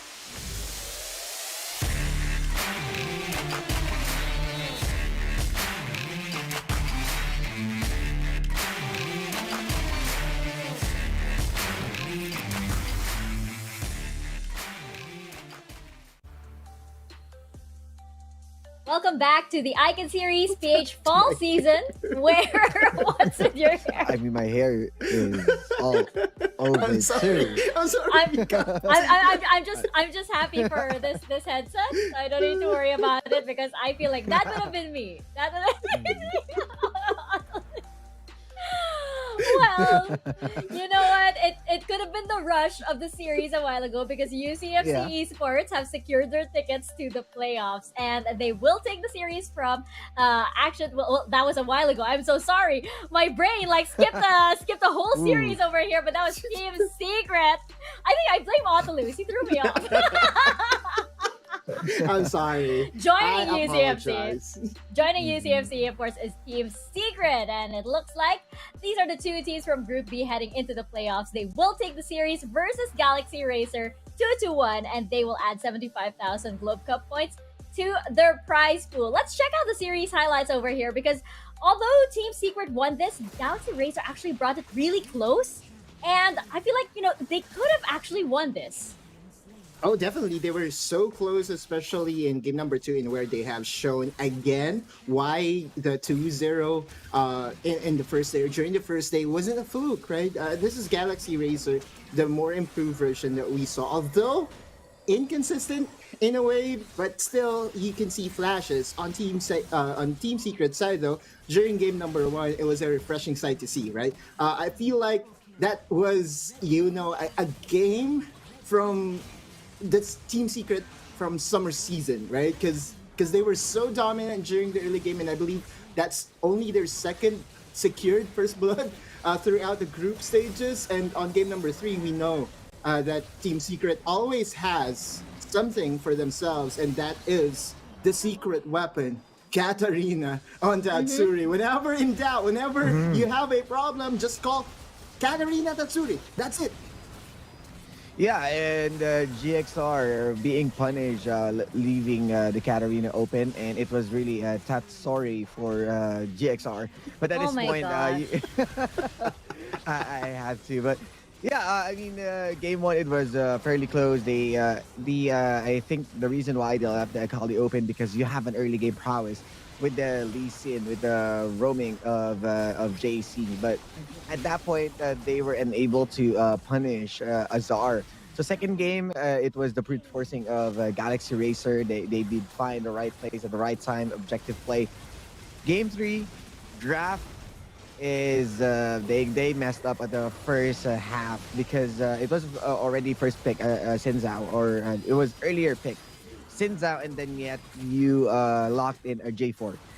There's no possibility that the J4 will be played on a flex role except the jungle. So I'm not sure what happened with the second pick, I believe, or early phase of J4. So they could have gone with a Renekton or a different champion, or even the Katarina of JC. So at that point, it was really being punished. Objective play, really solid.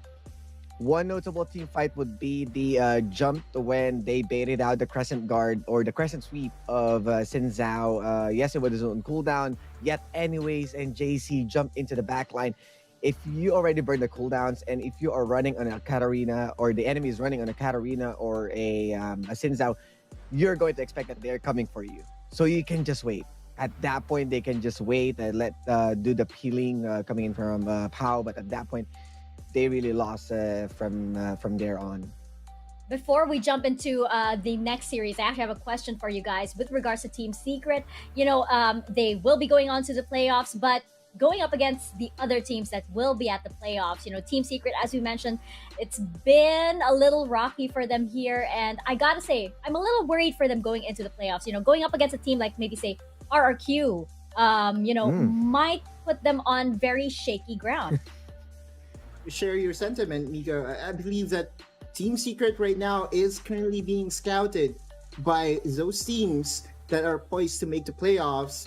And from what we are seeing, I believe they're smiling as well, because this is not a Team Secret that, is to be feared for now. The good thing for Team Secret, though, is that we are 3 weeks away from the playoffs. And so many things could happen. Maybe a micro patch will be included in between that will just allow Team Secret find their own own an old identity and be the Team Secret that we know and love. Yeah, micropatch can really affect them, and also the champions that can be used moving forward. And I think there's still more to learn coming in from Team Secret. It's a good thing that you're not at your peak. There's still room to grow, but I'm not sure if they can go on par with Omega, with Final Adversity. It feels like they other teams on other group are really looking good right now. Yeah, they're catching up. But you know what? Maybe it's a meta strategy. Maybe they're not putting their best foot forward. And then suddenly it's like, oh, I was like, wow, okay, really, really playing the meta game. But of course, yes, as Otlu said, we still have 3 weeks to go before the playoffs. So Team Secret has a lot of time to regroup and bring out the unpredictable once again in the playoffs. Now, we do have our third match of the day, and it is going to be Bren Esports versus GrindSky Esports. Checking out the lineup for Bren Esports. If Bren wins this, there is absolutely no chance for Liyab to come back. So indirectly, this series, GrindSky actually have a say in who advances to the playoffs. However, Bren got that 2-0 yesterday. We got that surprise blitzcrank. We saw that Bren's got more than a few tricks up their sleeve. What are we expecting from them today? It is just Bren that is unexpected, or I would say some Bren tactics that we kind of assume is going to happen, but they will turn things around the last minute, the last second, and that's Bren for you, right? This is a team that has experience already under their belt, and they are fully confident to utilize their newcomers, the young guns. And we're talking about Mjan, Consi, and even his. Again, multiple playstyles available for them. Blitzcrank, I know it's in preparation for Thresh, but oh my! Yesterday, the Blitzcrank performance was kind of reminiscent as to how Madlife used to do it during his heydays. Yeah, and of course, Madlife is going to play with the LCK versus LPL show match. So I'm really excited. But of course, I want to throw in for the player spotlight. This is, of course, the one and only. They're saying that it's the grandfather of the jungle as Rebenga, the man himself, the myth, the legend, and Rebenga, and he's a Rebengar, is making waves at it. He is showing that he knows how to compensate for the power of the team. And Rebenga isn't it's not really someone who's a stranger into the rift. So at this point, I really respect him, and actually everyone from League of Legends PC up until to Wild Rift. It shows later how good he is, and you know how well that this Bren changed their lineup. At summer, yes, they are a bit shaky, but Rebenga really still stick with it, what's good he's at, and then the other members really explored. The same as how Action PH also got their improvement. Some of the Bren really played a lot on some amateur, not amateur. They're not amateur. I mean, semi or the pro tournaments, community tournaments. That's the word. I was about to say grassroots, but they're not even the grass. They're already the roots of League of Legends. And you can see the kill participations. That's 68%. Damage percentage is 14, so it's leaning more onto the utility. You got the Rengar, you have Gragas, you have Sinzao, and everything right now is in the hands of the jungler that can put everyone online to function well. It's going to be all eyes are on Bren Esports over here, of course, because if they win this, then that cements their place into the playoffs. But they will be up against GrindSky Esports, and you know the last time these teams faced off against each other, GrindSky actually did well. They actually did well. Checking out the GrindSky Esports lineup once again, you know, do you think these guys have actually learned from last time, and can they somehow stifle Bren's victory moment over here? As we check out again a GrindSky Esports' lineup. Well, GrindSky. I mean, go ahead. I mean, you wanted to go for GrindSky? No. I feel like there's really something with GrindSky right now that could shake things up again. when talking about GrindSky Esports, I know they're sporting the black and white jersey, but do not be mistaken. Could be color blue right now because Liyab really wants GrindSky Esports to win this in order for them to have a chance, and to further prove a point, or the point, that GrindSky can take it up with Bren. I think Cyrus has a few thoughts. And of course, GrindSky has yet to score, and it's something different. And right now, they need to have their own flavor. They have this different kind of focus on scoring. And this is the last day, so this is the last time this is going to have their points. And as how we are seeing the man, the myth, the legend of Rebenga onto the other side, I wanted to give out the player spotlight, of course, from GrindSky, Meng. And he is one of the integral part as well for GrindSky, Meng. And this will be a tall order for him because he's going to face the other side, the Rebengar.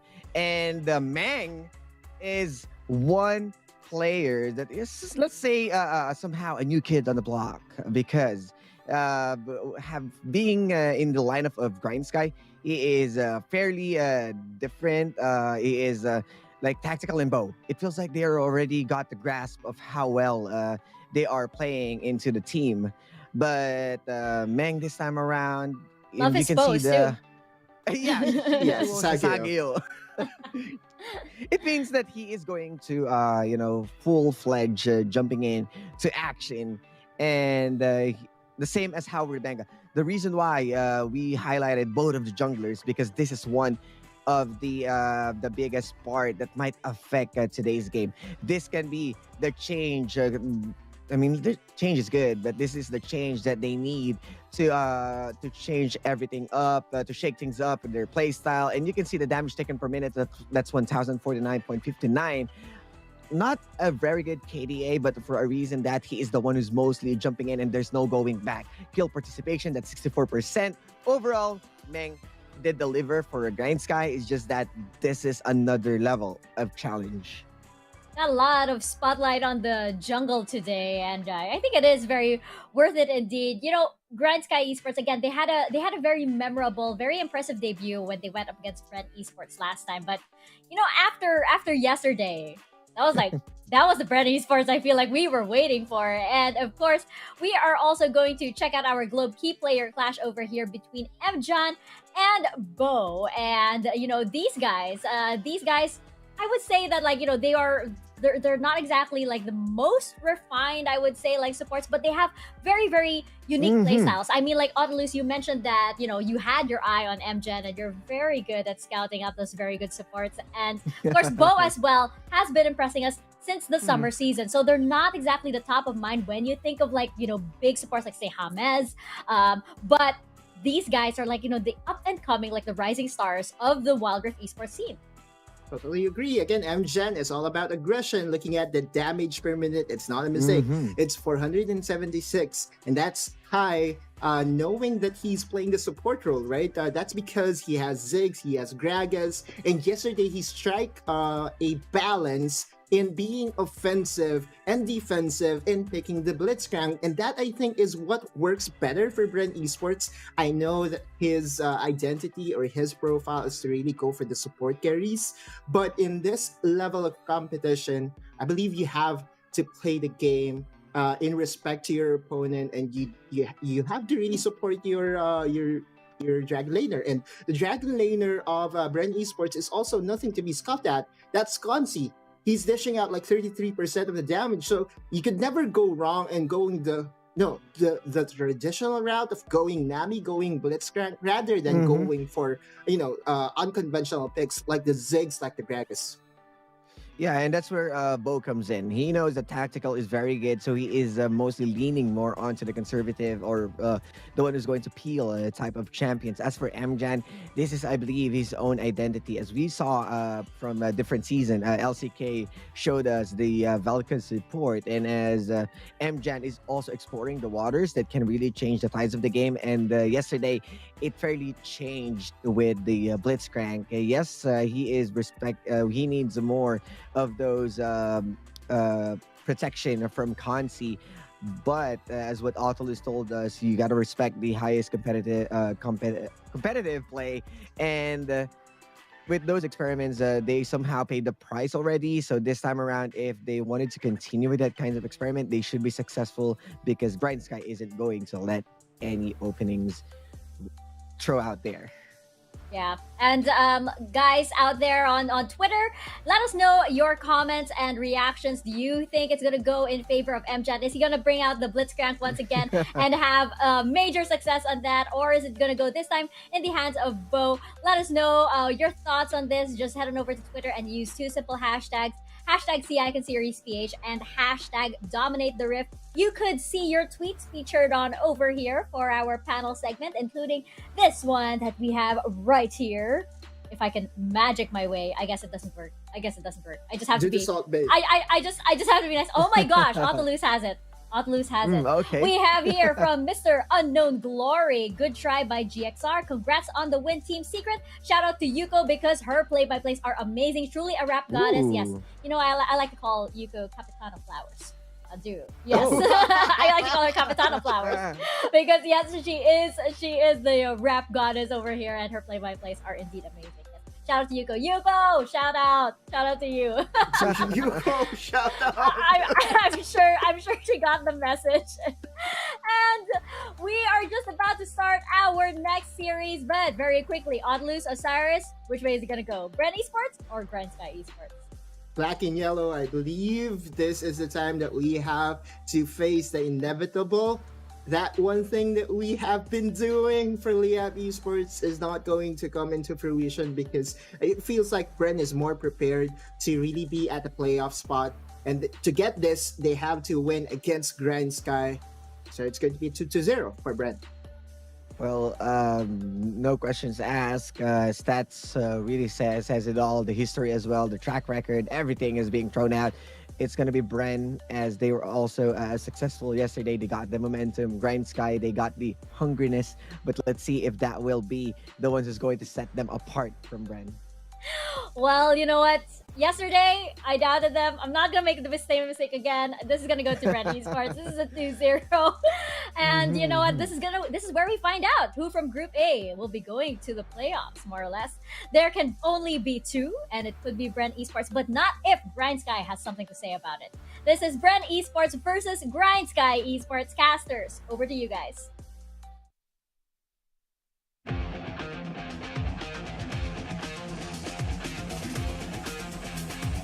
Minions have spawned.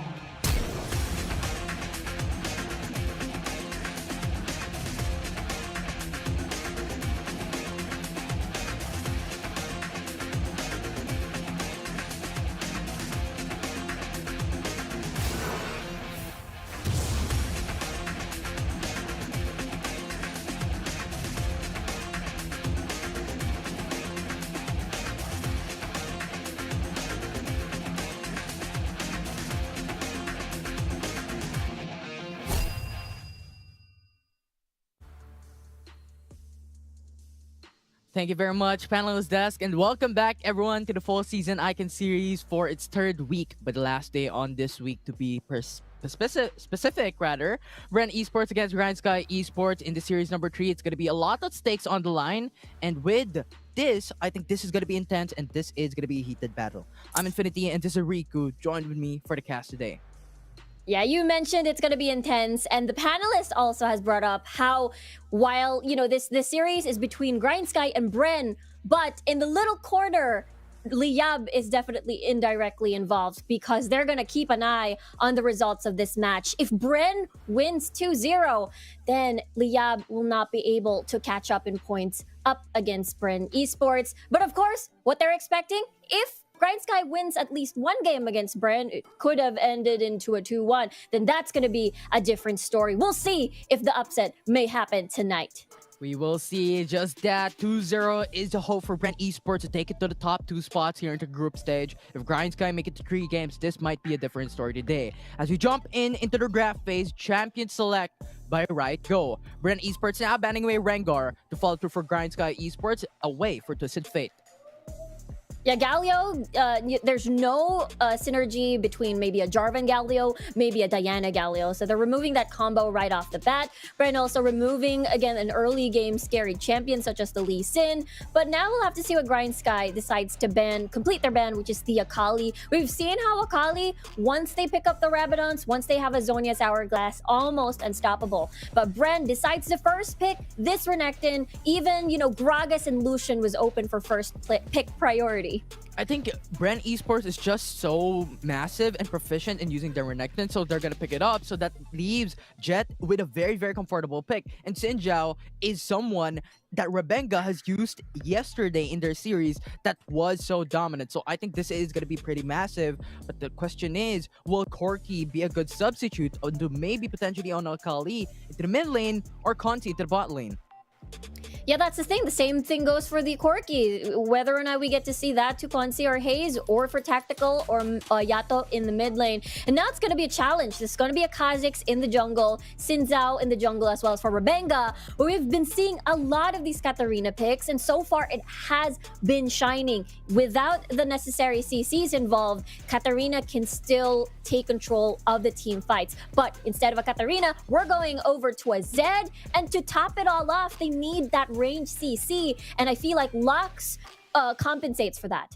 Right, and having these two duos coming to the bot lane, there is a lot of wave clear potential. And I think GrindSky Esports wants to answer that with a heavy frontliner so that Lucian can be saved when it comes to the late game. And Darius is a good champion to pick it all off.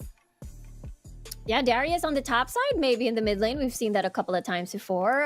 Gragas in as well as Darius can swap here and there, but this is going to be the arrangement. This is going to be very interesting. We'll have to see if Hayes is indeed going to play the Corki or Consi is going to be on the Zed. Let's check that out once we head on over to the Rift. Okay, never mind. A little bit hyped over there. I mean, it's still possible, like a lane swap perhaps. Maybe you put the duo lane in the mid lane and then Hayes will be playing Zed at the bottom side of the map. But just as you mentioned, they really want this arrangement anyway. There's a ton of poke, ton of wave clear, versus Lucian is not paired with a Nami this time. He is paired with a Braum, so a little bit more on the defensive side of things for that duo lane matchup. So I would think, especially come level 5, the duo lane of Bren may turn to be such a deadly combo. And I want to put a quick point on that. You stayed on the defensive heavy side for GrindSky Esports, and I think that is the reason why that Hayes rather go in for Zed rather than going for Katarina. Because you have a lot of CCs that can cancel that Lotus and also basically cancel out the whole proposition of Bren Esports coming into those team fights onto the Katarina. So I think Zed is a better option for them to have that backside access onto Tactical with the Lucian. Yeah, I have to agree with you there 100%. And it's not even an ultimate that would possibly cancel out the Katarina even. They've got a lot of CCs, just as you mentioned. The Body Slam. You've got the stuns coming from Bo. Apprehend coming from Majo. There's just a ton on the board. Right here into the bot side, though, it's a different story. First but blood? top line, first blood by Darius with a solo kill onto Jet. And that is a flash after for Bren Esports. So summoner spell advantage, first skill advantage for GrindSky Esports. That's insane! Majo didn't even need to spend any of his summoner spells. Flash and barrier still complete. That means he can make a second attempt if Jeff oversteps in the lane. And we talked about this before. Renekton, incredibly strong, level 3. But one of his weakest points in the lane is level 1. Majo took advantage of that, got the level 2 win, eliminated Jeff. But the Root will connect Mjun. He's doing work here into the mid lane as we have GrindSky Esports going in for a switch in lanes, having a duo come in mid.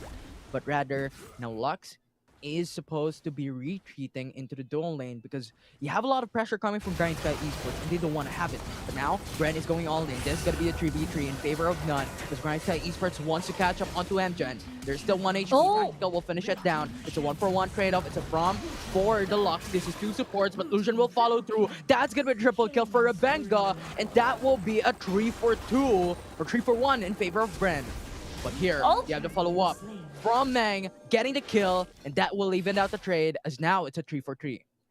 That is, I would say, slightly greedy, as Konsi wanted to stay and clear the wave, but then that's the reason why Meng was able to catch another kill, at least revenge kill. But at the end of the day, Bren Esports is still able to get 3-0 on Rebenga. He could potentially snowball this game if, they keep winning these skirmishes, if they manage to set up not the 5v5s basically, and they have the capability of doing so. They have a ton of damage on the board, as what we've seen. Especially Hayes is already level 5. I imagine the squishies coming from GrindSky, imagine that's actually just 2, but they definitely are the primary targets that Bren are going to be after, which is Tactical on this Lucian and Meng on this Kha'Zix. Yeah, if they get these 2 champions, it's huge advantage for Bren Esports. And with that 1 kill from Tactical, I think that was already a huge win for Bren Esports there. But of course, you have Meng coming into the bot side, having that trade-off on Conti as well. It's not going to be as big of an advantage that they would have hoped so.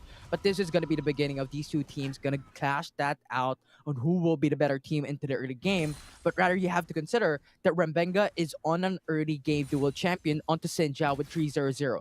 So when it comes to 4 minutes, I think this will be pretty massive when it comes to Bren Esports having that jungle advantage against Meng. Yeah, it's incredibly huge. I think the leverage that GrindSky can work around with is Majo. Remember, he's won that 1v1 at topside. Jeth wasn't able to take advantage of this renekton pick in the level 3. We'll see though. 3-man roam coming from GrindSky Esports. Bren Esports doesn't know having this fight. And now it's Jet going for the dash away as well, but this is not going to be enough to keep him safe. Glacial Fisher to call it through. Double kill for GrindSky Esports. Majo, he could be insanely huge. On Bren's side, it's Rebenga, but this time GrindSky has Majo over here on this Darius. He is now 3 kills in. He might get more plates on the board as well. But First Blood Tower will go over in favor of Bren Esports.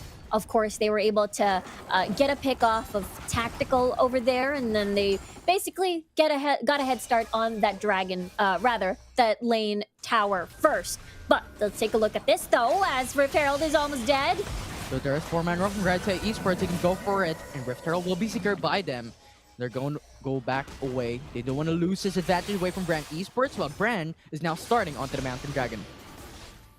That is the exchange, as they were positioned very near these objectives. So might as well, before you reset, getting that cash in. Let's see what Majo decides to prioritize first, I suppose. I think this is the fear coming from Bren, because there is still that threat, which is Consi here on this Corki, and I feel like he may be a little bit difficult to reach if they can't set up the flanks, if they can't set up Meng for an assassination attempt, and as well as Majo is not able to reach Consi, because again, there's just peel all over. You do have Mjan on the support, which has a lot of roots on the board. There's Valkyrie as well, so I think that could potentially be a challenge. 3-man from GrindSky Esports into the bot side of the map. Bren Esports needs to actually go for support if they don't want to lose Hayes, but Hayes is now going to be CC trained. That's going to be that mark away. What a move from Hayes, getting the kill even away from Yato, and that will be the 1-for-0 trade-off, but still, the turret will be susceptible to danger.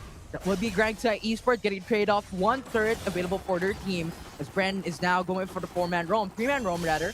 The bot side of the map, go for the defense. Rift Herald will only get 1 charge away into the Dragon lane. Yeah, that's not still used, but not the full potential, I suppose, with the second charge in on the inner tower at bot side. And at that point, it's Hayes just doing a lot of work and denying any of the potential kills, since that was a 3v1 situation technically. Now look at Bren. They want to push this mid lane tower. And the thing is, for GrindSky, what are your options for engage? They do have Yato at least, and as well as a beautiful cask. But the double disengage is definitely needed, especially Rebenga will be expected to just dive in first. A fight could possibly happen soon though, looking at the location of every player in the map. I guess not. They still want to keep farming. They still want to make sure that they have the numbers advantage before going all in. Yeah, and I think Bren Esports understands that GrindSky Esports, even though they are matching up when it comes to gold, you still have a lot of defensive capabilities, even though in the early game, even though Xin Zhao is really fed in the first 6 minutes of this match. So I think they were really just being wary of that danger of letting GrindSky Esports snowball in the early game. If you're considering the draft composition, they have much more advantage in that mid-game late game fight. So I think Bren Esports doesn't want to give that for free against GrindSky Esports.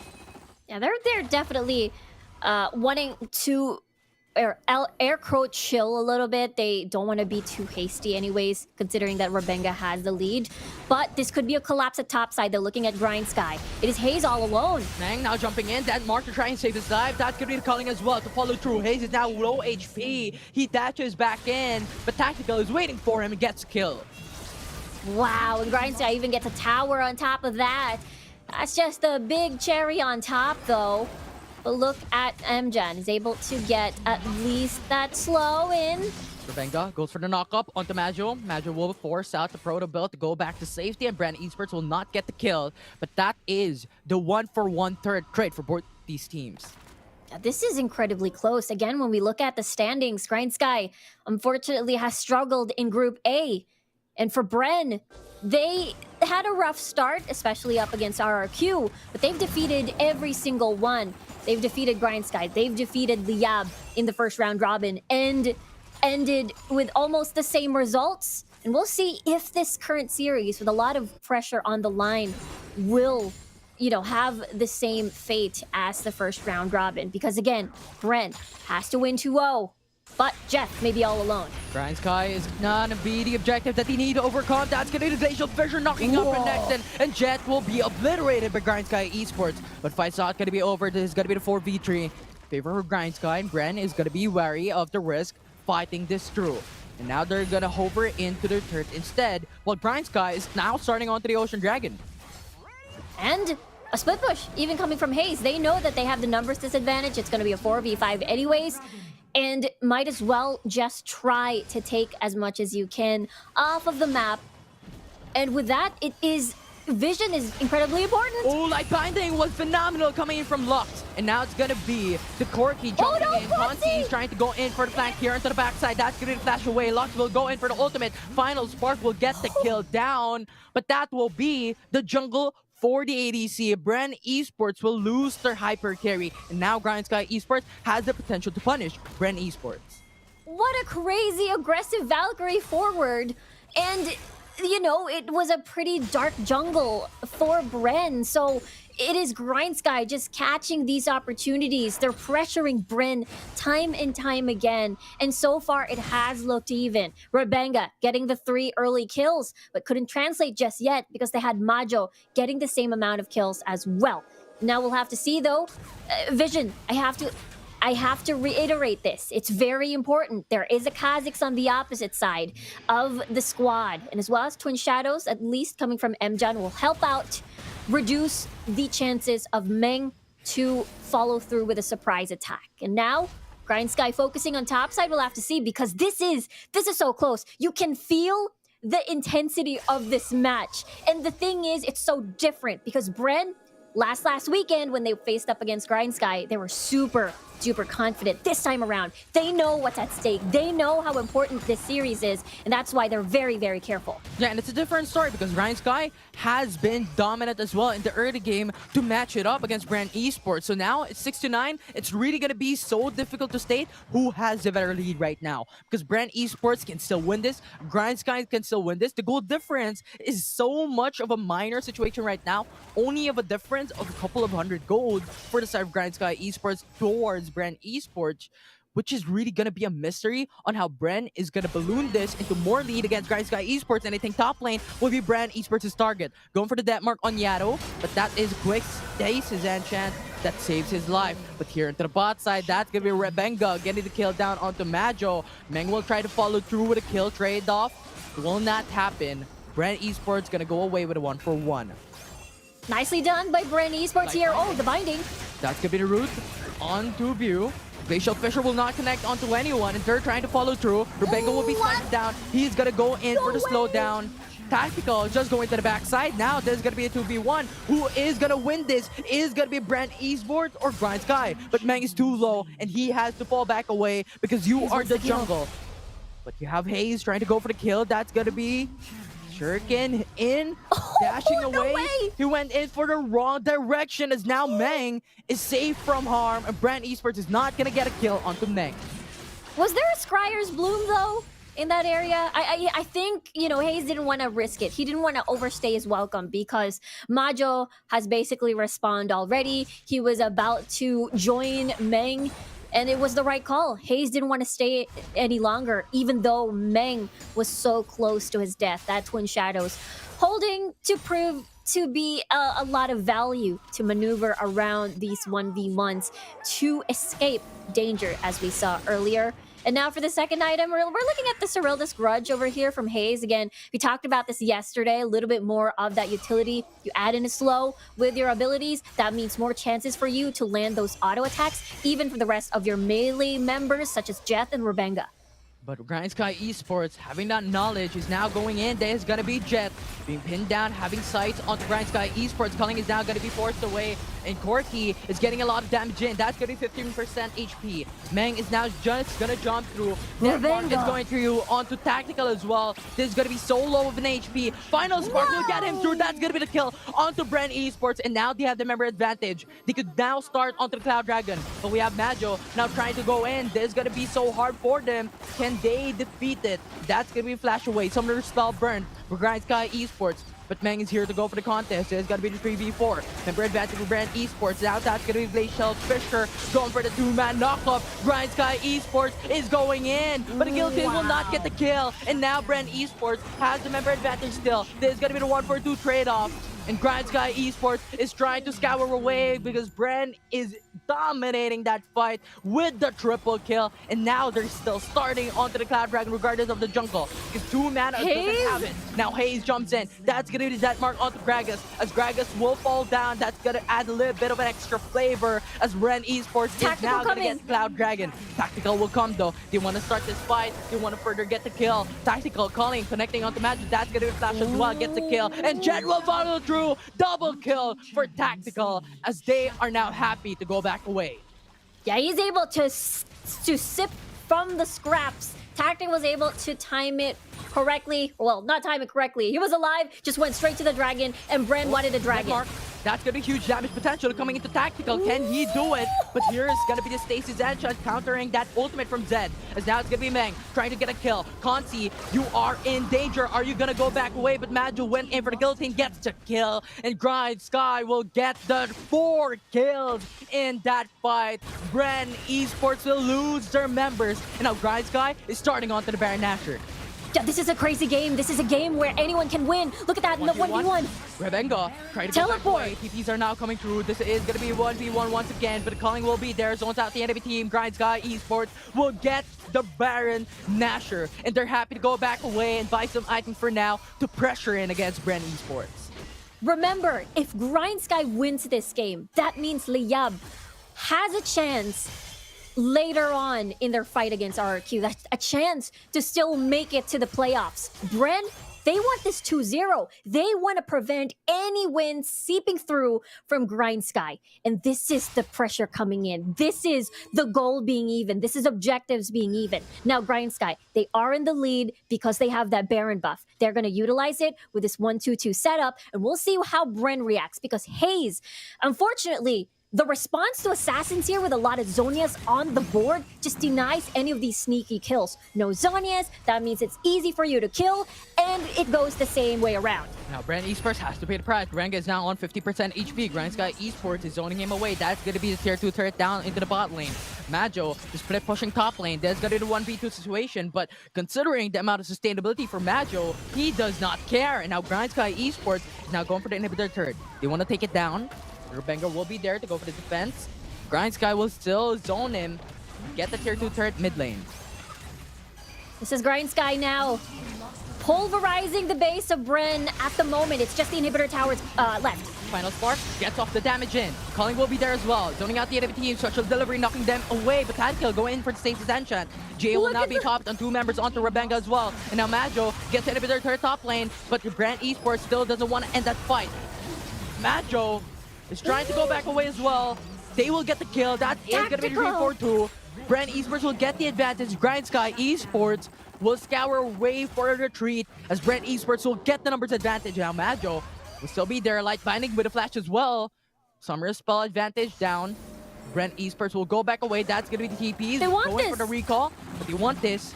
Kansi going for the damage output, but the Valkyrie has failed, and Majo will go back away. And now Kansi needs to recall because he has not gotten the kill. Oh my goodness.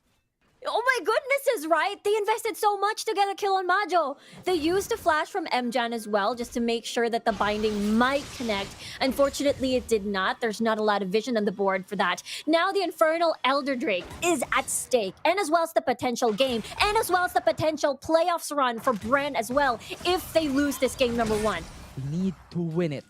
They need to dominate. There's still an option for them. If they get the Elder Dragon, they can beat them down onto GrindSky Esports. An opportunity arises, but still, even if they get the Elder Dragon, you still have to consider the 2 inhibitor turrets left for Bren Esports are so low in this game currently.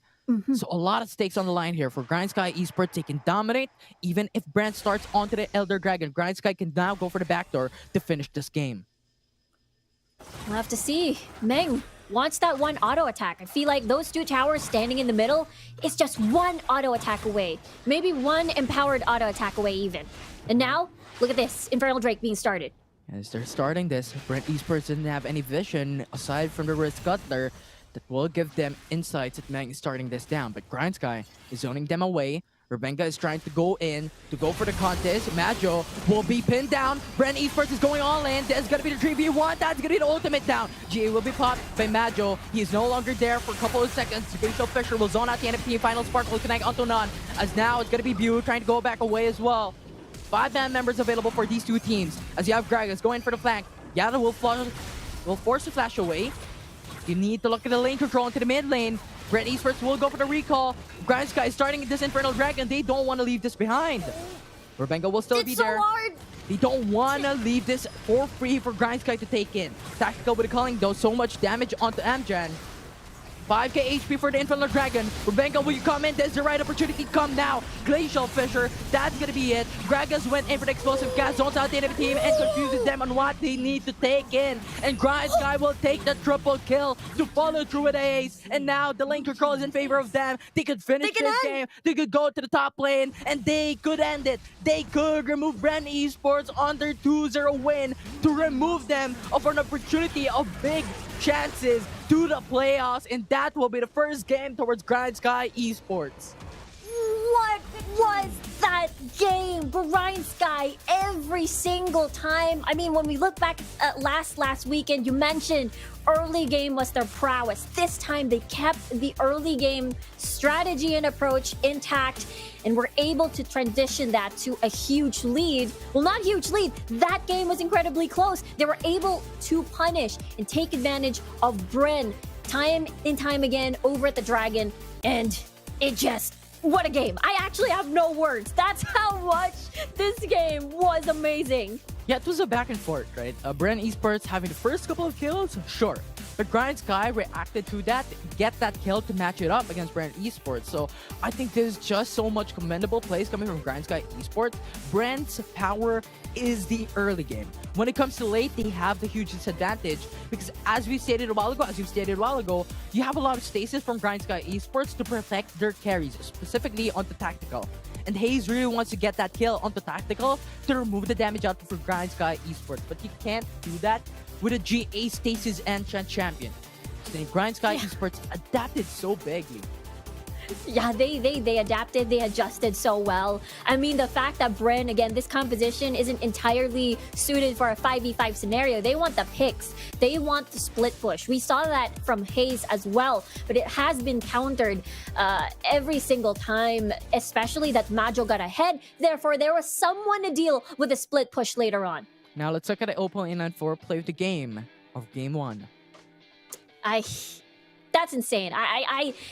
These are one of the instances you mentioned that Rebenga got an early lead, but look at Majo. In response, they got a 3-0 Darius as well, even winning the 1v1, level 1 versus level 2 in the first, 2 minutes of this game. There were so many instances where Bren felt like they were a bit hesitant. These are one of the instances as well where Rebenga didn't have ult, but wanted to take advantage of possibly GrindSky. Maybe in their eyes was a little bit off position. Props to MJan though, all of his bindings, all of his final sparks were really on point. But these are the moments where it felt like GrindSky could win that fight, but the extended fights just led to the rest of GrindSky for a second round of the fight. It rooted all in the early rounds for GrindSky Esports. They were hovering in top lane, they were hovering in bot lane, and pretty much when it comes to the information, Bren Esports doesn't really have anything to have all the information in the world to know where the location of GrindSky Esports is. And I think GrindSky utilized that very well to try and punish onto making those ganks, onto making those plays, and in the end, even though if Bren Esports got the 2 dragons in their favor, GrindSky only having 1, what matters for them is the gold and the power scaling of tactical. And at this point, he already has 3 core items to beat down Bren Esports. Yeah, it's all about where you want to use that lead, because in this scenario for Bren, the only one that got ahead was Rebenga. But unfortunately, they didn't get to transition that. They didn't get to push with their lead. And the thing is, these long extended fights, you have not much source of sustain. It's not like you have a Nami on the board with you. So if you're low health, that is just a prime opportunity for Majo to clean slate, for Meng to clean the plate as well, as we saw in the last fight. And I gotta say, GrindSky played this Infernal Drake really well. They know that minions are building in the mid lane, at top side most especially, and they know that they had the time. It was Bren pushed against the wall in this scenario. Yeah, and let's check out a master of the match from that game, as Tactical has won it from GrindSky Esports with Illusion. The Tactical, look at him. You talked about this, the Zonius Hourglass and then the Guardian Angel. It was just so hard to pin him down, to make sure that he stays down and goes home in the base. And again, all these assassins, the answer usually are these items for sure. And you have double disengage. You have the explosive cast and as well as the ult coming from the Braum. So this was a perfect scenario. They can serve the early game with the assistance of possibly maybe even the Kazakhs, or possibly what we saw from Majo here on this Darius. But their 5v5 was solid as well, because they have the Gragas, they have the Braum, and Tactical with their mid to late game. Yeah, so much disengage coming from GrindSky Esports, right? You have a lot of defensive capabilities to protect Illusion. And even at that is already a signal that GrindSky really wants to play this out based on Tactical. And if you don't punish Tactical, you're not going to defeat GrindSky Esports anytime soon. And yes, when it comes to the KDA, Tactical doesn't have the best KDA in the world in this specific game, but you just have to look at the damage per minute at 1.5k and kill participation at 63%, which means he really is present into those team fights and wants to be an impactful player into those clashes, and he played that through and through.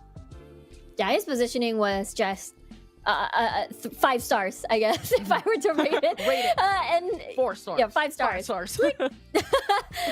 Yeah, he was incredibly consistent in that game in particular, and I feel like GrindSky could ride with this momentum to take it to a 2-0, get their first win, exiting the group stages, at least for Group A and for fall season, and as well as, Bren, if they don't 2-1 this and they get 0-2'd, they're going to be in big trouble here, because again, currently Bren is at 8 points, Liyab is at 7 points. Both teams have only 1 game left to play, and this is an opportunity where Liyab, if they win 2-0 against RRQ, they can snag that playoff spot away from Bren. I mean, Bren, they had to win 2-0, but now that's gone. That opportunity is gone. Yeah, and now they just want to hope that this will reach into 3 games for them to reverse sweep GrindSky Esports, because if not, huge component opportunity for Liyab Esports to take the top 2 spots. But regardless,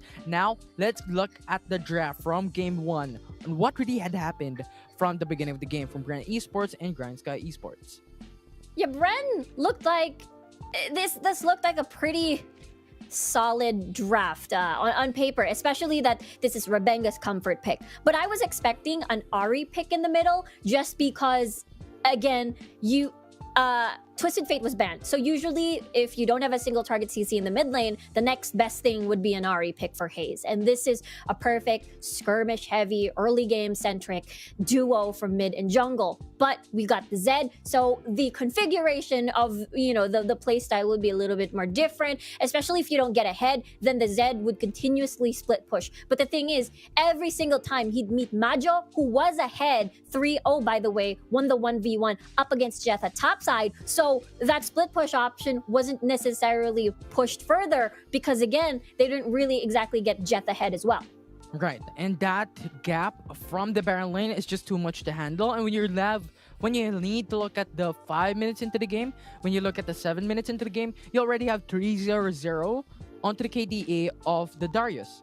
So when Jet comes in, it's just too much to handle. He keeps getting ganked onto the early game as well, wherein GrindSky punished him through and through. So what it means is the farm is decreased. The goal potential is increased. The gap will be increased as well to match onto Jet, onto these champions from GrindSky Esports. Now I'm wondering, what if we bring back the Blitzcrank? Blitzcrank, Amjan? Maybe. Blitzcrank. But- Amjan is... Okay, go ahead. Anyways, what I was about to say is the only problem that I was thinking that they were forced to go onto Lux is because they're going in for the monotonic or homogeneous type of system here, wherein you have Renekton AD, Sinjao AD, Corki AD, Zed pretty much AD as well. So Lux will be acting as sort of the AP, because if not, if they go into a Blitzcrank, if they go into these champions that has also an AD as a category damage, they're gonna lose onto the adaptability facing, wherein GrindSky is just gonna adapt onto building more armor resistance against these type of composition. So I think that's gonna be very important. Blitzcrank was probably not gonna be exactly the case here for game number 1 for Bren Esports. Yeah, I gotta agree with you there. The monotonous, is that right? The sources of damage, I suppose, and that's the reason why we gotta see a lot of random wins on the board in GrindSky's inventory and part of their build path. And it really works so well because they survive a little bit more in the fights. They're able to extend the fights and have a little bit more of that sustain, I suppose. And you talked about Blitzcrank. We could possibly see it. Amjan had an amazing Blitzcrank run yesterday up against Liyab. They could bring it up again. I mean, he's feeling it. All his bindings were very on point, but the follow-up weren't necessarily there. So maybe we get to see a more aggressive pick composition, perhaps, with the Blitzcrank, something that can work with them early game. I feel like, you know, this Rabenga Sinzao looks really, really good, except that it wasn't really supplied with the mid lane that we were looking for. Again, remember, we usually see Twisted Fate, or maybe an Ari, or maybe a Galio even in the mid lane sometimes. But the Galio is banned. But something that can potentially help set up when the jungler takes the lead. And it's a good counter onto Lucian as well. If you think about it, if Sinjao went in for the ultimate, it can counter sort of the Lucian culling plus the poking potentials. And I think that is what Rabengo wants. You know what? Pick onto Lucian. We're very proficient onto using Sinjao. He's an early game champion. We have the Lux. We can punish early, which had happened for Bren Esports. But the problem is the counter of GrindSky that wasn't stopped by Bren in the mid game. They were able to come back. They were even when it comes to gold lead. The Dragon was also even when it comes to the second Dragon, wherein each team has won. So this was very even for them. And their power spike is the early game. If they don't utilize that, their composition will crumble down. They have so much to catch up onto GrindSky Esports, considering they have the Darius, you have Meng onto the Kazakhs, you even have Gragas and Lucian that are all power scaling in late game and mid game. So that is in highly consideration for Bren Esports, is they want to reflect this draft onto the game number 2. Yeah, exactly. They again, this is, you mentioned their 5v5 isn't exactly going to be strong in the later stages of the game. The likelihood of a more successful 5v5 is on the hands of GrindSky. So as the days or as the game was going, they were pretty much in a comfortable spot, in a confident spot to take dragons, as long as they're able to ward and, you know, put down vision, make sure that the Zed Haze will not take an opportune moment to kill tactical. I think they're pretty set. And now I think the biggest question is, what will Bren do this time? Because now that they know that they still have to, you know, fight for the playoffs, well, not this, of course they're fighting for the playoffs, but their fate isn't exactly falling in their hands even if they win this game. They're gonna wait if Liyab loses their match later on up against RRQ this time. And, you know, if Liyab wins, if Bren wins this match 2-1, if Liyab wins their match up against RRQ 2-0, then they will both tie to 10 points, which means a tiebreaker will be forced. Yeah, it will happen. So pretty much, I think it is also a waiting game for Liyab Esports. We're waiting for the results. Hopefully this 2-0 for GrindSky Esports. Hopefully this is going to be a clean sweep so we can take it down. But even then, even if it's 0-2, I think there is still that option of getting that tie-in. If Liyab Esports now take in for a 1-2 lose against RRQ, it's still going to be even. So I think That's true. regardless, this is really going to be a toss-up for these two teams on who is going to take the top 2 spot coming in to get the security onto the playoffs is really going to be a mystery. It's so much intensity right now. And I think it's really going to be up to Bren Esports right now to set up the pace on what the Esports needs to do later on, and even on how GrindSky Esports is going to play this out on Game 2. Yeah, exactly. This is a lot at stake. I mean, RRQ, they are basically, no one can catch up to them. They're already 15 points at the moment. So if they do 2-0, then there's just more points for them. But on paper, Liyab and Bren cannot catch up to them in points. So there's just one slot left. And it's basically just Bren and Liyab fighting for that one slot. So for GrindSky, it's not only them, of course, exiting the stage and getting that upset, and as well as getting that Globe Cup points. But there's a lot on the line as well for the other teams aiming for that second slot. Right. And so difficult of a situation right now. Right? Because It is. it's not just about the execution that they need to think about. It's everything that is encompassing onto the tournament today, especially on Bren Esports and Liyab Esports. And that is just something that I need to reiterate. We need to reiterate in the caster's desk, because it's just so important. It's just so important coming in to have that information on the slot for the playoffs, and playoffs will sort of determine who will be the best in the wider Philippine scene. And I think that will be at stakes here for Bren Esports. What will be their draft? What will be their items? How can they counter onto the draft composition? And how can they win by their strategic standpoint in this game number 2 and game number 3 potentially, if it comes to that? What will be their step-by-step process? What will be their mind games coming in? Yeah, will they show, other pocket picks like the Blitzcrank from yesterday? Are they forced to bring in something that we've never seen before, planned for playoffs? Maybe, because this is such a very, very, again, intense series that is a lot at stake. But now the draft has begun. And we will see if there is a mystery pick here for Bren Esports, as we have a similar bans from game number 1, with Rengar now being banned away by Bren to follow through with Galio, and GrindSky is banning away Twisted Fate and Camille. Will it be an Akali ban once more? There is no switch of sides, so Bren, we'll see if they decide to still keep this Renekton first pick or give it. Okay, Garen now getting banned instead of the Akali. So the Akali is open for the taking. Could this be an early Akali pick? No, Lee Sin is open. Lee Sin Renekton is an incredibly strong, oppressive top jungler duo. But instead, they're going for the Akali. Yeah, I love it. It's not just a steal onto Bren Esports, but individually, it is a strong champion. But they have to pay the cost that now Bren Esports has the Lucian open for them to pick up, and now they're locking onto it. And now we saw in history, it states that Lucian, when you have it on your team, you have much more probability on winning the game. Exactly, the 100% crit rate build, and as well as massive ability haste. Bren, are they going for this? They're going for the Yasuo for game 2. And again, remember, GrindSky's match point, and even Amgen's Blitzcrank. Oh!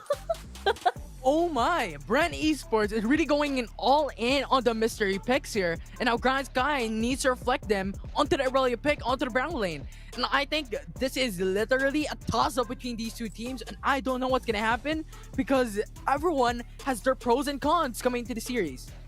Exactly, it could be the same matchup again as well. Jeff versus Majo on the similar matchup where the level 1 failed for Jeff.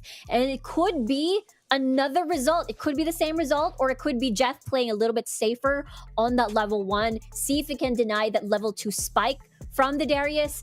But this setup, though, they're playing with Yasuo here. We talked about the monotonous 80 damage sources, but now it's different because they have this Gragas on the board to compensate for that magic damage.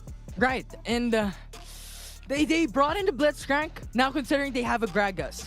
And this, I think, gonna be an AP Gragas coming into the series, coming into this game, and I think this will be very devastating coming in.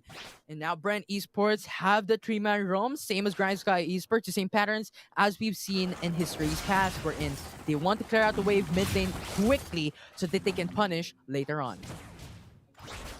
And they want to get priority as much as they can, but Consi and the rest of the squad from Bren are helping Hayes at least to make sure that the lane sort of equalizes. And now I'm interested to see this Consi Blitzcrank lane over here, if they're able to get the magic working with this Blitzcrank from yesterday. Memjan had a phenomenal performance and getting a lot of picks, burning a lot of summoner spells, burning everyone's flashes basically against Liyab. Question is, can he do the same up against GrindSky? And now, level 1.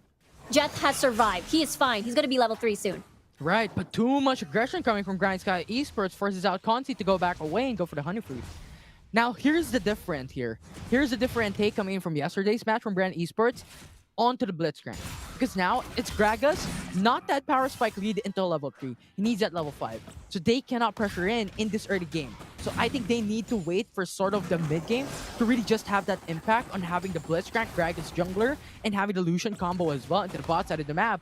So I think this will be sort of the waiting game for these two teams in the first couple of minutes into the game. Yeah, we'll have to see. Level 3 for GrindSky could be potentially strong, especially if Hayes overextends. I assume after the Rift Scuttler, Meng can make an attempt in the mid lane. Problem is, there is a bunch of wards surrounding Hayes there, so it's hard. Meng, trying to go for the kill, trying to go for the gank. Can they do it? GrindSky Esports can pressure in, but rather go for the jungle invade for now, as they have the information that, you know what, the blue buff is available, so Gragas started bot side of the map. There's going to be a little bit of switch there. Let's see, though, if Jeth tries to deny that. He doesn't exactly have priority in the lane, but looks like Bren, Bren. Ooh, too much damage. Consi, 1 HP. GrindSky Esports wants to pressure in, but Taiko does as well. 1 HP for these two ADCs. Who's going to take it down? Look at Gragas going for the flank. This might be the flash body slam that will get the 2-man knockup, and they will get the first blood. Great move from Rabenga, and they're not finished. They're gonna take 2-man down, and Bren Esports will take the lead early game. What was that flash body slam from the wall, and then gets to Tactical and Bow we're not prepared for that. Look at the vision down on the jungle of GrindSky. That is just massive. Now Jet wants to go for the contest here on top side of the map. This is gonna be 2v1, but Majo and Meng is overextending, and they go back away because there is already support from Amjan. This can be the hook if they want to go for it. Oh, the soul connects. Jen has the ultimate as well. That's going to be the flash. That's going to be the knockup as well. That's going to be hook to follow through. And that's going to be silence to put it away. Lee Sin will fall down. Extra kill for Bren Esports. And now we have a 3-man roam top side of the map. Majo will now go for the flash away to go back to safety. But now we have Yado as well. Trying to go for the support. Trying to go for the response here on top side. But Bren Esports doesn't want to go for a fight against an Akali. It's like, I feel like, Jeth wanted to go back. I mean, okay, already flashed. Meng already flashed pretty much. A fight could erupt in the mid lane. So 1v1. He's half HP, but Yato with the exhaust coming from Hayes will go back away. He doesn't want to go to and fight, which is really, really risky for him. This game has no chill. Of course, we mentioned this, the stakes, and as well as, of course, the picks that we have here is just enabling the rest of the team to just be aggressive. And of course, Amjan here on the Blitzcrank, he, again, had a phenomenal performance yesterday, and it's looking like it is seeping through tonight. He was able to get that kill on Meng as well with the assistance of Jeff. And because the jungler of GrindSky pretty much far away, I think they are going to instead trade for this Rift Herald. The thing is, this dragon has already been started, has already been acquired, so they can manually walk to the Rift Herald if they decide to contest this. But looking at the lanes, I guess the call is to just push down mid. Yeah, they could get the tower first blood, get the gold lead, make it so that they can balloon these 3k gold lead into much further. Now it's going to be Amjan going for the flank, ready to go for the hook. But they want to get a tier 1 turret into the mid lane. And Majo is the only one remaining to go for the defense into the mid side of the map as well. GrindSky will take it down though, but Bren will take 2 out of that. They get 2, they get the first blood tower as well. We'll see where GrindSky decides to put that Rift Herald. I assume they wanted to even the numbers, even the board in the map. and open up either bot lane or the middle rather. With that, we'll see what is the decision now as Meng has that Guardian Angel. Rebenga, he's not gonna port in front of everybody else, but the Spooky Ghost though might spot him out. Spotted 2 members. GrindSky Esports has the information, but Bren Esports has 2-man roll top side, now going in bot side. Rift Herald now going to be spawned as well. GrindSky Esports wants to pressure in. Rebecca is low on HP. He is 1 HP as we have Meng trying to go in. No damage though because he built onto GA first item. And now he is going to get pinned down. He is going to get killed by Brent Esports.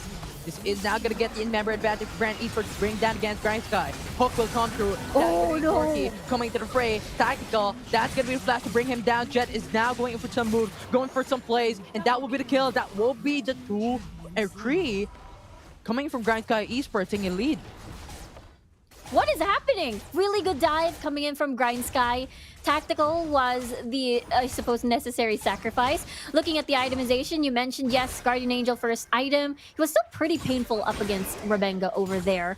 And now, looking at the Essence Reaver first pick, would still need a little bit more oomph for Tactical, most likely on their second item. Let's see what they decide to pick up next. And Morello. Mjan, though, he is very sneaky, using the Twin Shadows to spot out a target, activating the slow, therefore more chances for you to land that hook. And in the meantime, first dragon, just a little recap, I suppose. Mountain Drake will be the next one to spawn, rather. And we'll see where GrindSky will move next, because Majo didn't have exactly the same results from the first game to enable a snowball, but they got Yato with 2 kills, and he has already a Morello completed. But that needs more. Morello is not going to be enough to stop Brent Esports or even GrindSky at that if they want to go for it. Now, another turret has been secured by Brent Esports. You have to consider, and I think the reason why Meng built onto G first, because they want to go aggressive, and they were at a huge disadvantage against Brent Esports when it comes to the early game.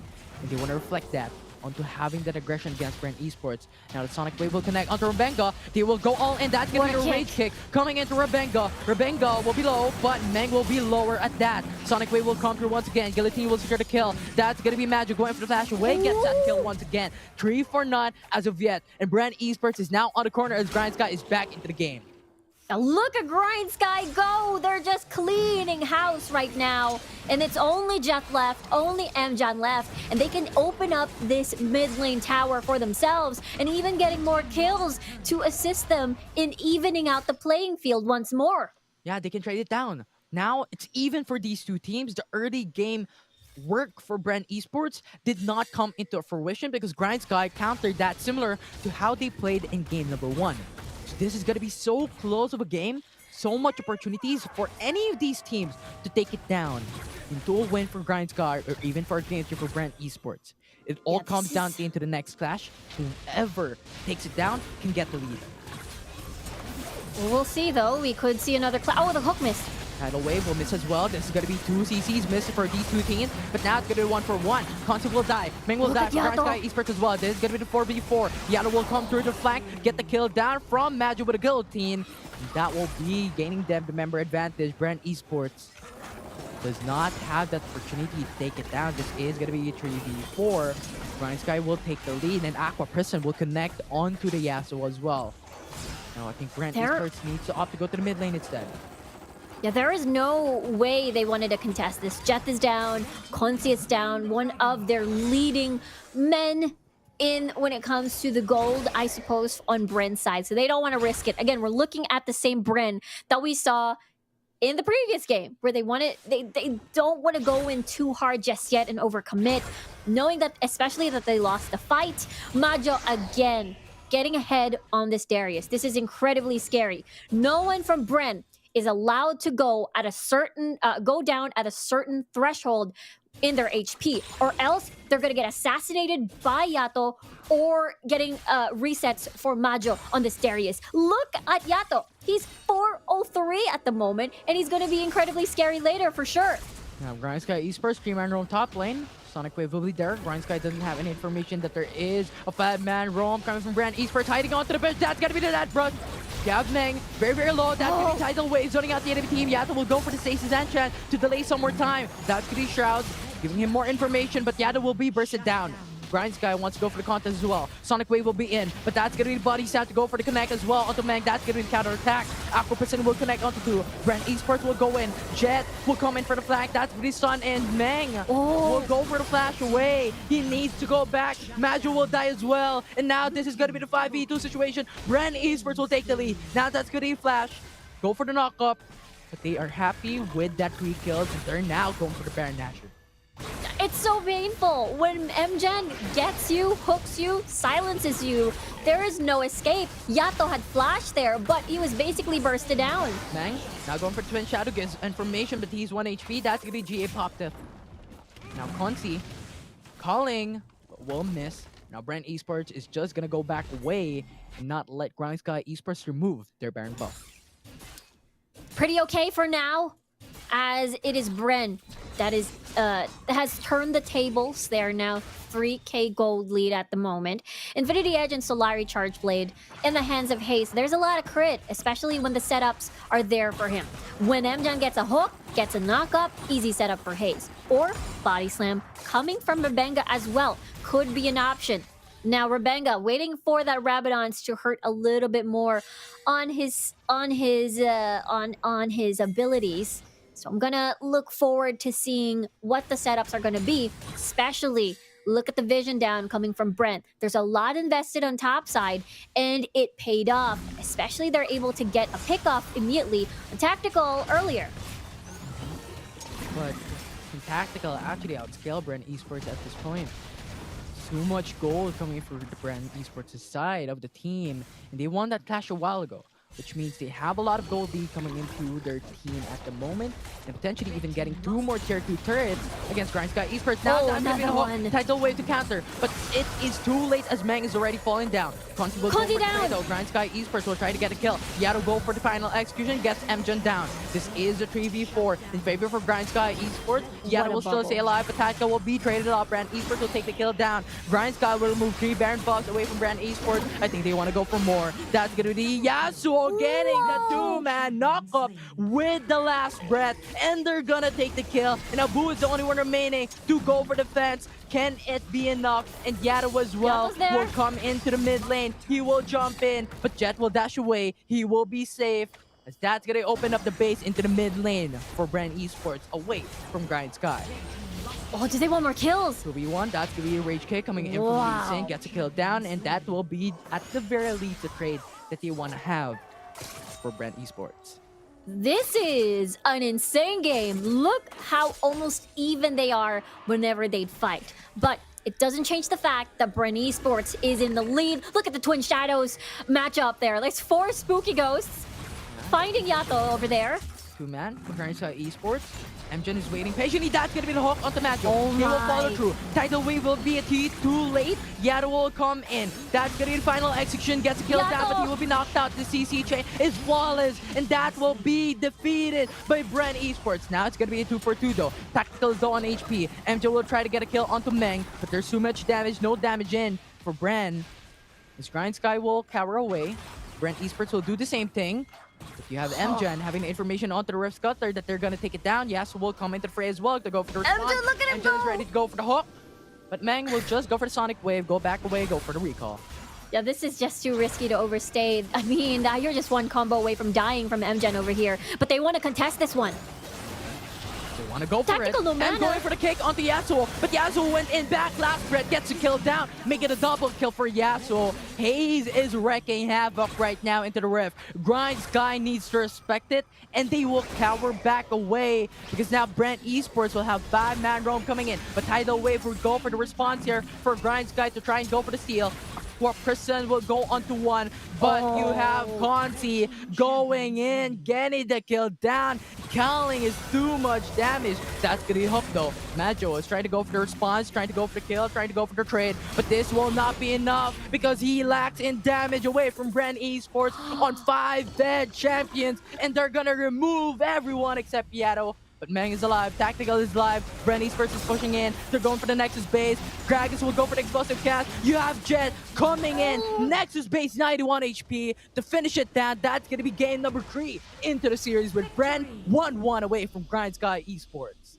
Yeah, both of these teams, one win away out of taking this series. And it was so incredibly close. Up until rather, it looked a little bit dicey. You can see that GrindSky was getting a little bit desperate, especially, we saw how at the last fight there in the Dragon, we saw how Tactical didn't have mana, didn't have enough ammo on the board for him to last long in that fight. Therefore, each spell, each rocket, each skill will count. And unfortunately, it was Bren who was able to, get that punish on the board. And I gotta say, that what a series that we're watching. Yeah, we're going straight 3 games. I think Bren Esports, you know what? We're not gonna let these off easily. We're gonna take one game at the very least. We're gonna go straight into game 3 to have that advantage at the very least away. And I think this is what they want. 2-1 is what they want. I think these two teams are proving us what their best is at in this group stage as we go potentially into the next series, into a heated matchup. But before then, we need to look at this specific game and how Consi was just so much damage coming in from him. Not going for the 100% crit rate when it comes to the items, but rather having Mortar Reminder instead to go for the penetration against the defensive champions from GrindSky Esports.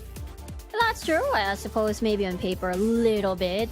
Especially with the Radiant stacks on the board and as well as the cooldown. So it is going to be insane. We saw how much he had no fear. He was just going in as well with no punish whatsoever coming from GrindSky. Yeah, and that punish is going to be great as we look at it once again in the Oppo i9 Play the Game, game number 2. It all started here. Mjan with the gank. His Blitzcrank is insane. Honestly, I will not be surprised if GrindSky decides to ban this just because, based from the reaction, the way that they played around the map, it felt like they didn't have a response. There's a lot of respect on Mjan's Blitzcrank. When he decides to just go all in, the rest of GrindSky decides to go all out. And no bush is safe when you're up against, Mjan on this Blitzcrank. Like, you cannot roam your own jungle and feel safe anymore. And that information is going to be crucial. But when you look at this map, Bren Esports only has a few into the bottom side of the map.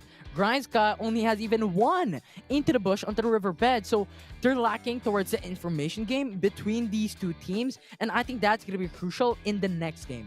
They need to have information onto the jungle camps of the enemy team. They need to have that information onto the riverbed to, one, remove the potential for a gank, and 2, gain that information to try and even initiate an engage for your team yourselves.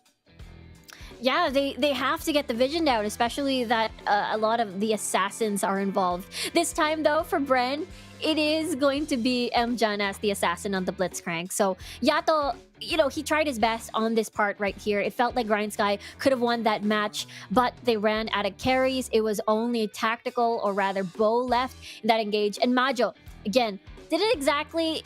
he still managed to get ahead, but the setups coming from Bren, their survivability in the fights, their sustain, just made things a little bit harder for GrindSky to take advantage of. And having that advantage, it's a 1-for-1, and we're going straight to game 3. It's a massive for the match for Bren Esports. Consi on the Lucian.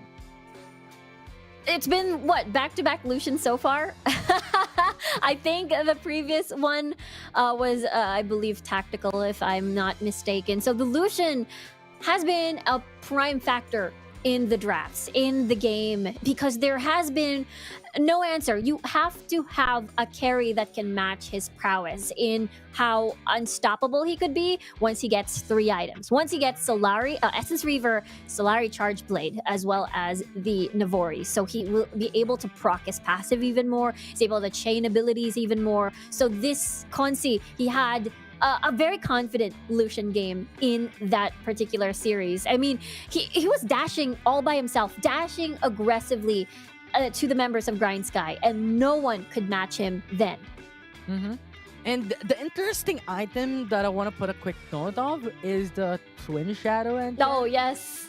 Right? Because I think Lucian played that out, or Consi played that out, sort of like the Hunter situation.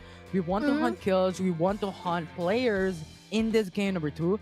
Having this enchant from the boots with the Twin Shadows gives you information, it gives you the slow for the calling to take an effect hugely, right? Because For one, it can slow out the enemy team when it comes to trying to go back away with the culling open. But when you have this slow, it's gonna be so difficult when you don't have a counter to it or a QSS to even try to remove that slow away. Yeah, I feel like it was a double Twin Shadows on this comp in case Mjan used his because you use the Twin Shadows to get a hook in, right? So Consi assisted with that as well. Also, if he decides to go Cyrildas as his last item, I suppose, then there's a lot of utility. You activate that slow in, you catch someone, you land the abilities, then you slow them once more. So it's a chain slow CC that could possibly be what Consi was aiming for in this game. Mm-hmm. Yeah, and look at the damage per minute. I mean, that is a reflection of the items that he's building onto Essence River, Solari Charge Blade, Navori, and even a Mortal Reminder, up to 1.8k. Or even you can consider that as 1.9. It's only a few steps behind onto having that even point system, and also 74 kill participation. Absolutely phenomenal plays here from Consi. Yeah, I think the Lucian has to not appear in the game. I feel like it's too risky because if you cannot snowball the game in time, a Lucian is just going to ruin your day if you're not able to close the game in time as well. And if you don't have any particular answers to him, if you don't have the best CCs in the world to shut him down, to punish him when he dashes forward, then I feel like it's just worth banning in the series because the way that Lucian has been moving in the meta so far, at least when we look at all the groups of the Wild Rift Icon series, it has been very sporadic. Sometimes teams, they don't really want to prioritize it. They're fine leaving it at second pick rotation just to make sure maybe that they get the Nami on the board. But Lucian is so self-sufficient that it's fine, and it's just a big bonus if he gets paired with a Nami on the dual lane. And I'm glad that you mentioned about patch 2.4 because every single items in patch 2.4 is really complementing Lucian. Right? Yes. Every single one. Literally every single one. Even the Wit's End, if you want to consider it as a magic resistance item, I think no Lucian uses it. But when you think about it, every single attack gives you magic damage. Your passive gives you 2 attacks. So even the Wit's End is complementary onto the Lucian. But regardless, I think it's really just so much potential. As you stated, it needs to be banned away. If GrindSky Esports doesn't want to play with it, or if Bren Esports doesn't want to pick it up, especially if they're onto the red side selection. And now we talked about bans, we talked about picks, we talked about Lucian. Let's talk about the Game 2 draft, with Bren Sports being the winner.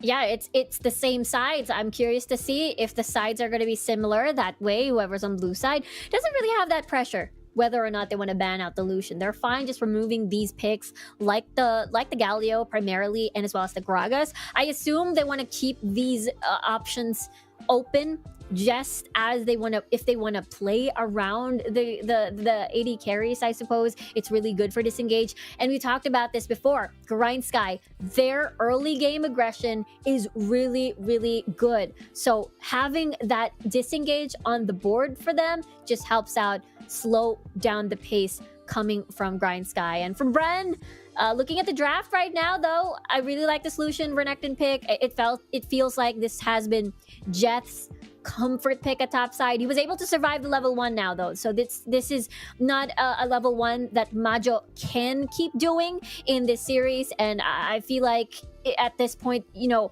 we're a little bit worried about the Yasuo, but the setup was just there because of that Blitzcrank and as well as that Gragas. Yeah, you have constant knockups, and I think this is traditional that we see. I think it goes way back in League of Legends where you have a Gragas Yasuo duo in bot lane. I think that's like 2019 or something like that, and I think it's being implemented in some sort of way, having Gragas sort of engage, disengage, and Yasuo can follow through with the knockup. And after that, you talked about the picks. Now I want to talk about a single ban for the side of GrindSky Esports. On to Garen. Because I think Jet has been playing Renekton time and time again, repeatedly, all throughout the series. And even in this week number 3, where in Group A and Group B is fighting, Group C and Group D are fighting, Renekton will be the hyper priority pick for Jet to pick up. So banning away the Garen leaves the Renekton open for Bren Esports, and considering GrindSky doesn't really want to play this out, having that priority onto the Darius instead, why not ban away the Renekton to remove that champion for Jet, even though this is giving away Garen for Jet to pick up?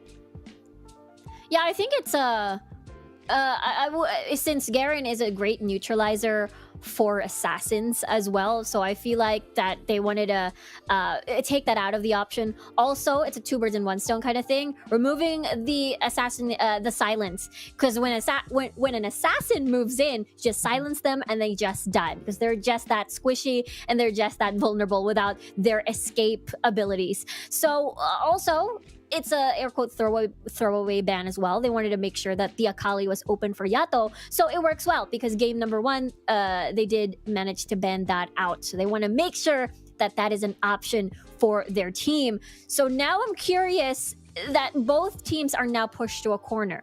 Of course, GrindSky is so close to winning this series as well. They need one win to get that win on the board, as well as exiting the stage with, making a huge impact, getting that upset up against Bren Esports and getting that revenge. For Bren, of course, they still want to increase their chances over to, the playoff slot. So they want to take this to 2-1 because, again, the score, a reminder for those of you who just joined us, Bren Esports is currently at 7 points. Liyab is currently at 8 points. I'm pretty sure I got that around. 8 points for Bren, 7 points for Liyab. So it's very crucial for them because the point system is if you get a 2-0, you get 3 points. If you get a 2-1, you get 2. If you get a 1-2, then you get 1 point at least.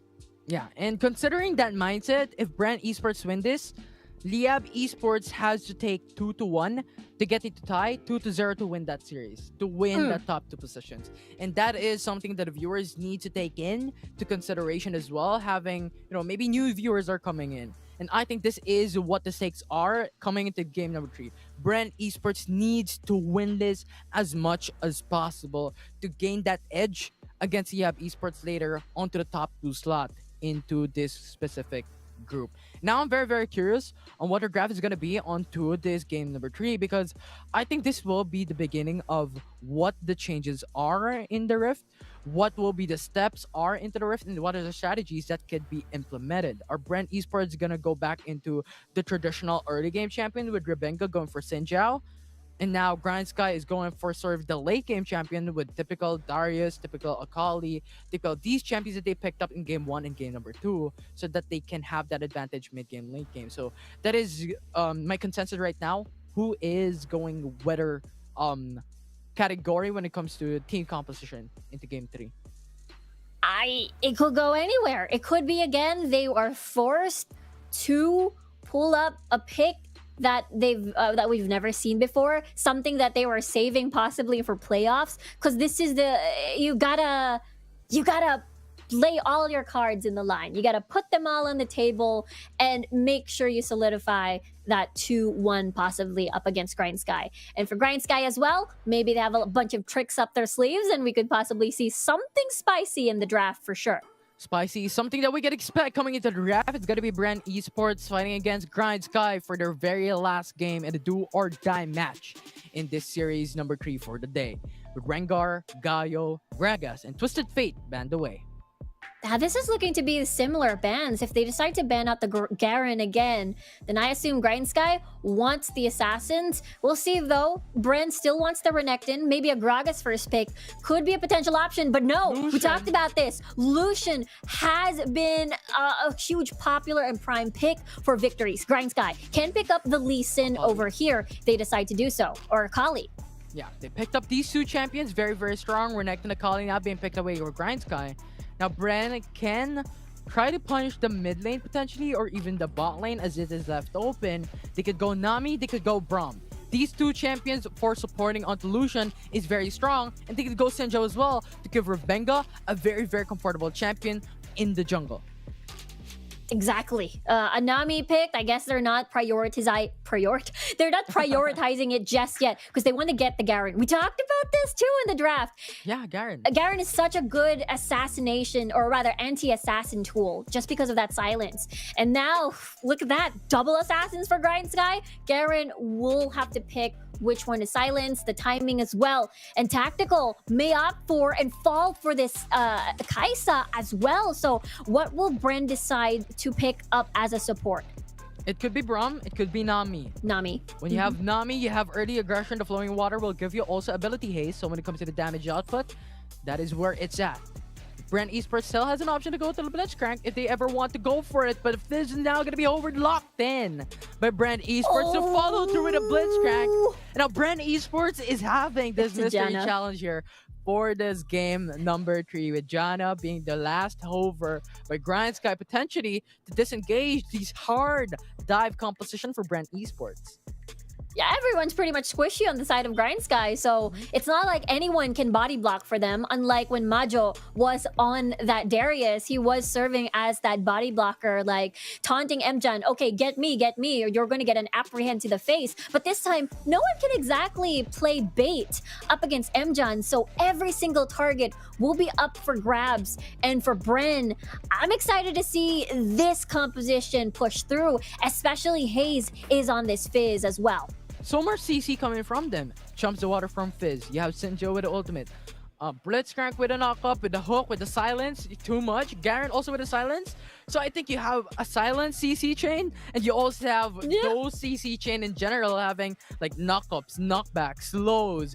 And I am presuming, I think probably Kansi will build onto the Twin Shadows once again to have both insights and information onto Kha'Zix and Akali. And this is a great information taker and a counter onto these two champions. Yeah, I assume so too, especially for tactical once he gets his third skill upgraded already. So this is a full value if they get the Twin Shadows, not only to detect where Yato, Meng, and possibly tactical in the later stages of the game, but also for a setup for Mjan. You get the slow win, you get the hook. And they need to utilize that. I think Bren Esports will wait for level 3 for Benga to dive in bot lane or top lane, because we have a sort of a mystery sort of setup here, as you have Kaisa and Jana starting in mid lane. And I think Bren is also going to wait for that level 5 as well. So these are two of the power spikes that Bren Esports is looking for, and GrindSky is looking for level 5 as it is, because this will scale their champions overall, having all of their ultimates for GrindSky Esports. Yeah, level 5 is definitely going to be explosive. Yeah, I think it is going to be up to where Mjan decides to roam. I feel like the first back could potentially be an option.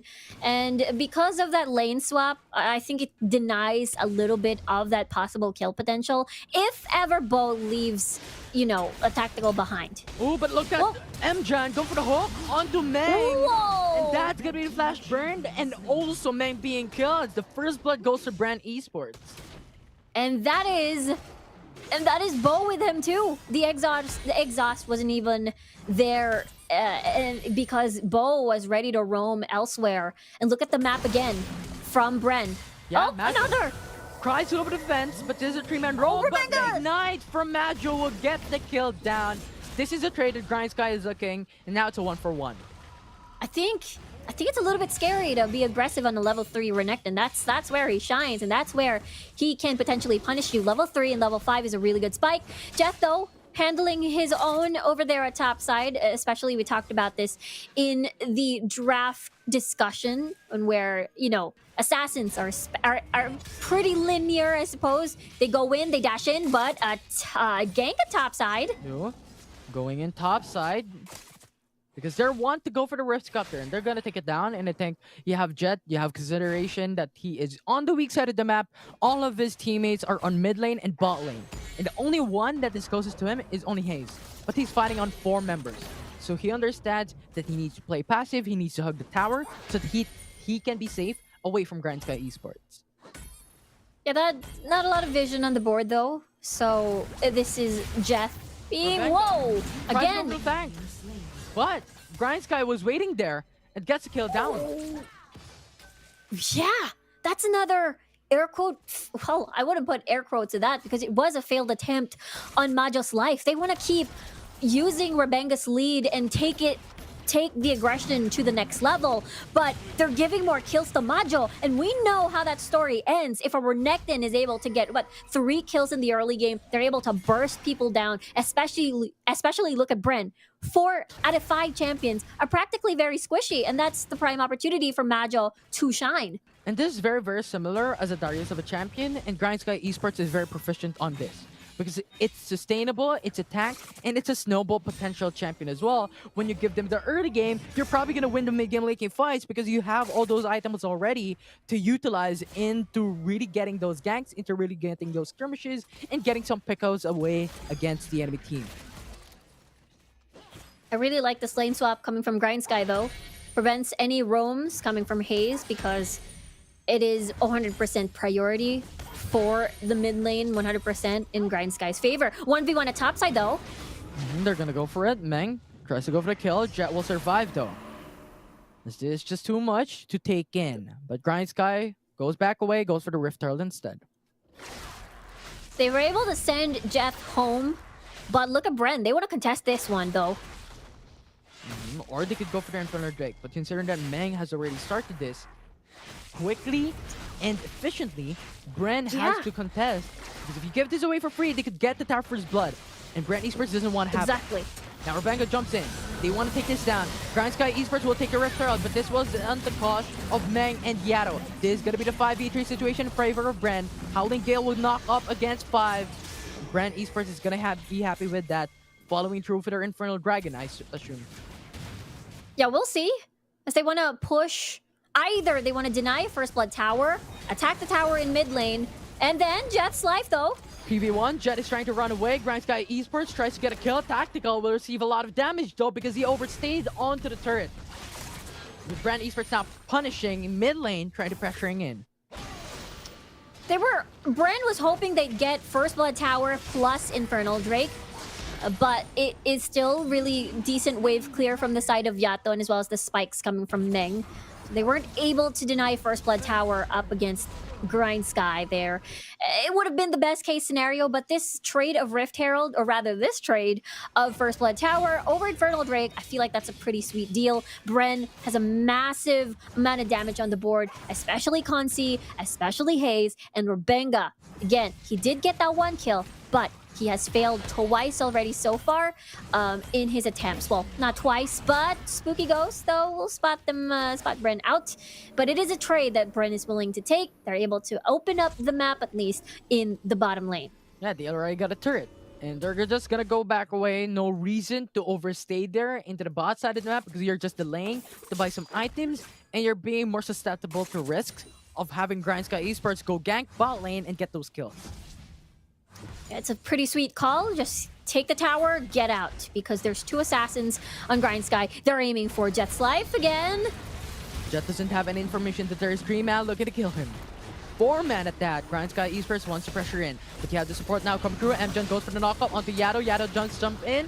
That's going to be the plan, but he is not going to be available to go back away because the hook will be there. But now, you have Bren Esports trying to run away, trying to catch up. It's Haze coming in. That's going to be a flash as well. Chumps the water onto Bio. That's going to be the knock-up. Hook will not connect, but Renekton comes in. Or not Renekton, but rather Rabenga comes in for the flank. Majo will try to get the head. He will get the kill. That is going to be the 1-for-1. A mid lane traded for Baron. Oh, they're going all in. They're going all in indeed. Lucian gets a kill onto Meng as well. And they want to go for more as Tactical wants to dash away. And Hook will connect as well onto Janna. And that will be 4v2. Yato will be the only one remaining. That's going to triple kill onto Lucian as he wants to get the kill onto Yato to get the Quadra if he could. But the Shroud will keep Yato alive. And everyone's going to go back into their very own corners as they don't want to overextend. A massive discipline coming from Bren. They know that at this point, the death timers are relatively short. So might as well be happy that they've managed to get a lot of kills for Consi. He is 4-0-2 now.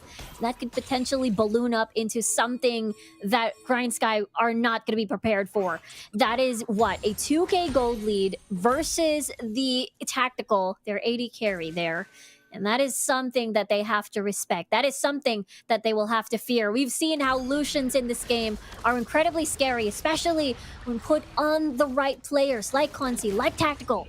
And look at Amjad, still lurking around the corner with no follow-up just yet. He's just acting like a human ward, being that threat as well, because GrindSky has no vision in the deeper ends of the jungle of Bren. Therefore, Amjad can pretend that everyone is practically nearby.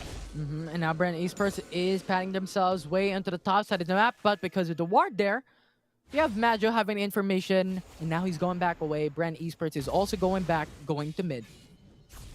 Let's see if the hook connects though. Nope. Nope. It's not gonna connect. Bren Esports gonna go back away because there is no engage, and both teams are safe. If they want to get that reset, at least make sure that the waves are prepped for the next dragon to spawn, which is the Ocean Drake. And now looking at the itemization, Essence Reaver already completed, so it's going to hurt a little bit. His crits are going to be there already for Consi. And with that, still no double Twin Shadows so far. It is still just the supports carrying them for both of these, teams. Sterax, though, as Rebenga... Oh, that rush was a fail because Bren Esports got the hook in, and that's going to be Magic falling down. It's now going to be the 5v4 situation. Men tries to go back away, tactical as well. Too low of an HP. Yato comes in for the flank, though. Gets a lot of damage in, but GrindSky will lose one member, and Bren will lose none. They needed Majo too. Remember, he got 2 kills against Rebenga in their attempt. Oh Yato, no, Yato with no flash. Flash away, Chump the waters. That's gonna be the Corgi jumping in, going for the knockup.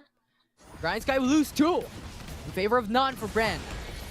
Oh, that is not what you want. That is definitely not what you want there. I think they wanted MJen's life because MJen was pretty low in the entire prolonged on and off fight. And possibly Yato was, wanted to take the opportunity that Bren was pretty much busy in the dragon. And but it backfired. They were able to get an extra kill again. Consi right now practically unstoppable, and Hayes as well, managing to get a little bit of that fill in the kill board. And Rabadons is just waiting for Hayes for sure in the long run. There we go. He's able to pick that up. He's gonna hurt a lot right now. Look at MJen. No fear. That's the quickest ward clear that I've ever seen. I'm just waiting there with, the siding ward, just waiting for the ward to be placed. Akali didn't have any information on whether how many members was on the tri-bush because it was just at the exact right time. And Akali has this information that there is no one to support him and respond to him, so they're respecting the weak side of the map, and Akali is not going for an overextension. Yeah, there's still the rest of the members from GrindSky are here though. The water will not connect. Yato will be stunned away. That's going to be knock up used to waste. And GrindSky Esports wants to go for the contest. Mango will jump in. That should be a lot of damage onto Yato. And Yato will need to go for the defensive plays. Monsoon will be only there to go for the disengage. But it will not be used to go for the sustainability. Kai'Sa goes for the killer instinct. Will die in the hands of Bren Esports as FaZe will put him down. And look at Garen now going for the flank as well. It's going to be the Damation Justice onto Majo. No damage though because he is still full HP. The hook. Another hook! The flash will go back away for Majo to try and go for the reset. As GrindSky will try and go for the counter attack, but Bren Esports is already happy with those kills. Oh, another Chum the Waters. Are they going for it though? Very low HP. He's now gonna go for the flash. Blitzcrank will get a kill. Yato will come in. That's gonna be 5-point strike with a shuriken with a final execution to bring him down. They're gonna continue to fight. Yato will get double kill. GrindSky has that mechanical play ready, and Bren Esports has to go back. Wow, MJen is hungry for kills. Managing to get hooks every single time, flashing to get the silence in. But again, for Bren, they have to be careful whenever they're low health. There's 2 assassins. Hayes though. Hayes chumps the water. Majo is gonna be knocked up. That's gonna be the kill. Only chum the water is gonna be very important. You know what? You have the dog chum the water. It's not chum the waters anymore. It's chum the ground. Chum the ground. Chum the crocodile and the ground, I guess. Yeah. It's again when I say Bren has to be careful with their low health because there are assassins, 2 assassins, Meng and Yato, that can finish the job, that can clean the plate. But the same goes for GrindSky. There is that assassin, which is Hayes over there as the Fizz. So they must watch out and make sure that they are in top shape health-wise. We'll see, though, what the next option is, because Bren, Consi, I wonder if this Kha'Zix, if Yato is enough to be that answer up against this almost unstoppable Lucian. He's going to have Flash soon, so he's going to be very confident in the next fight. But you have the Twin Shadows getting the information onto the Blitzcrank. And I think GrindSky Esports doesn't have any information, so they're respecting this map control for the side of Bren Esports. They are. They are fearful of their own jungle. We mentioned this in the previous game. If there's a Blitzcrank, no brush is safe unless there is a ward there to give you information. Look at GrindSky's vision. There are a lot in their jungle, but it doesn't necessarily cover the necessary all parts rather. And Bren can still use this as an option. Now Cloud Drake has spawned, so this could be potentially the third dragon for Bren. You have a separate placements over Bren Esports going in all in. That's gonna be sandwich. Oh my word. Flash in, hook onto the Kaisa, and Kaisa will be dominated. The exhaust will be there as well. Rebecca to finish it all off. There's now gonna be the flag coming in. That's gonna be a flash for Flash. Mank to try to go back away. The Stacy's entrance to live a bit longer. But the jungle full fall down for GrindSky Esports as Bren will take 2 down away from them. Unfortunately, Yato, at that point, Konsi was alone for like 3 seconds. But Yato's shuriken missed, so he can't exactly close the gap and join the fight immediately. And it was too late already, as there's 3 members already gone in this from the side of GrindSky. And that was, what, a 4v5 straggling situation, I suppose, just because Bren was able to catch them one by one, and now they have the Baron, and now they're gonna push. Yeah, they're gonna utilize this to a T because GrindSky Esports is still onto the death timer. And if they can punish that, this is gonna be pretty huge going in. But yeah, will go for the 5-point strike, but a sure can follow through. Final execution will not get a kill, but Ignite will do. That's gonna burn from Renekton. And now they're trying to get a kill further onto Rebenga. But you have Hayes coming through as well. Go for Fizz, so much damage coming in, but a double kill. And now it's gonna be tactical. Go for the knockup as well from the Blitzcrank. Triple kill from Hayes. They're gonna follow through. They wanna get more. And now it's gonna be Bew getting for the quadra kill for Hayes. And now they're pushing into the mid lane. They're trying to finish the game. This might be the end gaming push. This might be the finish that Bren Esports wants. And they're going for the next space with 25 seconds on the death timers. GrindSky Esports will not get the win. And Bren Esports will finish the series for a win. Yeah, 2-1 now for Bren. They're able to get those points. They earned 2 points in this series, and therefore they shot up to 10 points on the current scoreboard, which means this is huge. They're still in the game. They're still going to see whether or not Liyab wins their match later up against RRQ 2-0. And this is going to be a very, very intense night for both of these teams. But Bren, they managed to take the first step, winning this series 2-1. And this is what they want. They have to win it as much as possible, even if they lost the very first game against GrindSky Esports. And I just want to commend, though, how Hayes and Kansi played that out. Very, very phenomenal, with Emjan, Rebenga, and Jet being the engager, the initiator of that game number 3. Having Hayes and Kansi to stay alive into the backside, only even having 2 deaths on Kansi and 1 death onto Hayes, you have that late game team fight. Hayes' damage is absolutely nuts, wherein you have just 1 Q removes every single HP bar for GrindSky Esports. Yeah, the Hayes was just so huge. 7-1-5 on Rabadons and Lichbane and Void Staff as well. So every time he'd go in, it's just a whole lot of pain. And the fact that everyone from GrindSky are practically squishies, this was such a huge buffet for Hayes to take in. Konsi being that bridge as well. And Rebenga, so many attempts to Meng's life in the jungle, and as well as Majo. Even though Rebenga would die in those 2 instances out of 3, it still worked out at the end because, you know, Konsi was able to get ahead, and as well as Hayes. Yeah, and let's look at the Oppo A94 play of the game. Game number 3 with this early hook from Amgen. Absolutely nuts. It is Amgen's Blitzcrank. A lot of these teams for sure are going to be fearful of their own jungle. This is what happened.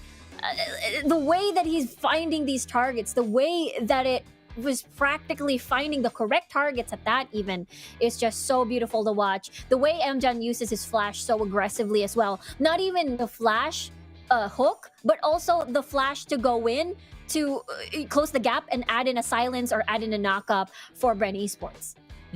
Right, and having just the early lead from that, I think Bren Esports has the foundation already. Right? Because of having all these sort of items already aligned. And look at Lucian. I think this is an interesting take here for the item build.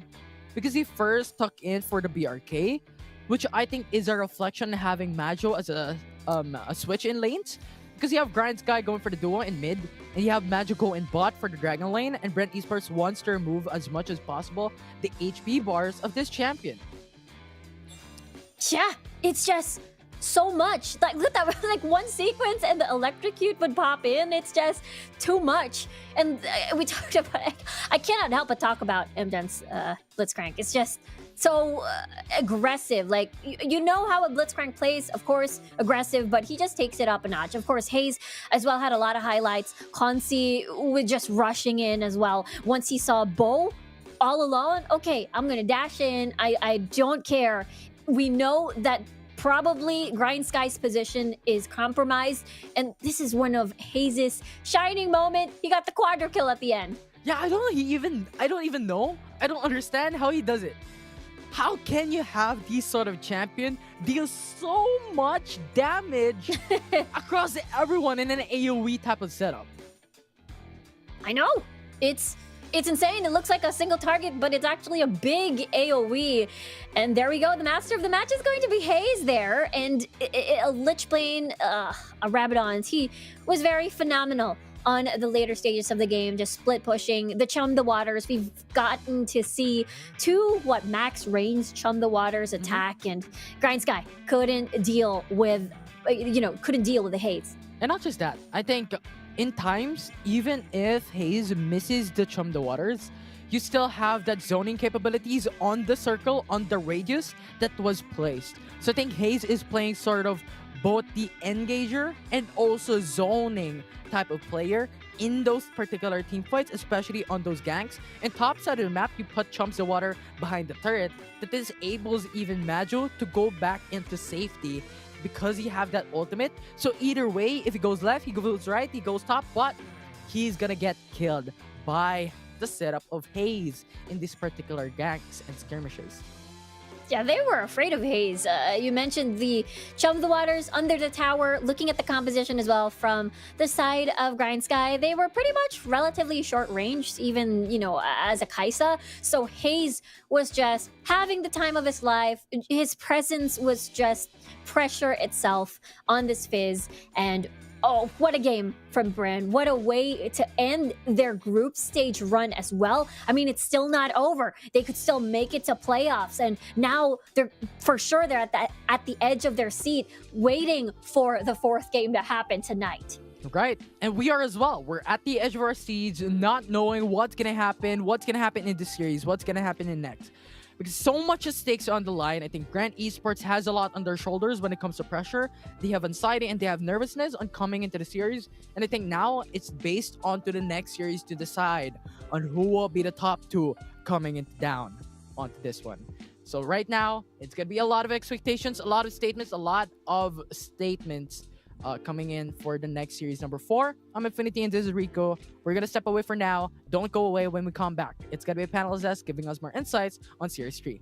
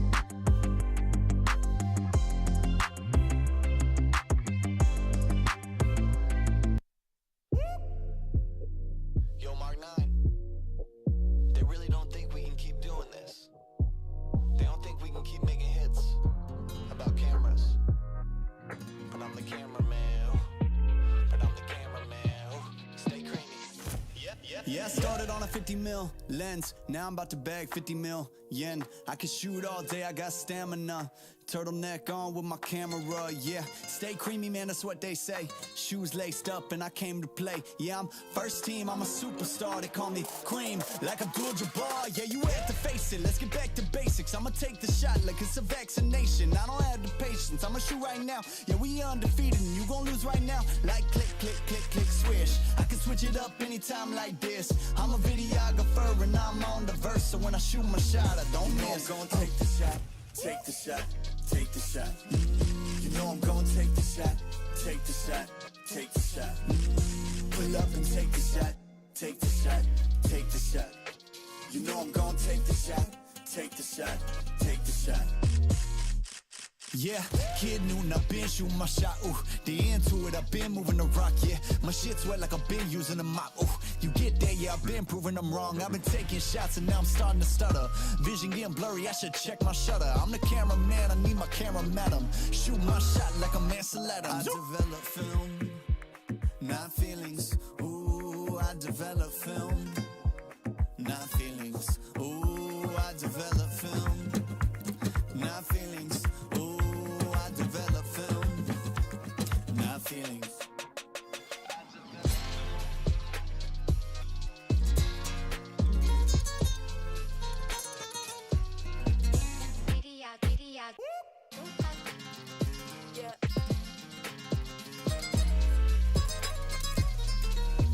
You know I'm gonna take the shot, take the shot, take the shot.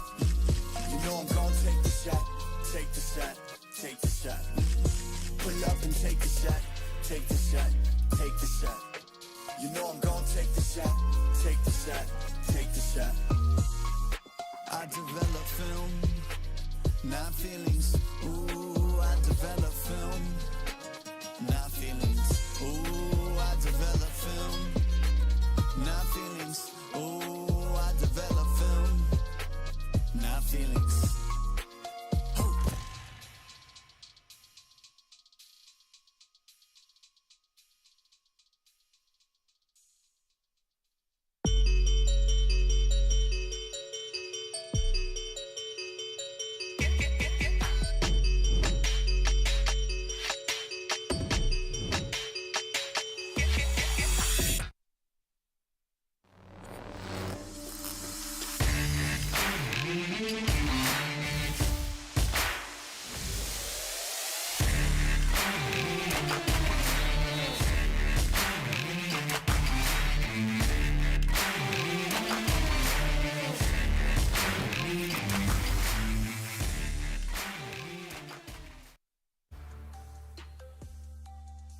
Welcome back to the Sea Icon Series fall season, where I am proudly waving my black and yellow flag, and where Bren Esports have won 2-1 against GrindSky Esports.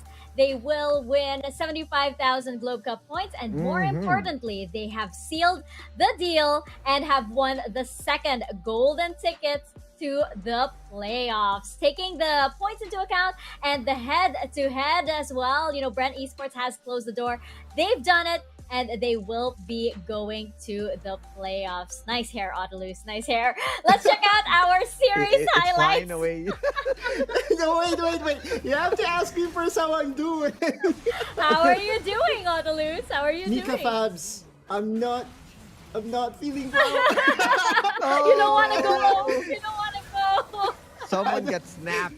Anyway, okay, so Bren Esports versus GrindSky Esports. This is a battle wherein GrindSky had nothing to lose, really. This is just, GrindSky playing their game. And I'm so happy for them getting that one-game win against Bren Esports. Although, of course, that one-game win is still a morale booster for this squad. Again, talking about GrindSky Esports in general, there 3 out of 5 members we already saw during the Mindanao group stages last season, and they have shown that they can really stand toe-to-toe against the best of the best.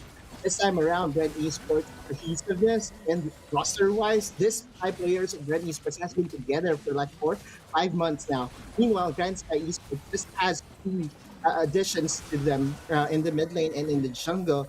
One thing for sure, though, is that GrindSky Esports will still grind their way out And I will still be prepared to see them next split because I know that this gentleman is still really up there when it comes to Wild Rift skills. Yeah, and this is a different team compared from summer. Everyone is getting 1 points, but they're having a hard time closing in, and that's where the experience comes close to most of the teams. And this time around, the Blitzcrank. I want to highlight this Yeah. from MJan. He is really bold on those plays. He is on point with the aims. And it feels like he is the second generation of Astarte from Manila Eagles League of Legends PC. But it feels like the M stands for something. MJan, Mad Life. So is this Mad Jan to play Hey!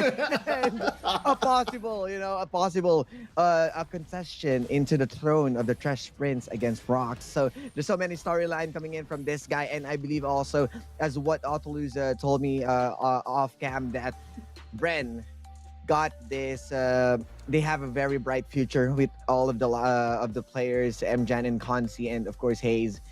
Even Jeth, he might be playing on a Garen man, but Jeth Thanos already snapped to win this game.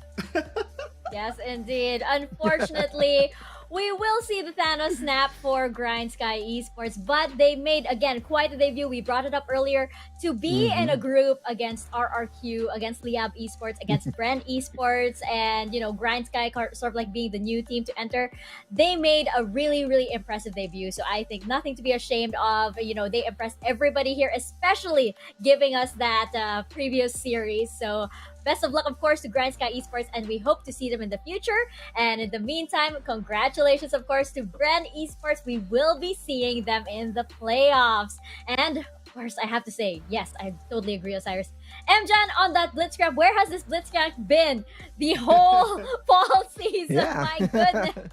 I feel like they suddenly discovered that he has hidden talent for being Blitzcrank, and they're like, oh, well, bring it out, man. Bring it out for the. Use it. Yeah, exactly. And now, of course, we'll head on over to our final series of the day, and this will be between RRQ versus Liyab Esports. Checking out, of course, Liyab RQ lineup first. This has been the most dominant team that we have had since, I believe, Omega Esports' run in the summer season.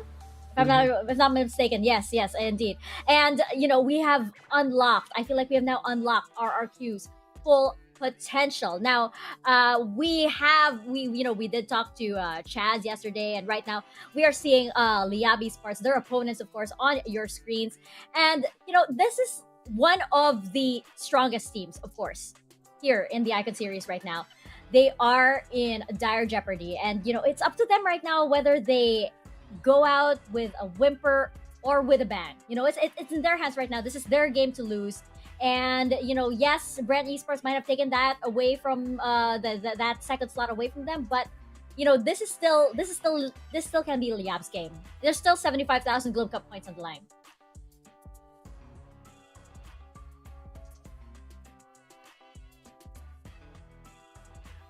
You know that one Globe Cup points is equals to 1 pay, so it means a lot. And of course, they're Liyab. They are one of the legends. They are one of the household name for esports. But of course, yes, we are on Wild Rift, but I want to congratulate them for a playoff secured onto the PCS with the League of Legends PC. But this time around, focusing on Wild Rift, everyone really performed well. This is a different lineup from what we've seen from summer, and we are expecting that they're gonna have the adjustment phase. Yet they are explosive on week 1, but this time this will be different. Everyone wants to rack up points, and this time this is the thing that kind of changes the atmosphere for Liyab. And yes, Elion and Don, even the role swaps from Nixu, you gotta respect them that they came in far with their run. I totally agree. When Liyab Esports made their debut with this current roster, it was flashy, right? That was Elion getting a pentakill, and I would like to highlight this kid because this is a promising rookie that we have.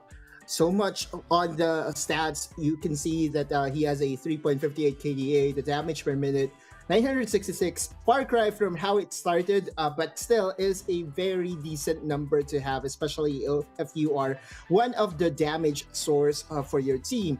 Again, the most used champions, that's Lucian, that's Corki, and you could see he tried Saya, right? He tried Saya, Yeah. I believe this is one of the marksmen that we anticipated to be one of the more favored champions heading into any matchup. But it doesn't seem to fit at the moment, which is actually a surprise to me because Essence Reaver really fits this champion well. Elgion, on the other hand, though, has been performing to a standard that I would say is good for a rookie, but I just feel like there is something that's missing for this Liyab roster. And next year, I know, or next split, I know they will come back hungrier again, hungry. They will come back more, more fierce, and I'm just excited to see what Liyab has in store for us, not just for this match, but also for the future. Yeah, I know that Autolus is missing Hungry Cast. Somehow I miss Gamerness, of course, and TJ right here in the panel. But yeah, overall, I wanted to touch on to the Saya because, it feels like we are going back to the traditional marksman. But the thing is, the Solari Charge Blade really shake things up. You want to go with Corki, and then you have an open Lucian. So there's only another limited choices. And if you're going to choose between Kaisa and Saya, you want to go with Kaisa. So once again, she is overshadowed, but I wanted, of course, to give the spotlight to Alion to make it work on week 1. That pentakill, that damage, even though he is on a different type of sports, I can play on a Rakan, can play on a Braum. Overall, Saya still is looking pretty solid in the hands of Alion, but this time around, there's so many choices that we need to go in. Yeah, nobody can take that away from Elion. Actually, nobody can take that away. The first spectacle of this of the season, just ours into the fall season. So that will still be one of the most memorable moments of the fall season, actually. And they will be up against RRQ again, one of the most dominant teams in the fall season. And we talked to Chaz yesterday, and he mentioned how the team really worked on the synergy and the discipline, and that's why they're enjoying the success that they have today.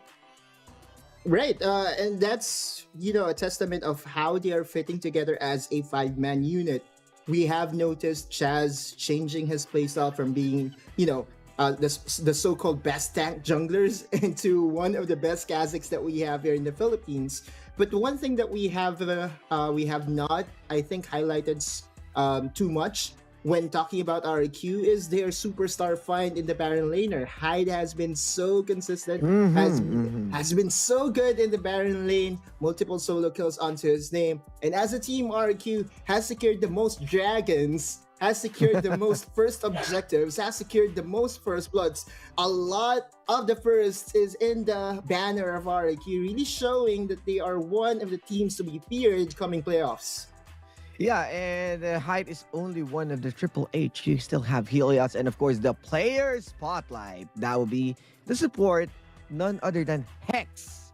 This man is the one who's making Marquee online, making Marquee onto the safe side. And you can see that solid KDA. We saw him yesterday also flashing in for an Ion of the Store. I mean, Zephyr rather, yeah. for the kill. But he died though, right? He died. So he paid the price of that KDA. Yes, kill participation 79%. Pretty solid with the Galio, Jana, and Nami. It means that this support is mostly on the conservative, or mostly onto the... He already know that Helios and the other members is going to jump in, might as well be the one who's going to save them, and that's where Hex shines. Yes, indeed. I have been such a fan of his Nami play since the very first time we saw this guy. And yes, the Triple H team over here for RRQ doing really, really well. Let's check out our Globe Key player clash for 2 other players that we need to keep our eyes on over here. It will be 1/3 of the Triple H, Helios over here, and Mixu on the side of Liyab Esports. 21.6. Enough said, my man. That's too high for a KDA for a mid laner, but that's that's what happens when you go undefeated. As what Mika mentioned during last season, it was Omega that was really trumping their competition en route to a perfect group stage record. And RQ is just 2 wins away from that, right? 21.6 KDA is definitely one of the highest that I've ever seen in the Sea Icon series here in the Philippines. Ever. Right, Yeah. and if we're going to compare it to Nixu, you could see that there really is a big disparity. But when it comes to skill, make no mistake, I believe that Nixu can stand toe to toe against Helios. It's just that RQ is, performing better as a team. Yeah, and respectively, of course, RRQ is on an undefeated run. So KDA wise, he is really strong, and there's nothing to lose for Helios. He can just outperform everyone. But what I love about this comparison is Nixu. That's 1,185 damage per minute, fairly strong, and closing in to kill participation, 61% damage percentage. Above also than Helios. It means he may not be getting the KDA, but he is well functioning with the whole squad. And that's where our talking points to the teams that affected Liyab, why they are here at fall season and really put a really good match all across the board. It's just that RRQ is one of the titans. So once again, they are the leading team in all of the groups combined. Yep, definitely. And look at that. Helios and Nixu are both reaching out to us. Helios saying, okay, guys, sit down, sit back as we enter our final match. And Nixu saying, no, you don't go anywhere. Don't go anywhere. Sit down and check out this match against Liyab Esports, against RRQ, rather. And of course, you guys can also get in on the action. Let your comments, let your voices be heard via Twitter. Just use 2 simple hashtags, hashtag #SeeIconSeriesPH and hashtag Dominate the Rift, and you could see your tweets featured over on our panel segments, and you can interact with myself, Otloose, and Osiris. And of course, you can also head on over to the PPGL Discord server, where of course you can see I believe we do have the link to the quiz for our Secret Lab gaming chair giveaway over there, and maybe you guys can discuss. I hear it is quite a quiz. I hear it is quite an experience. So you guys are going to have to let me know. I'm going to tell you something, Mika. I was asked of something by a friend of mine. And when I told him my answer, turned out it was wrong. So I'm sorry. You just lost somebody at a Secret Lab gaming chair. Oh no. Sabotaging. Oh no. Okay, guys. Maybe don't ask Otloose for answers to that quiz. He's carrying the name, so why ask him? You can go with Osiris, and I believe I can give you the answer. You know what, Osiris, I'm going to ask you, what is the most pick and ban champion in the entire fall season? I'm going to ask you that question right now. You know what? We'll get back to that after our final match of the day. Stay tuned for that answer. We will get to that in the post show. Maybe if we can reveal. Let's confirm with Prod if we can give a little reveal over here, because I am very curious and might do my own research. But of course, we are gonna get into our final match for Group A. It is all in Liyab's hands right now. It is all in Liyab's hands on how they want to end this day and how they want to end the run here in the fall season, with RRQ, of course, with their arms crossed and everything, wondering if they can get past this big titan that we have seen in the fall season. This is RRQ versus Liyab Esports. Casters, over to you guys.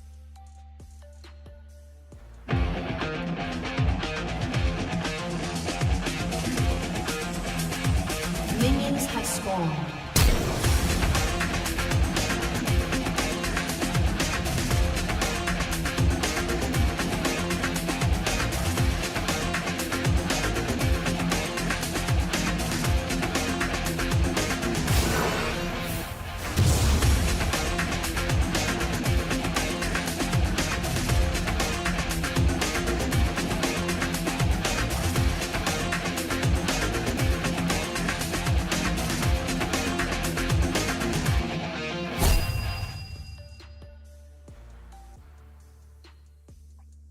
Welcome everyone into another series here at the Fall Season Icon Series for RRQ versus Liyab Esports. My name is Infinity, and joined together with me is Riku. And I don't know about you, Riku, But what I'm feeling right now is anxiety. I'm feeling nervous and I'm feeling excited on this series because I don't know what's gonna happen. Is Liyab gonna bring in these unconventional picks to match it up against RRQ's dominant wins thus far?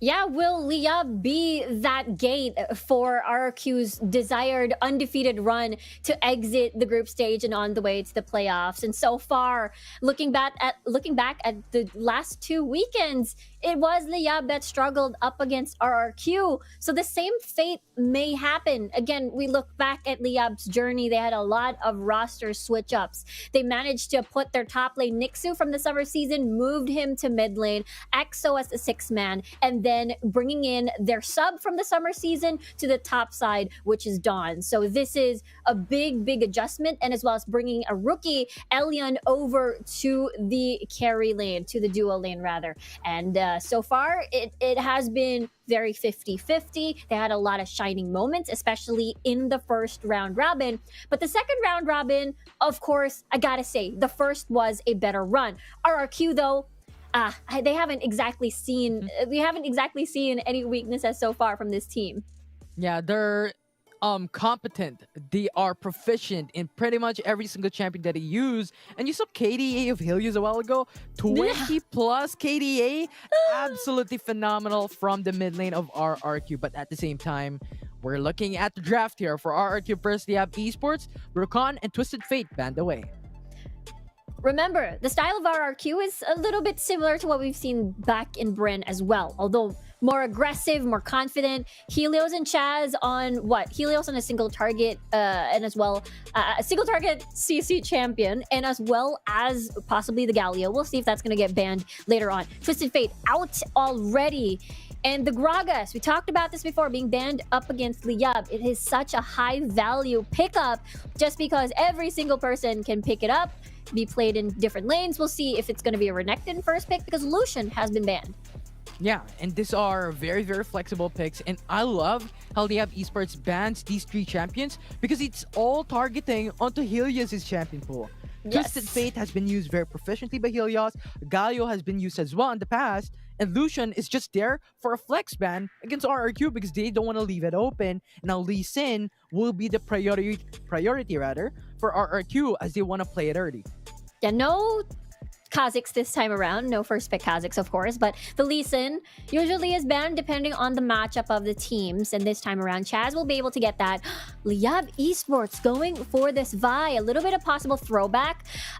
Okay, so if there's no Twisted Fate, if there's no Galio for Helios, usually you fall back into this Ahri. Again, it checks the mark with the single target CC as the charm, so RRQ will go focus now on this Ziggs. With, if they do lock this Camille in, then it's possibly towards for Hyde.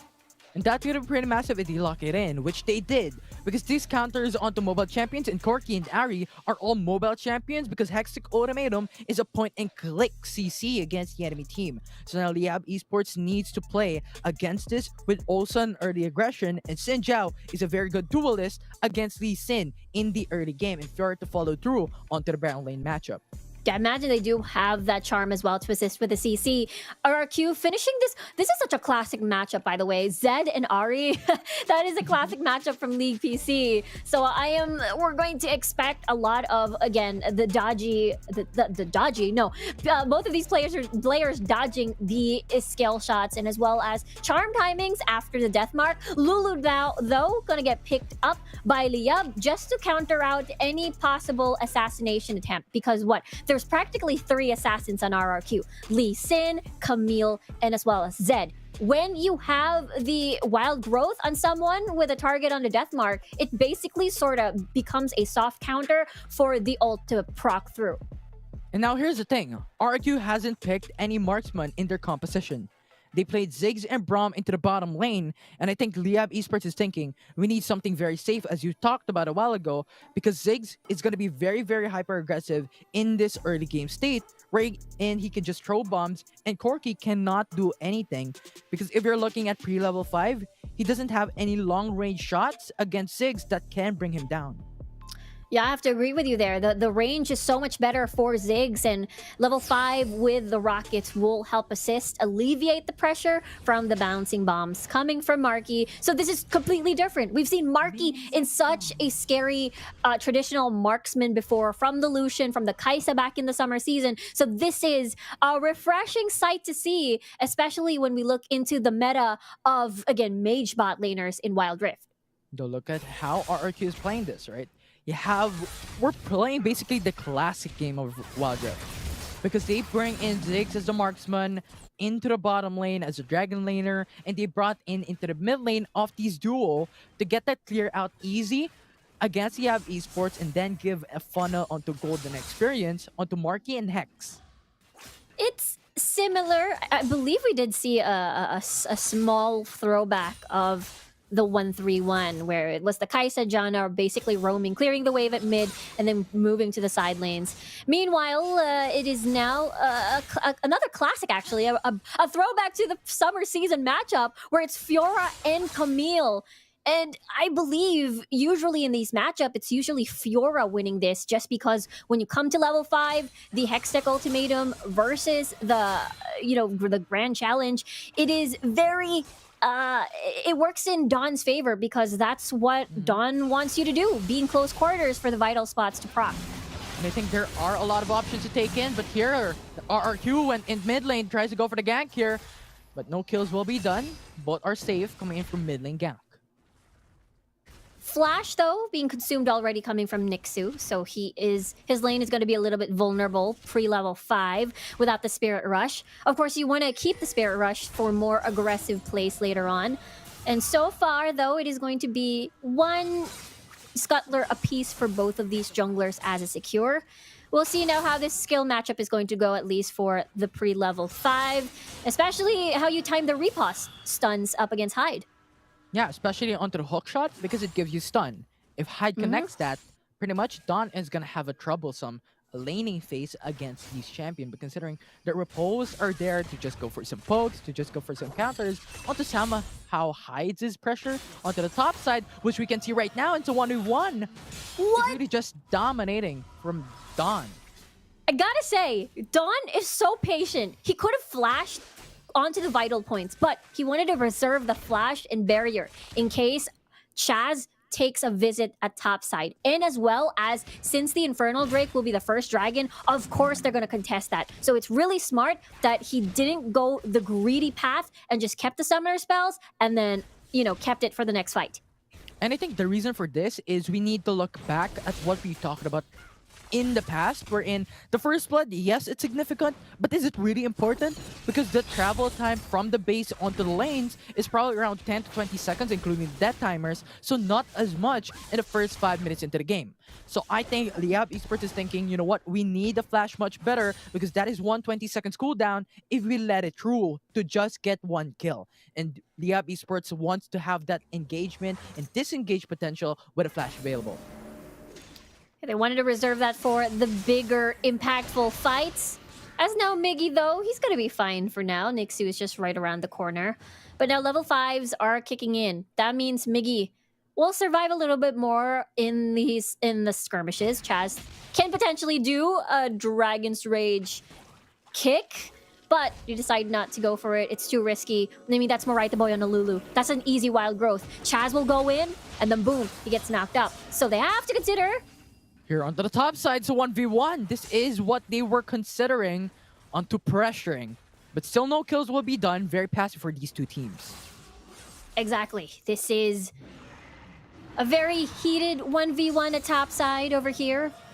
And now we get to see the similarity of the item build paths, I suppose, when it comes to the early game spike for Chaz and Helios.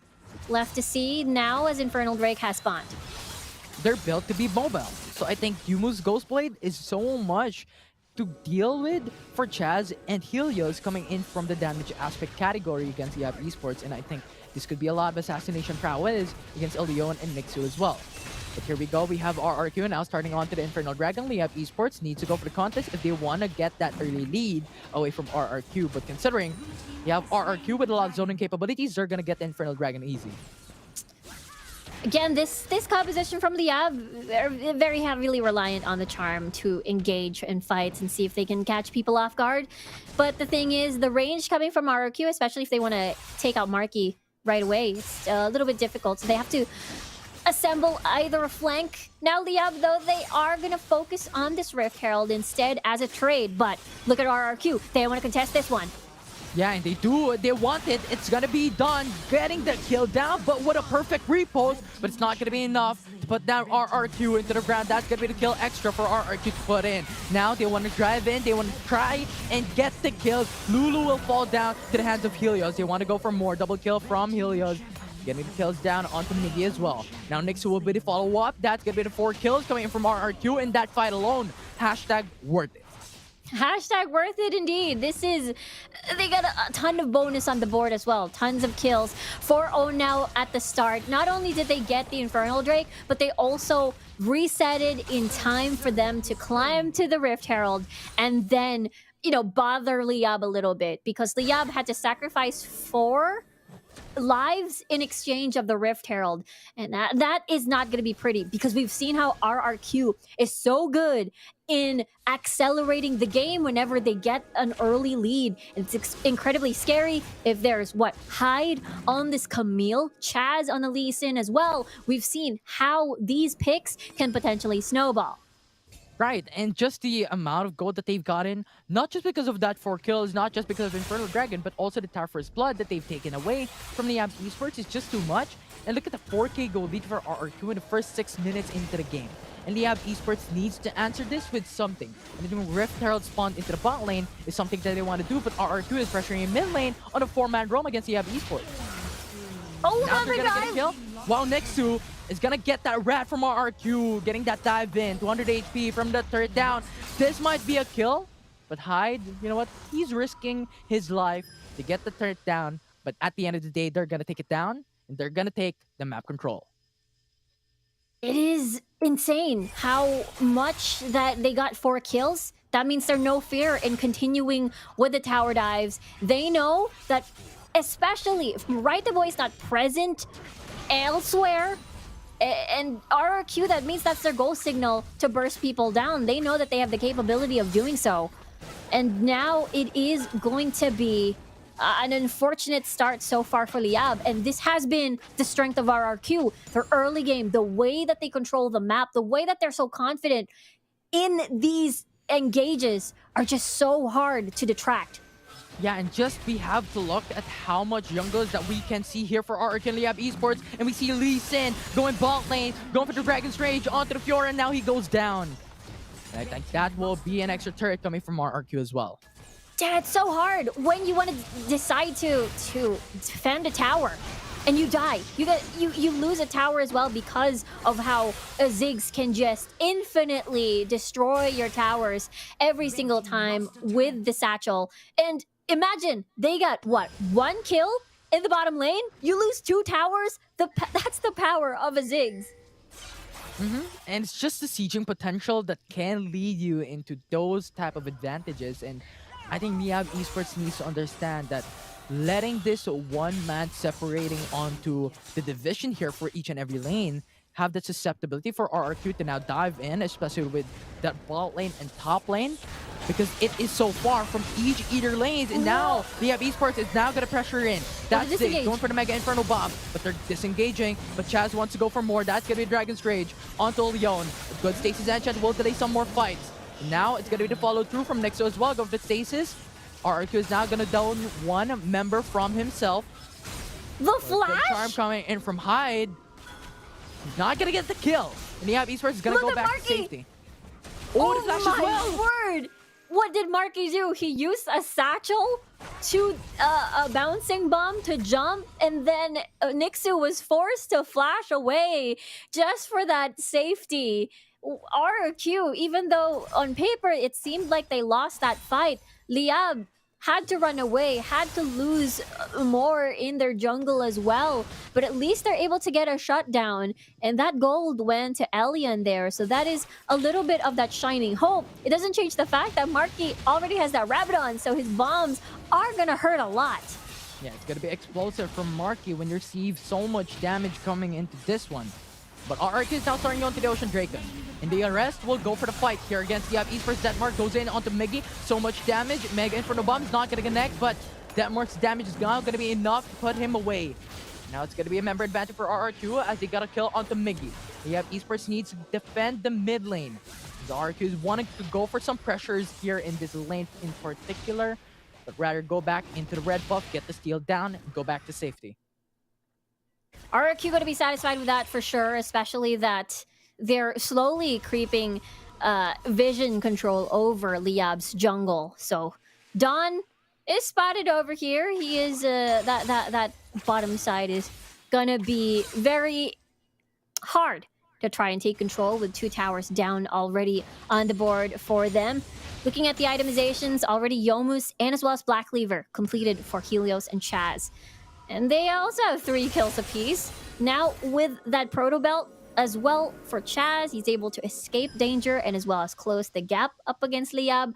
So far though, for Nixu, the sweet spot is getting the Rabadons as well to match the magic damage coming from Marky. Biggest problem is Marky is such a far away spot in the backline. It's just so hard to reach him.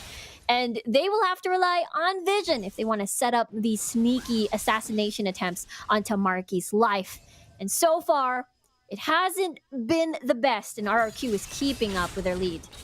And on top of the range gap, I think we have to look at how much mobile RRQ's composition is. Hyde can go for the hook shot, get that gap in when it comes to the distance game. Chaz and Helios can just dash in. And on top of all that, you have the Yumus Ghost Blade with extra mobility. So on top of all this, so much mobility for RRQ built into their composition. And complementing that is their item build onto Chaz and Helios.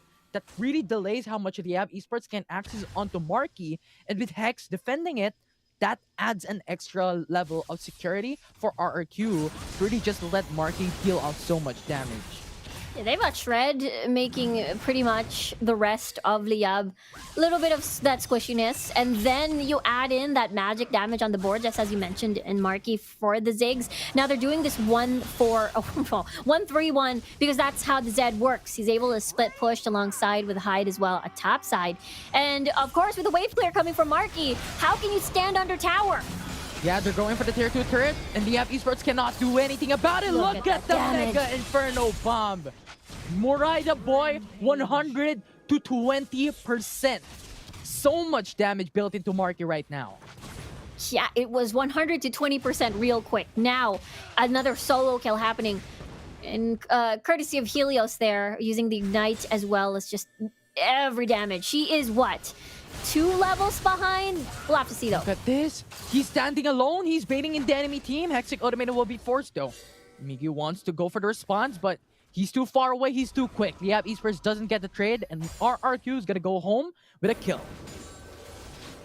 They're able to get more kills and more towers as well, even removing the mid lane. This is so difficult because, again, looking at Liyab's composition, this is such an early game centric comp with the Xin Zhao, with the Ahri as well, and now they're practically behind up against Helios and Chaz, at least for that duo. Now Solari Charge Blade. That's the second item spike for Elion at least. But the biggest question is, will he be able to match Marky? Will he be able to get space enough for him to poke as a Corki? Because it's so difficult with these champions from RRQ that there's Chaz, there's Hyde and Helios that are going to basically annoy the backline. And Marky is going to outrange Elion as well on this Zig. So the options are looking pretty limited at this point. I think the only saving grace is that Rabadon's for Nixu. So get the charm in, get the combo if you catch someone like a squishy member from RRQ. Like that. And now, it's gonna be Ahri going for the charm, gets a kill onto Marky. Marky overextended. They have to be punished. Liyab Esports got the opportunity. Now the wild growth. Extra sustainability coming in for Liyab Esports. RRQ gonna get the Scout Dragon. They're now going for the counter engage. RRQ wants to go for the kill. That's gonna be 5-man knockup with a special delivery in. Oh my coming word. from Liyab Esports defends him onto Helios. But Helios will be slain by Liyab Esports. And now, there's gonna be a 5v2 situation in favor of Liyab Esports, pressuring in mid lane. They want to pressure in. They want to get the trade. They want to get a turret. They need this gold to win this game. RRQ is going for the defense, though. So much damage coming in. Defensive capabilities is delaying the Liyab Esports push. And I want to get this tower down. There's still 10 seconds on the clock, relatively long right now. While Dawn will decide to push the bottom side of the map. Try as much as he can to even out the map score. Because again, inner and outer tower is gone in favor of RRQ. And this is what we talked about, the shining light, the shining ray of hope. It is Nixu with the charms. This will be a huge key skill for Liyab to be able to get pickoffs, especially that, you know, they're still behind. It's like a 9k gold deficit and 3 dragons in favor of RRQ. And if it's an all-out 5v5, it's going to be a struggle. In addition to that one, I think Wild Growth will be also key ultimate coming from Liyab Esports, especially the gap consideration of 8k gold lead right now for RRQ against Liyab Esports. So I think that's going to be important for them to utilize. Now it's going to be Miggy going in top side of the map, going ahead of the curve here against Hyde. But you have Hex going through Nixu defense against Liyab Esports. Nixu going for this charm onto Chaz.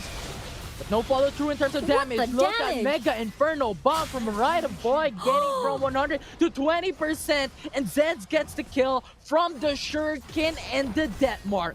And now Helios is pushing in bot lane. Liyab Esports to lose an inhibitor turret. This is... I mean, if RRQ stayed a little bit more, they could have gotten the second tier tower at topside. But the aim is this Baron. It's going really down fast. They really want to pressure in. Hexic Automatum will go onto Miggy. Miggy will die, and Liyab Esports to lose their jungler. Now RRQ has all the statements and opportunity to go for the Baron Nashor for free. It is so hard. With Marky there guarding this Baron, you cannot exactly go near. And now with no jungler, that means this is a free Baron. This is RRQ looking to close the game. No one can deal with Helios. You'll have to invest resources to match him up and punish him with his split push. But if you do, then you'll lose your defense up against Marky's sieging power on this Ziggs. That mark coming in. Corki is now going to receive that. Wild Growth will save his life. Look at the HP bar of Elion on receiving 30% damage, going back into the base, getting that regen up. And Helios is happy with that damage, zoning away the enemy team. Yeah, here comes the 1-3-1 again. With the Baron empowered minions, they're aiming to remove everything away from Liyab. And now an attack. Jumps in. That's going to be a lot of damage come through. Morita Boy needs to go back away. Look at the mid lane though. Liyab Esports trying to go for the defense against 3-man drone from RRQ. Yeah, this is still another siege. This is still Liyab playing defense. Top side could potentially be open. Look at the tower, he's gone!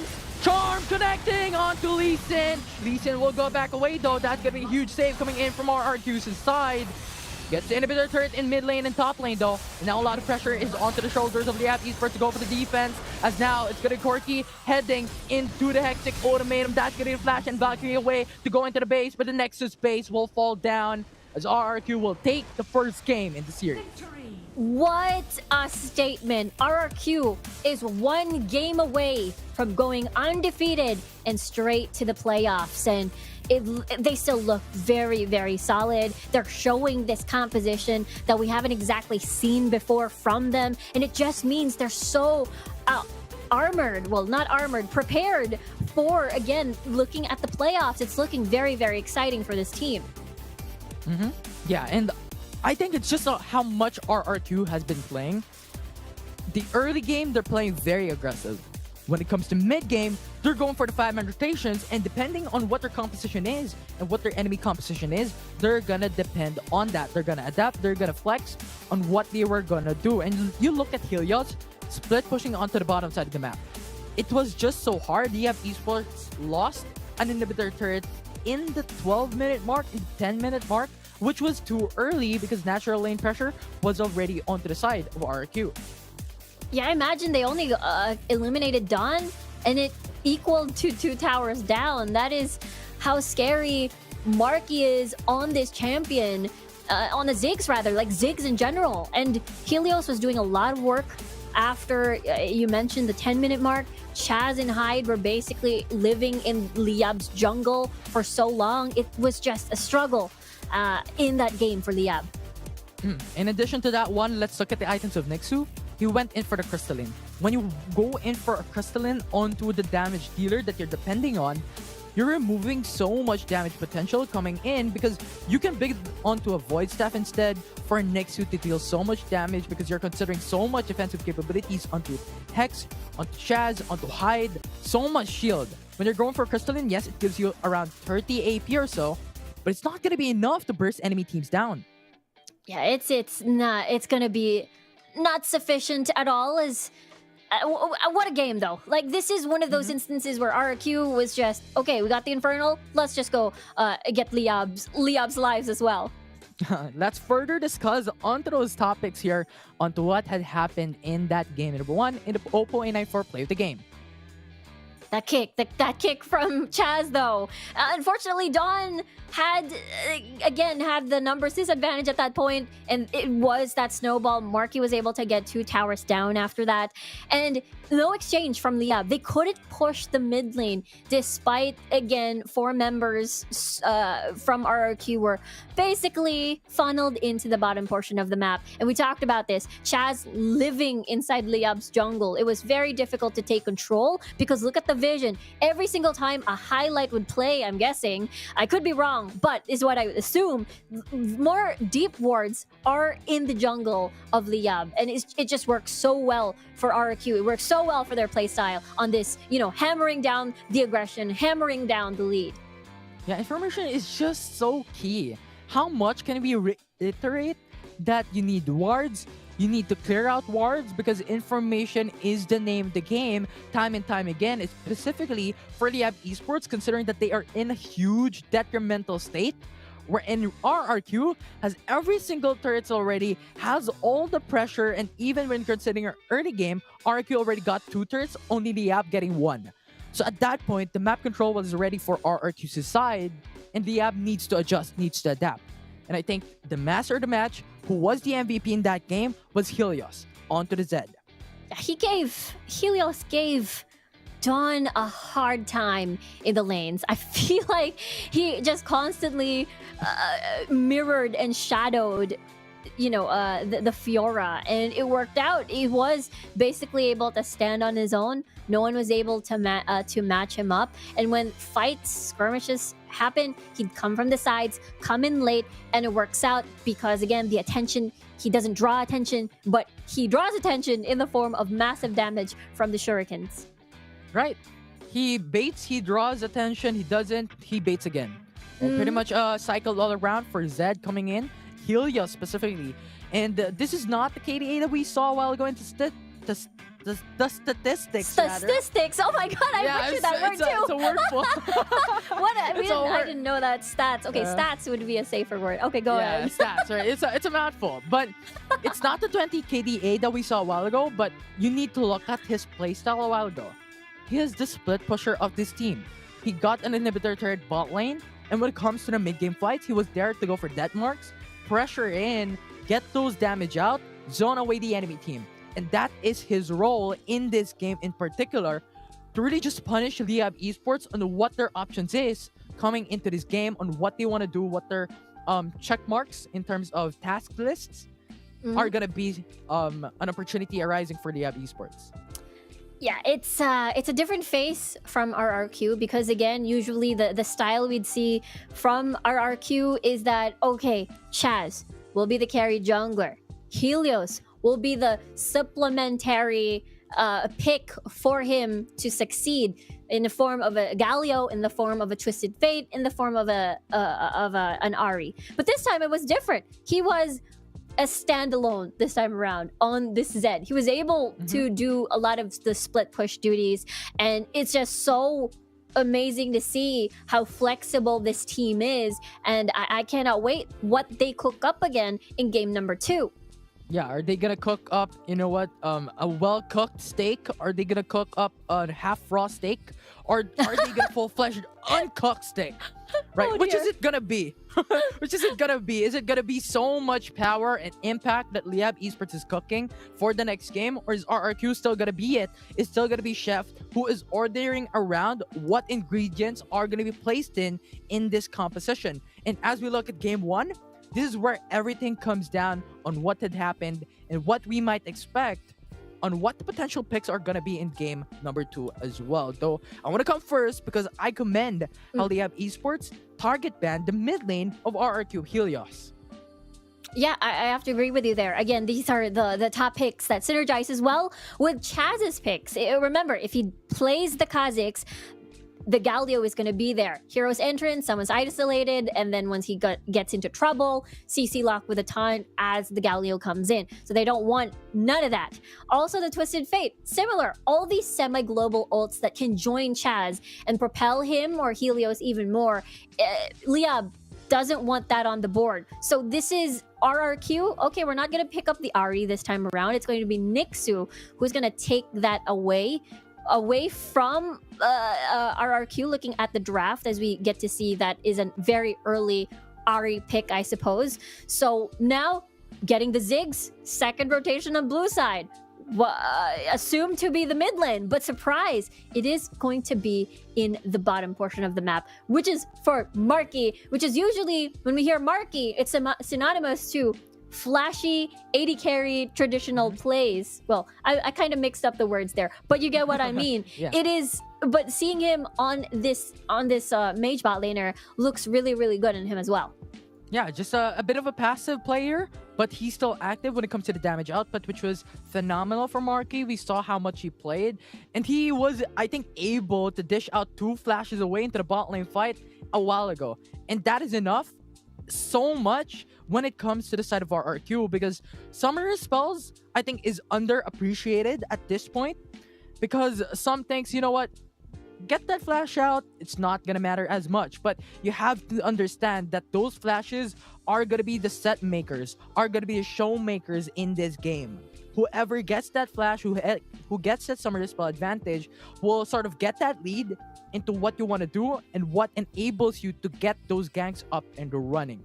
Now, moving on though, I love how you mentioned about the Ziggs ADC, because this is so much flexible from RRQ, and I think this is so significant in this draft composition to have the first 3 picks to be so flexible that you can place it anywhere.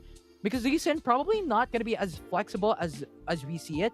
Probably owned to the jungle, because you put it onto the Bren lane, he's too squishy, not going to scale as much into the early game, and cannot play into the roaming game in the mid-sided map or the bottom-sided map. So that is expected. I think Liyab Esports, you know what, pick up a jungle, we're going to pick up an ADC in the mid lane. And I think that is sort of the problem, because they picked this very, very early. Now RRQ understands we can counter this with sort of a long-range shots, Ziggs. And Liyab Esports doesn't know where this is going to go, and this is just so flexible, and I commend them for it. Yeah, I mean, the only team that we've ever encountered so far that used the Ziggs mage bot laner, at least in the Philippines, is number 1, Team Secret. Number 2, Liyab. They did play the Ziggs bot laner, Nixu 80 carry last weekend. So RRQ now, this is the third team that is able to confidently execute this. So with that, it's just going to be very exciting moving forward, especially that looking at the target bans. Moving on over to the target bans for RRQ, the way that they cornered Liyab in these picks. Rakan, remember, Elian's primary pentakill pick was from this Xayah. Removing the Rakan means removing that synergy, therefore probably not as worth picking without the Rakan, without that lovers duo. Gragas, a primary pick of Liyab as well. Miggy has been amazing on this champion, even from the summer season, and has been played by Nixu as very well as well. And the Olaf, a little bit 50-50 on the Olaf, I suppose, maybe because the performance in general of the champion, but they still don't want that because Liyab has been the team back in the South Luzon group stages that constantly picked it up as well, and it has worked for them in that stage. So RRQ targeting a lot of these picks where it should hurt up against Liyab. And I think this is also picked up because if you let it open, I think Liyab Esports has the option to go for it, considering that RRQ, I think, has a plan to go for the Lee Sin first pick.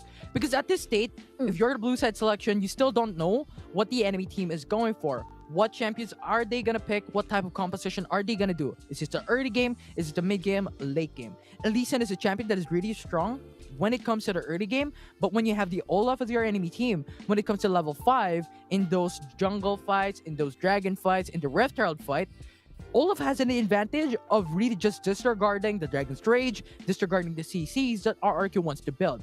So Olaf being banned is just a two birds with one stone sort of situation on removing the potential to counter onto Lee Sin when it comes to the early game, and also removing the potential for Liyab to have the proficiency on these type of champions as well.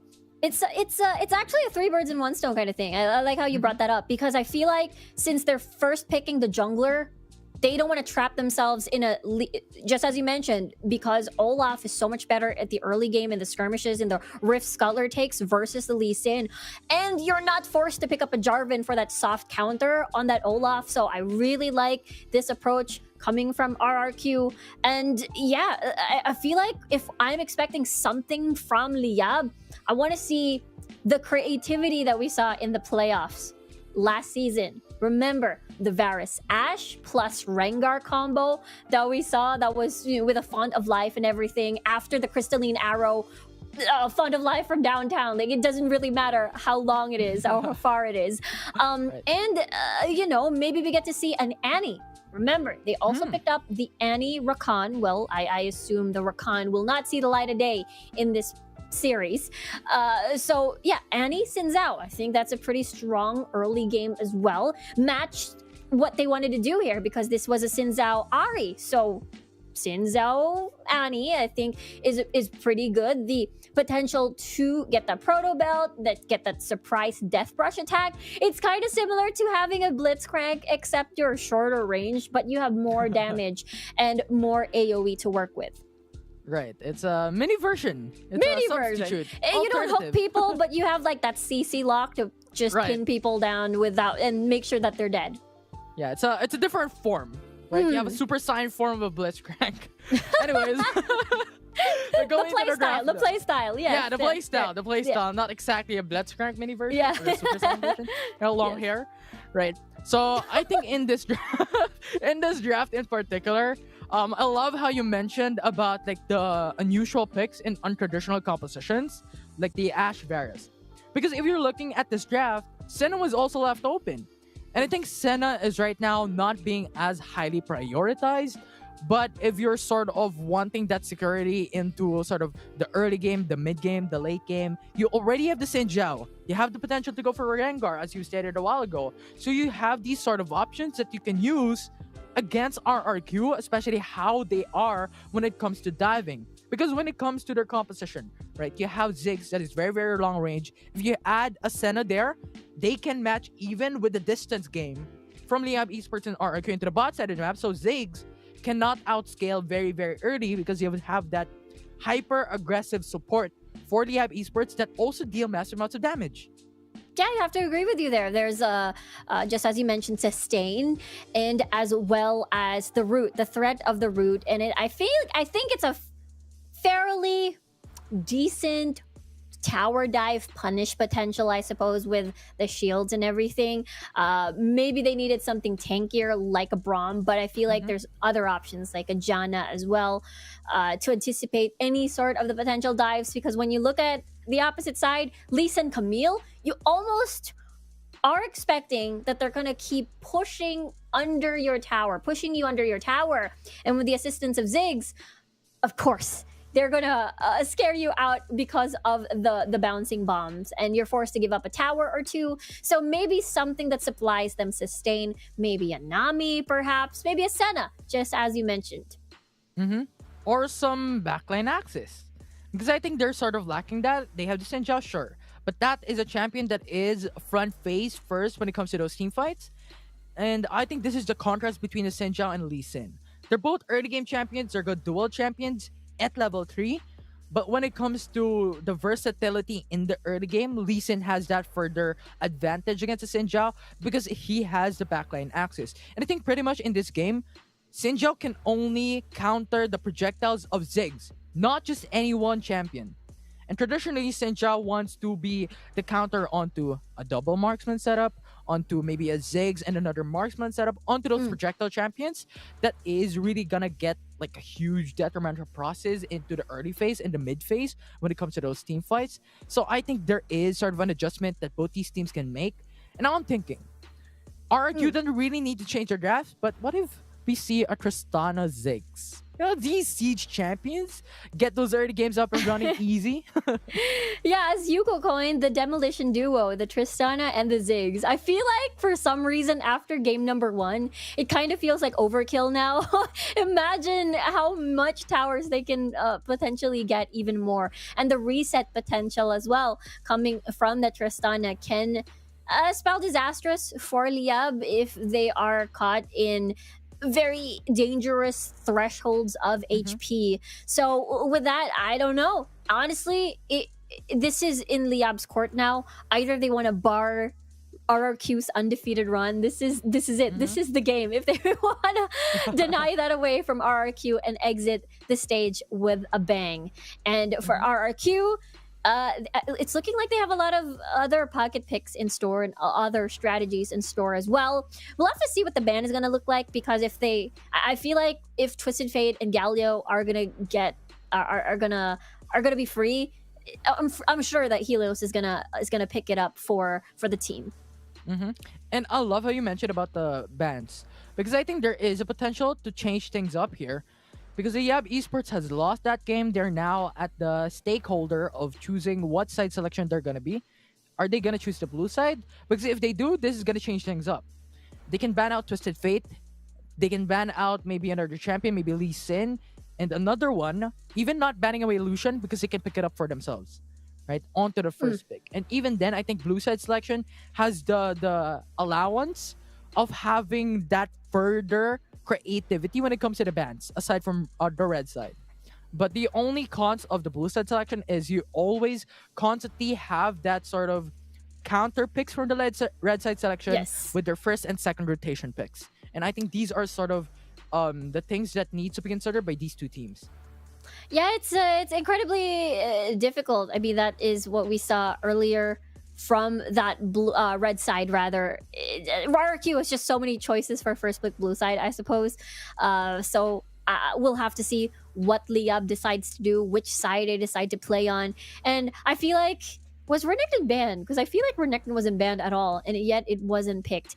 I feel like it's because Don's best pick is as a Fiora. We've seen how he held his own on his lane up against a Bren Esports last time. So I feel like that is the reason why he would default to this Fiora pick, because in general, really good to majority of the matchups, especially that, Camille was open at that time. We saw him almost win the 1v1, but unfortunately fell short at level 5. And then imagine, it is a Lee Sin. He is just going to keep diving you, pressuring every single lane. And we have to remember that Nixu is also a former Baron lane. So if you sort of pick that Fiora into the early phase of the draft, you can have that flexibility, because we saw mid lane Fioras before. And I think that is in the hands of Nixu and also Helios. These two players were the only ones who brought in that Fiora mid lane, aside from the untraditional Gragas mid lane, untraditional Darius mid lane, Renekton mid lane. These are sort of the nitpicky picks that these two teams were able to bring out onto the table. So I think Liyab Esports picking the Fiora is also sort of a touch onto the flexibility side in their draft composition, which I also commend. And I want more of that. Have those flexible picks in the first two picks, so that later on, even though if you're on the red side selection, you can now react onto the first 3 picks of RRQ in your second rotation. Didn't RRQ? I think RRQ yesterday flexed a little bit as well. They did Fiora mid, so I feel like there could be a little bit of that rivalry. Well, not exactly rivalry, but surprise. Helios is going to pick something that is traditionally a top side, but then will fight you with that in the mid lane. So perhaps we may get to see that as well. For Liyab, I wonder if they're going to default to that configuration where Nixu will be the AD carry and Elian will be on that mage bot laner. Well, we'll see if our discussion will come into fruition right now, as Liyab Esports is now onto the blue side selection as we jump in for the champ select by Right Go.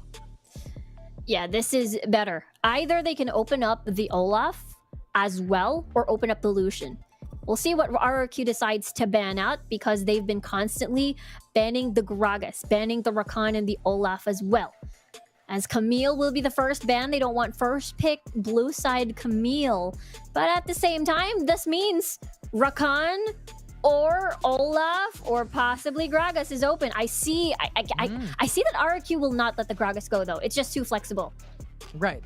And if they do, Liyab Esports can pick it up for themselves. And I think that's going to be the main key point here.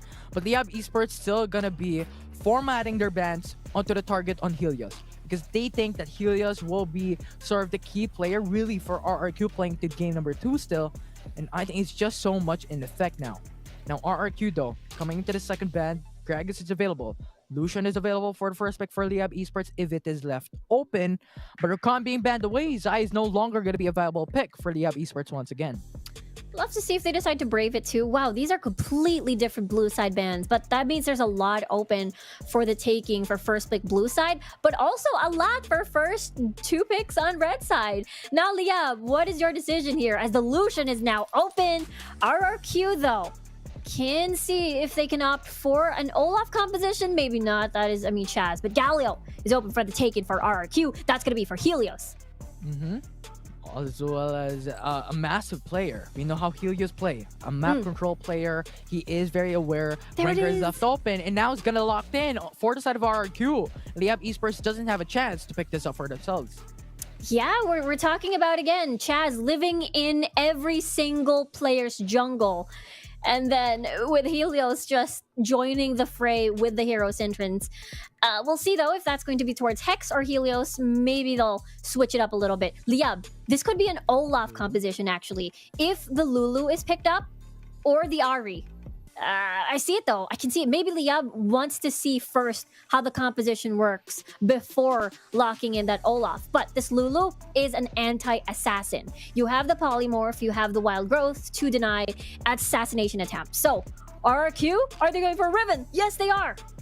They are. They're gonna lock it in. I think this is gonna be into the Baron lane matchup against Liyab Esports for Riven. And Corki can be flexed into the mid lane and into the bot lane because Galio can still be onto Hex. We don't know. And this is just the flexibility that RRQ is showing us for this game number 2. But Liyab Esports is going for the Garen though. They wanna match that up to a silence onto Riven because as we all know, Riven is a spam skill champion.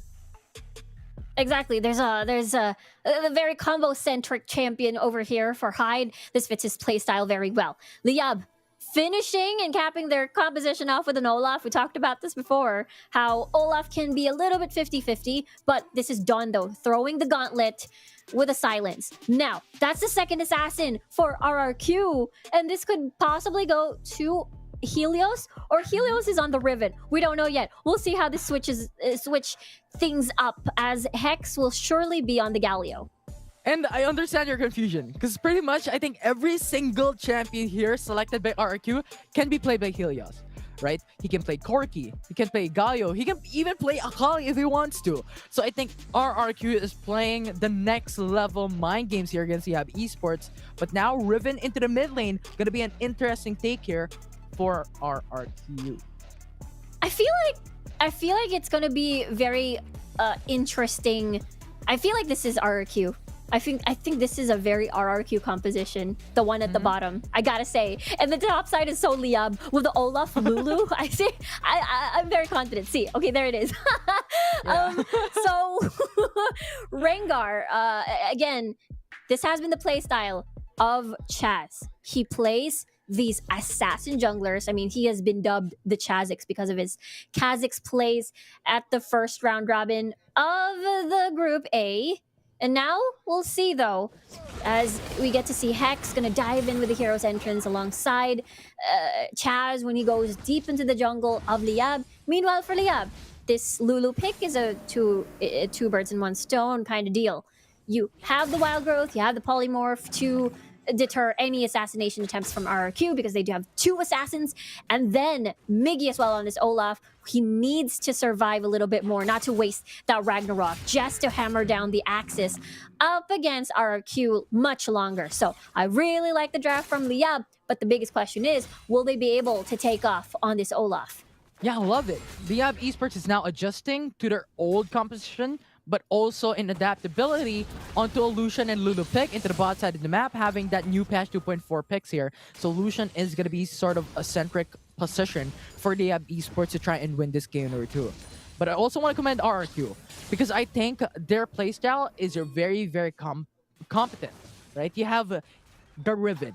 Considering that Liyab Esports 4th pick Garen, this is not an even match when you put Riven into the top side of the map. So I think that is the reason why they place it into the mid lane, and now they're going for an aggressive push. RRQ wants to get a kill onto Miggy. That's Rengar going for the jump. That's the first blood for Chaz, putting him down. Hell, level 3. Absolutely insane. The fact that they also fought in the brush, like near the brush area, means Chaz can just keep resetting the hops, the jumps, the pounces on this kitty cat. And look at that Helios though. It still works. The formula still works with Helios' stun to assist Chaz. And here comes round number 2. Chaz, Hex coming in. That's going to be level 4, level 3 coming in. And that's the taunt from Murida Boy. Not getting the kill though, because Helios is very low. And now Nexus is getting pinned down. That's getting a flash as well. And High is going for a flash to get a kill. Root down. Get kill. RRQ gets 2-0. And that's just 2 minutes of the game. There's still no one in level 5 yet. No one has their ults just yet. It's just the roaming from RRQ is just massive. The way that Chaz just doubles down on the mid lane because Nixu and Moraita Boy were a little bit greedy to get Helios' life. I mean, it was possible. Nixu had enough mana. We're waiting for cooldowns, but this just opens up the opportunity for RRQ to go back in the mid and then get another kill.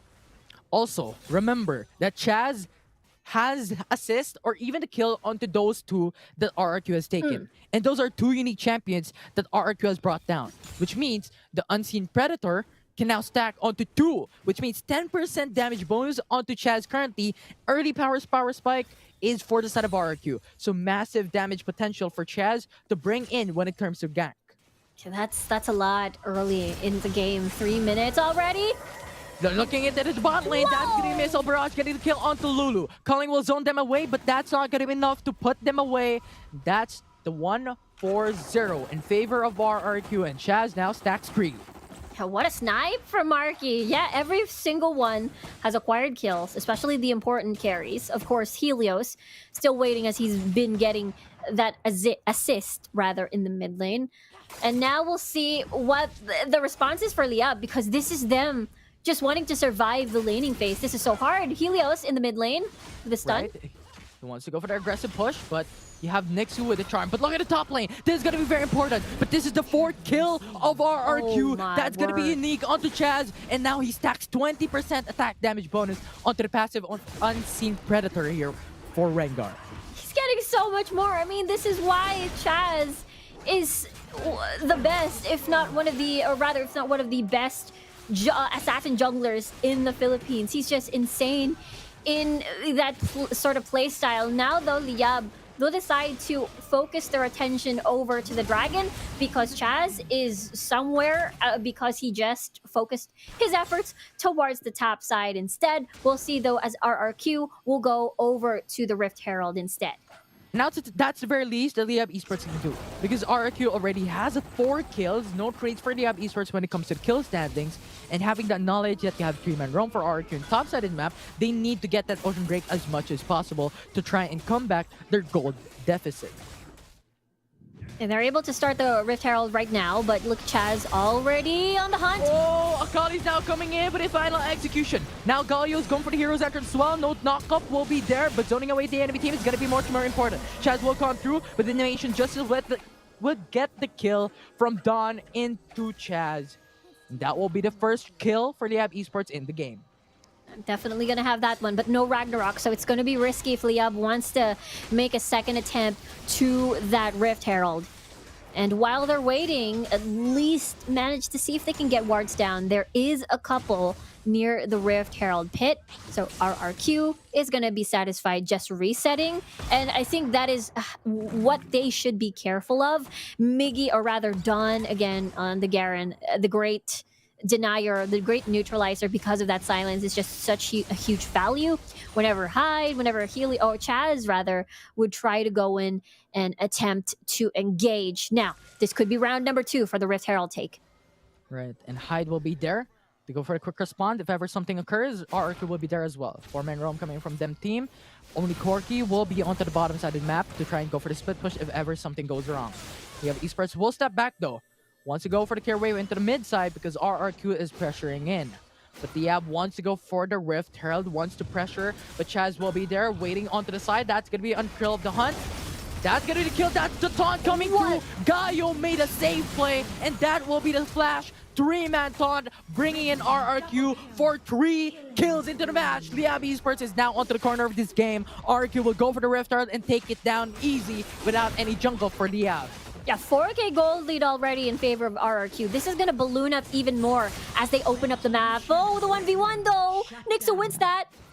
I think Hyde overextended there, and there's no one to respond that because Chaz was going for the Rift Herald, and then Helios was trying to support it.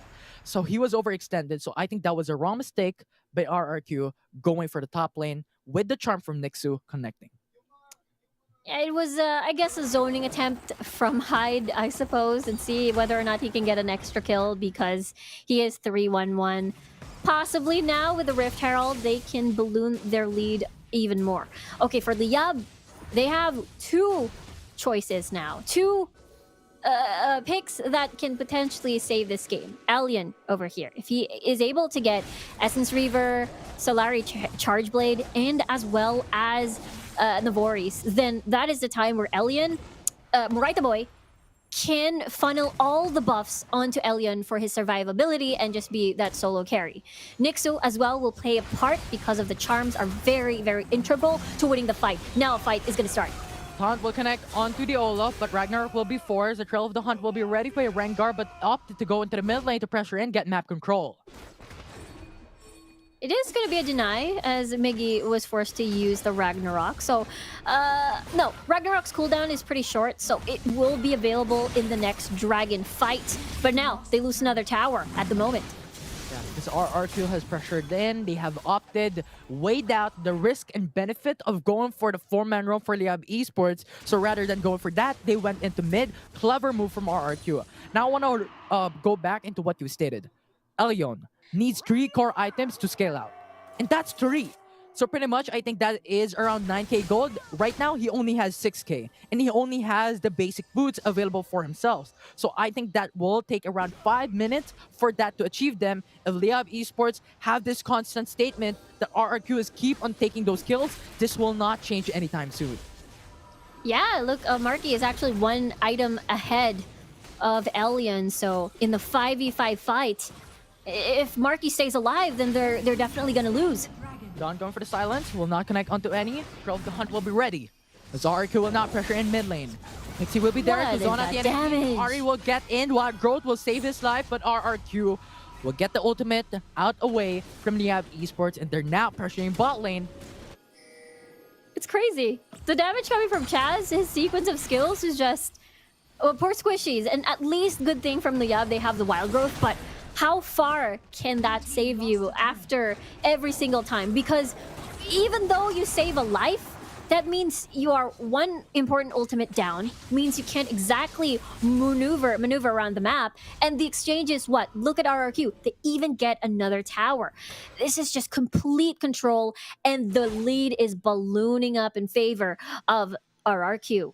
You talk about the lead, I want to talk about the items right now. Chaz, remember, he has 5 kills already onto unique champions, so pretty much his passive already full stack. And you have Trinity Force and Essence Reaver. 25-50 ability haze between these 2 items, and when it comes to crit damage, crit rate, he has it all.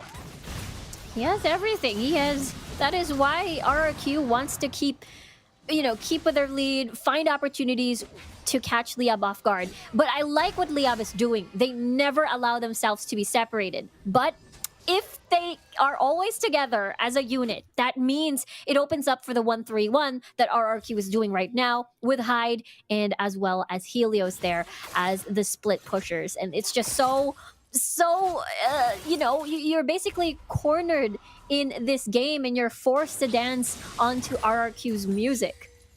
And not just that, they will also lose gold, not just because they're hovering into a 1-unit man army. They're losing gold in the jungle, they're losing gold in the top lane, they're losing gold into the bot lane. And I think Liyab Esports needs to understand that they do this but they need to do something else on top of it. Because if they don't get anything from that one-man army type of situation, they're not going to have that even trade from RRQ that is currently going for the 1-3-1. As you have the side stuff from Liyab Esports not going through. It's a good thing the Twin Shadows was there, though. Thrill of the Hunt activated. They're looking for a target. Oh, good shot coming in from Hex, going for the taunt. Olaf will be deleted, and Liyab Esports now has battled this out onto a member. This is at 4v5. Galway with the ultimate hero's entrance. No one will be knocked up. Zones away the enemy team, and that's gonna be the root once again. Gets the kill down, and Corky, Marky gets the kill. Goes for the mid lane. Now Rift Herald will charge in. That will be the inhibitor turret next. If Liyab Esports doesn't clear the wave, this is going to be a disastrous situation for them. And now Corky is jumping through. Marky a lot of damage with a Gatling gun, removing a lot of armor resistance. And even the Rift Herald potentially charging onto the Nexus base. But that's just a prank. Not going through. RRQ is now falling back. It is a deny on the third charge from that Rift Herald. But imagine RRQ is in such a comfortable spot in this game that they're able to save that Rift Herald and plop it down at the second tier tower and then get a second charge over in the inhibitor tower. And Liyab, their mid lane is open, makes things a little bit harder to, get that vision down near the Baron. It's going to be risky if you want to go alone. So you have to carry all your team with you to make sure that you're fine, you're safe from Chaz. And look, he has his ult again up. By the way, I suppose they're still waiting for Hex to have his hero's entrance on the board for RRQ to be ready to go again. But look at that Nixu taking advantage of the reset from RRQ to land a ward. But Liyab knows that RRQ can just take another stance, another attempt, as Thrill of the Hunt has been activated. Infernal Dragon will spawn, and now Right Boy is gone. Yeah, he will get deleted by Chaz. And this is the amount of damage that he is producing. And now that's going to be a flash, forced away with Dawn. Now RRQ has this pressure in. Infernal Dragon will be alive. There's going to be a 5v4 if they want to pressure in. Or they could set up a depth brush. And now it's going to be a disastrous situation for Liyab Esports, because when you're looking at a Fag of War, Liyab doesn't have any information on everywhere in the map aside from top side on that single ward. Yeah, and it's not like you want to keep buying Twin Shadows just to make sure that your jungle is safe. And as you walk through the dangers of the map because of Chazix, not Chazix, he's on a Rengar, because of Rengar on Chaz, and as well as Hyde just lurking around. So it's just so difficult. Look at the map though. RQ, pretty much a dark map, but they do have that lead in general, as now Dawn will not make it to the Baron. But Liyab Esports wants to go for the contest, wants to remove the Baron buff of RR2. Now that's one. Out of the table, that's in a 4 Baron buff left for RRQ to stay safe. But Hex, that's a support created for a Baron buff, worth it for RRQ. That's worth it, though, to make sure that the rest of RRQ is able to escape as well. Now that's what, 23? Look, Chaz is going in! He's going in, he's pressuring in, he's gonna get a kill on the Olaf. Now that's gonna be another man down for the side of Liyab Esports. RRQ is now gonna trade this off. Marky, a lot of damage coming through with a Gatling gun as well. Missile barrage, getting that damage off, but the charm will connect onto Helios. He goes back away, he doesn't want to fight that. He just wants to get that 1-for-1. It's so hard when you use the jungle as your escape route, and this was, okay, this is gonna be a feast for me. There's so many brushes for me to pounce upon and basically burst you down. And that's exactly what we saw from Miggy. Not able, without Muraita Boy, again, it's so hard to survive these attacks from RRQ, but it's just, for Liyab, so far it has been defense because of the lead that RRQ has, and they have to watch these towers fall one by one. Yeah, and Liyab Esports wants to go for the contest onto the top side of the map, but this is going to be a 2v1, 2v2, as now it's come through. The Hunt gets a kill onto Olaf, potentially gets a lot of damage in, but he's still going to be safe because Ragnarok will be there. Zones away with the taunt from Hex. And now that's another turret down for our... Oh, that charm, the though! Charm will connect, though, for Hyde. Hyde will be deleted, and now it's going to be a good trade, but not good enough, because RRQ has now 2 lane pressures against Liyab Esports. It's going to be a dire defense. There's only one left. And of course, there's still that threat of the Mountain Elder Drake to spawn as well. Maybe RRQ will use that as leverage. Or maybe Liyab, because they can't exactly trust their own jungle. The limited their space is just so limited because of RRQ's lead, because of Chaz just lurking around, because of Hex with a semi-global ult. Look at Helios, Helios though. gonna go for the 1v3. That's No gonna be back in. way! That's gonna be the ultimate, trying to go for the sustainability, but Culling gets a lot of damage down, and Helios will fall. Well, I guess that's a 1-second recall for RRQ to go back in. That's no Marita Boy. Again, they heavily rely on the wild growth and the polymorph to deny RRQ's attempt in their engage. And without Marita Boy for 29 seconds, this makes RRQ comfortable. Everybody's gonna get bursted down immediately. So that's unfortunate because RRQ lost their mid lane for only a support that Liyab Esports has. And yes, Marita Boy, as we talked about a while ago, has an ultimate that's going to be very, very valuable in those team fights. But when you're losing your mid lane that's already fed onto a support that doesn't really have any gold bounty onto his head, that only gives a lot more gold for Liyab Esports. But rather here, I think they really want to pressure in bot lane as you have RRQ pressuring in. Even though if top lane is already gone for the inhibitor turret, Chaz is still there to lane control. His presence, the thrill of the hunt, is basically what, almost always off cooldown. Once he uses it, he can use it again. Basically, 13 seconds on the clock for the Elder Drake to spawn, and Hyde is the zoner. He is being the guardian of the jungle alongside Hex. I think basically Chaz can solo this alongside Marky. To make sure that they keep tabs of Liyab. Liyab pushing the mid lane to see if they can. Oh, but they're so overextended Growth though. on.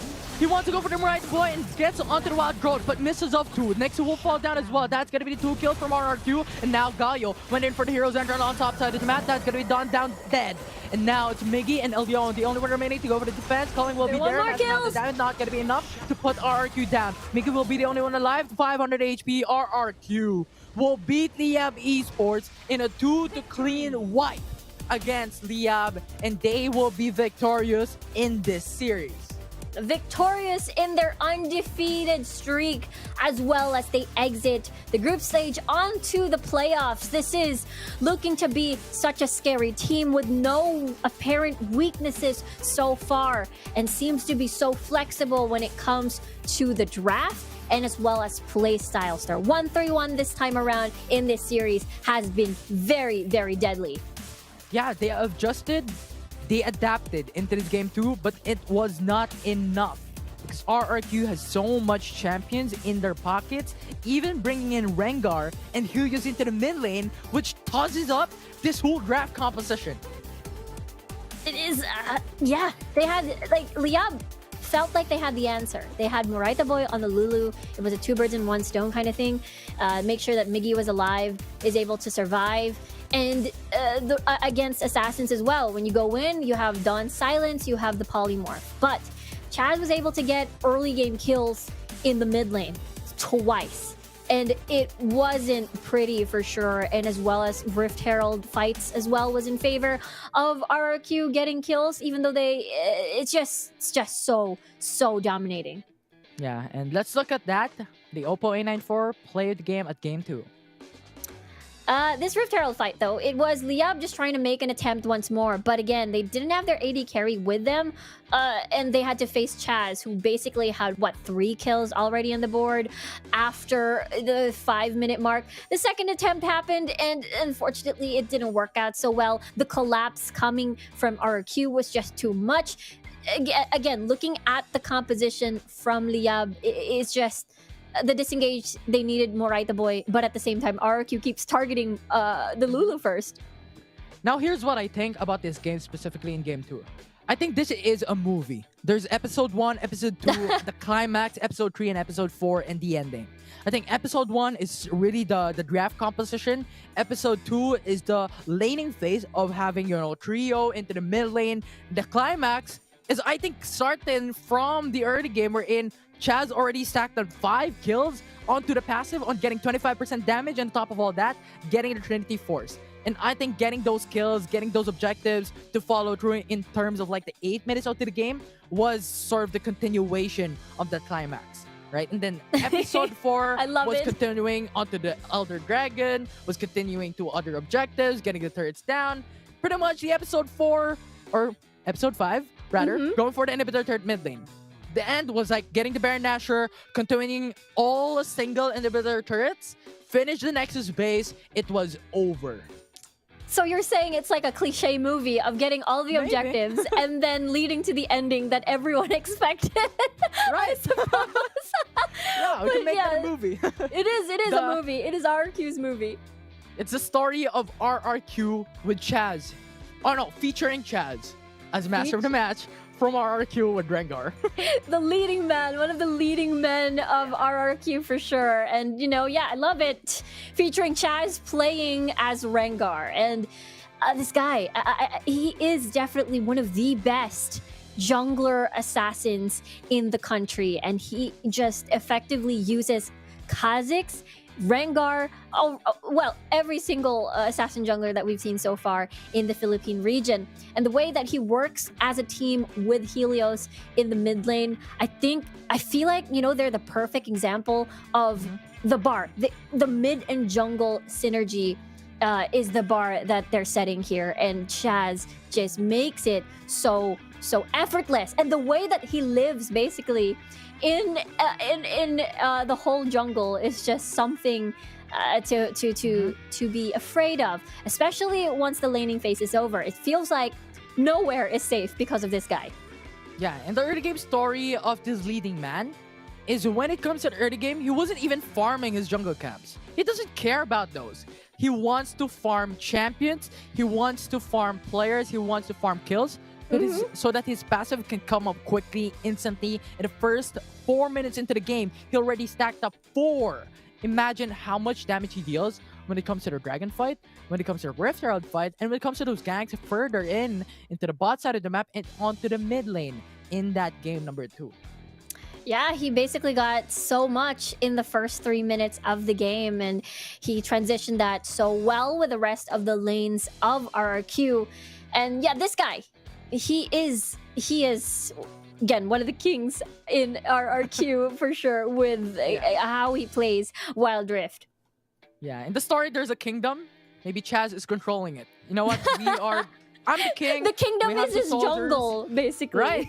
Yeah, and getting the dragons is like getting a dragon as a pet for your kingdom, and getting as a dragon to defend you, and the Baron is just an extra. You know what? I have buffed you. Go ahead and use it. Sort of type of storyline here for our game. So it's like a fantasy. shonen movie, I guess, because he gains all these powers and he gains a pet, which is his mascot, is the Rift Herald, I guess.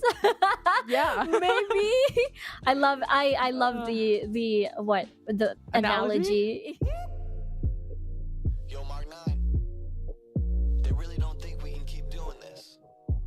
They don't think we can keep making hits about cameras. But I'm the cameraman. Stay creamy. Yeah, I started on a 50 mil lens. Now I'm about to bag 50 mil yen. I can shoot all day, I got stamina. Turtleneck on with my camera, yeah. Stay creamy, man, that's what they say. Shoes laced up and I came to play. Yeah, I'm first team, I'm a superstar. They call me Cream, like Abdul-Jabbar. Yeah, you had to face it, let's get back to basics. I'ma take the shot like it's a vaccination. I don't have the patience, I'ma shoot right now. Yeah, we undefeated and you gon' lose right now. Like click, click, click, click, swish. I can switch it up anytime like this. I'm a videographer and I'm on the verse. So when I shoot my shot, I don't miss. I'm gonna take the shot, take the shot, take the shot. You know I'm gonna take the shot, take the shot, take the shot. Pull up and take the shot, take the shot, take the shot. You know I'm gonna take the shot, take the shot, take the shot. Yeah, kid noon, I've been shooting my shot, ooh. The into it, I've been moving the rock, yeah. My shit's wet like I've been using a mop, ooh. You get there, yeah, I've been proving I'm wrong. I've been taking shots and now I'm starting to stutter. Vision getting blurry, I should check my shutter. I'm the cameraman, I need my camera madam. Shoot my shot like a Mansaletta. I develop film, not feelings. Ooh, I develop film, not feelings. Ooh, I develop film, not feelings. Develop film, not feelings.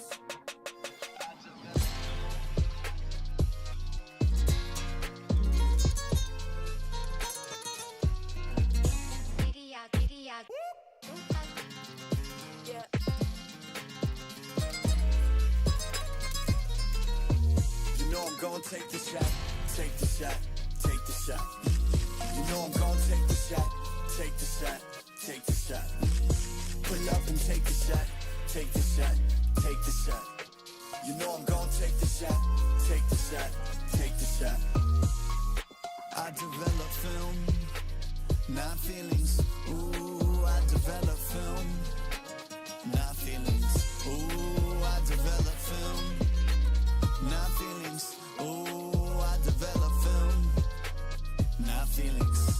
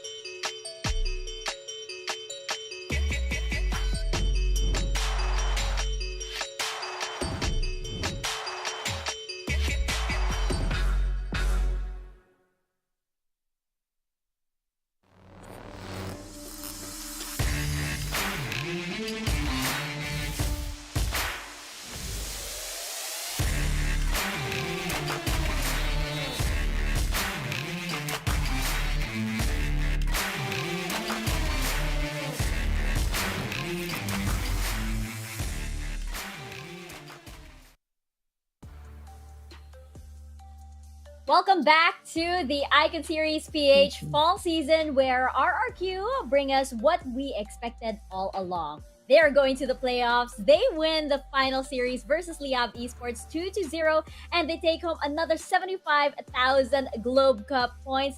This means they have completed their group stage run undefeated. They have been undefeated without dropping a game. That is quite amazing indeed. And very much well-deserved for a team like RRQ. We are lucky enough, of course, to have one of the members of RRQ over here for our post-show to join us. I believe we have Hyde joining us. Hello, Hyde. Welcome to the post-show, and thank you so much for joining us. Hello. Oh, you sound very excited. So let us know, how are you guys feeling and what is your mindset going into the playoffs?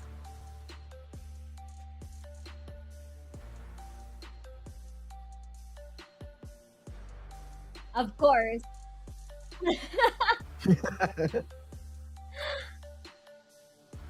Oh my gosh, first time.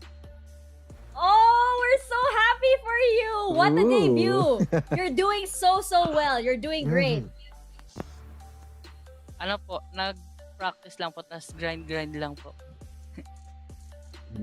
There you have it. There you have it, guys. Keep grinding, and you could find yourself in Hyde's shoes. Who knows? You could actually find yourself on the Icon series. Adeluz, what about you? You have a question for Hyde? Can I follow him? Like, can I be a rookie too next time? No, I'm kidding. Hi, Otto this year. Care to share to our viewers what's the story behind your IGN and how did RQ find you? You are a well-groomed talent, and I feel like you were the best addition that they could find in the Baron lane. Yung IGN ko po, since pong sumali ako ng BBB, Hyde po yung naging IGN ko po. Tapos, nag-start po ako ng Wild Rift Azura po yung IGN ko. Pero nung nasa BBB po ako, ginawang Hyde. Tapos, ayun po, pinatuloy ko na lang po. Tapos yung, nag-open tryout po yung RRQ. Nag-tryout po ako. Tapos yun po, nakuha po ako. I see. So you were a part of VVV before RRQ. Is that what you're saying? Opo. Wow. Both from Mindanao from last season. Very interesting. And both teams now have, different iterations and are going into the playoffs. Wow. You must be a lucky charm, Hyde. Osiris, what about you? Well, just want to ask, of course, as a professional player, who do you look up to internationally? Tipper po. Ibos po. Oh, okay. Interesting. Interesting. Another question. How does it feel to have Coach Kaigu around? Woohoo! Ang galing po. Thankful po kami.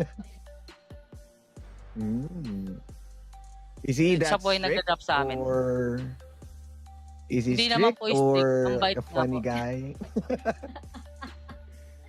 Strict na po pag nagpa-practice na po. Kailangan po focus po. Pero pag outside game na What po, a chill mabait guy. na po. Oh, okay. Thank you so much, Hyde, and congratulations once again. Well, of course, I think Hyde is going to make sure that he says good things about Coach Gaigu. But yes, Hyde, do you have any shout-outs that you'd like to give?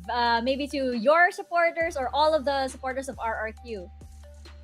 Shoutout po sa mama ko. Thank you. Naging supportive po siya.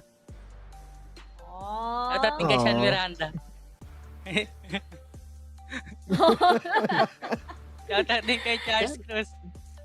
Yeah, that sounds Mga like your supporters po ng teammates' RRQ. names, right? Are they requesting for those shout-outs? Hello daw po kay Ate Rico. Oh.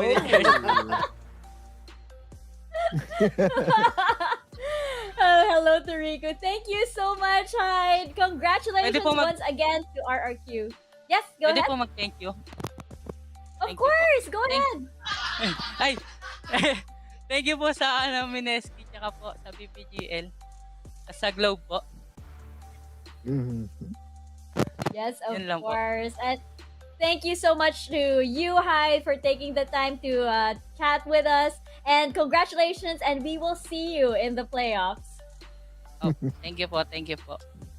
Kalakasan ko pa po. That's the spirit.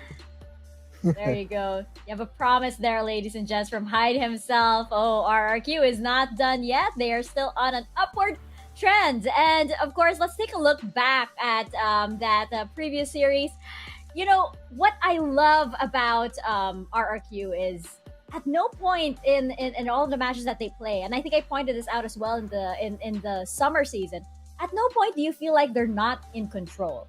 Even when even when they might like lose some members, or they might have lost a team fight, you don't feel like they actually like are panicking, or you don't feel like things are getting out of hand. They always seem like they have a grip on what they're doing, and they have a plan B for everything. Let's actually check out the series highlights as we get into this discussion. I mean, what do you think about that, Audalus? I think that's something that we discussed also in the summer season. Right on point.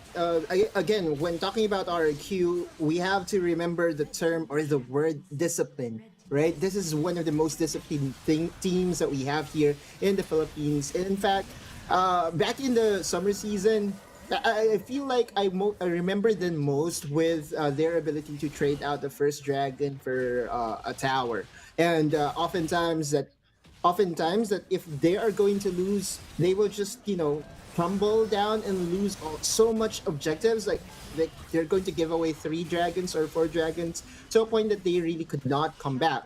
Now RQ in the fall split is not going to do that anymore. They're going to fight for those objectives while still maintaining the same discipline that has been instilled by their coach in Coach Kaigu. So really, all praises for this gentleman, for these players, and I'm really scared for their competition come playoffs.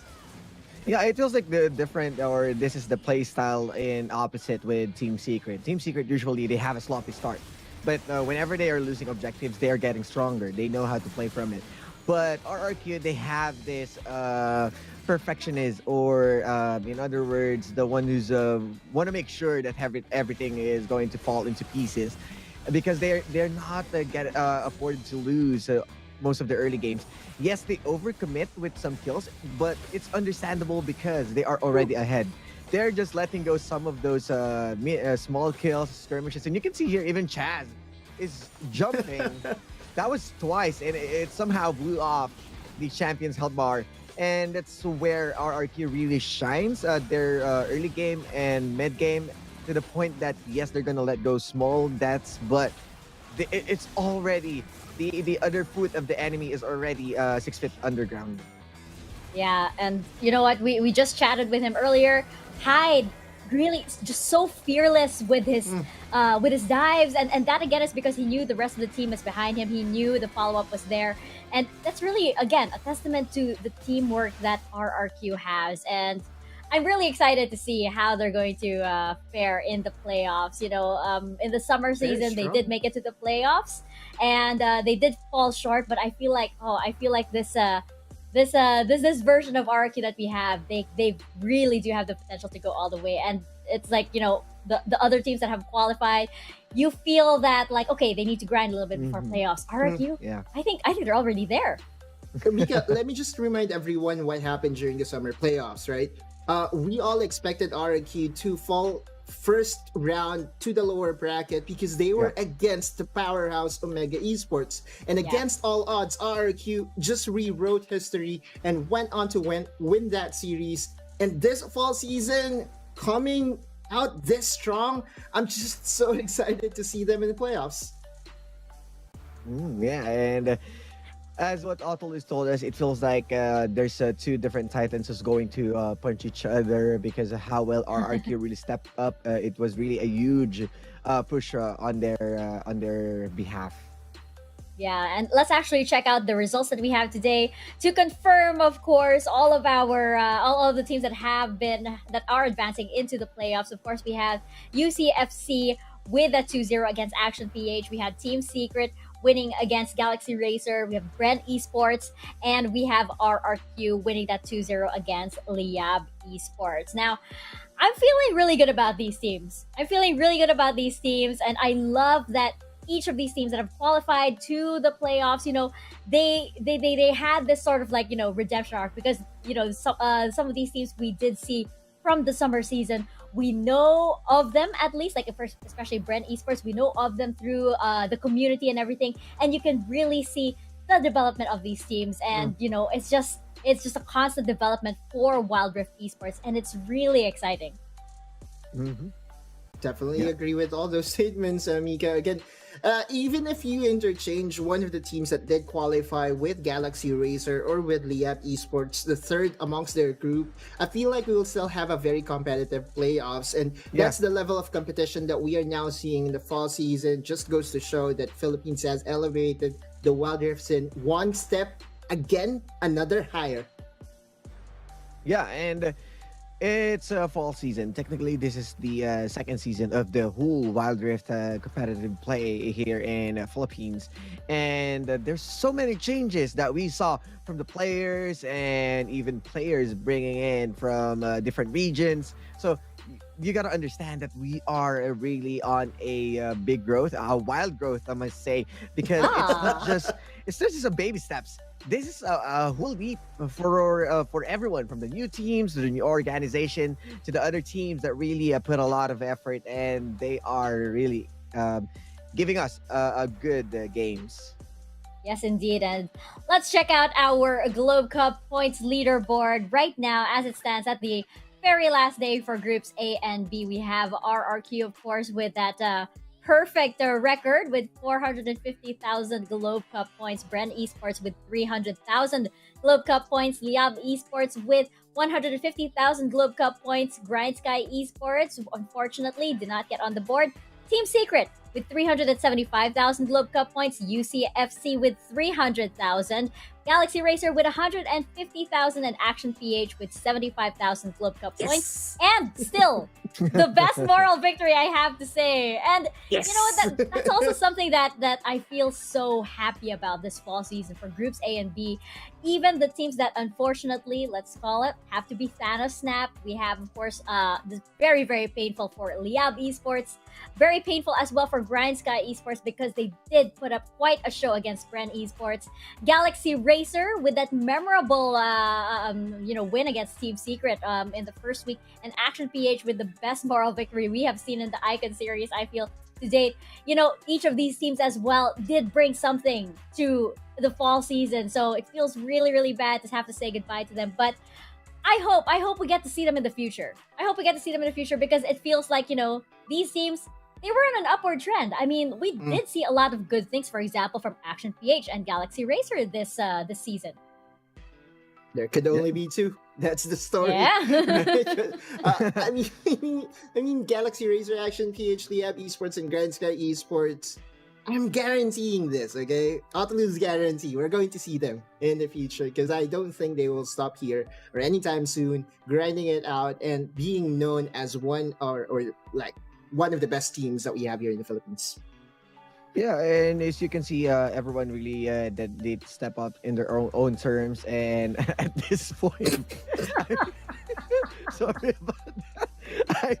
I know Autolus is thinking too much, but yeah, I kind of channeled the minds of Autolus right there, that he is really into it. That how somehow disappointing with other teams is failing, but it's somehow understandable with the roster changes, with the new teams coming in, with their. It's just everyone right now. They are ready, and this time around, 2 slots only open per group. Yeah, I have to say, Autolus and his hair in all different angles has been the theme of our panel for today. Yeah.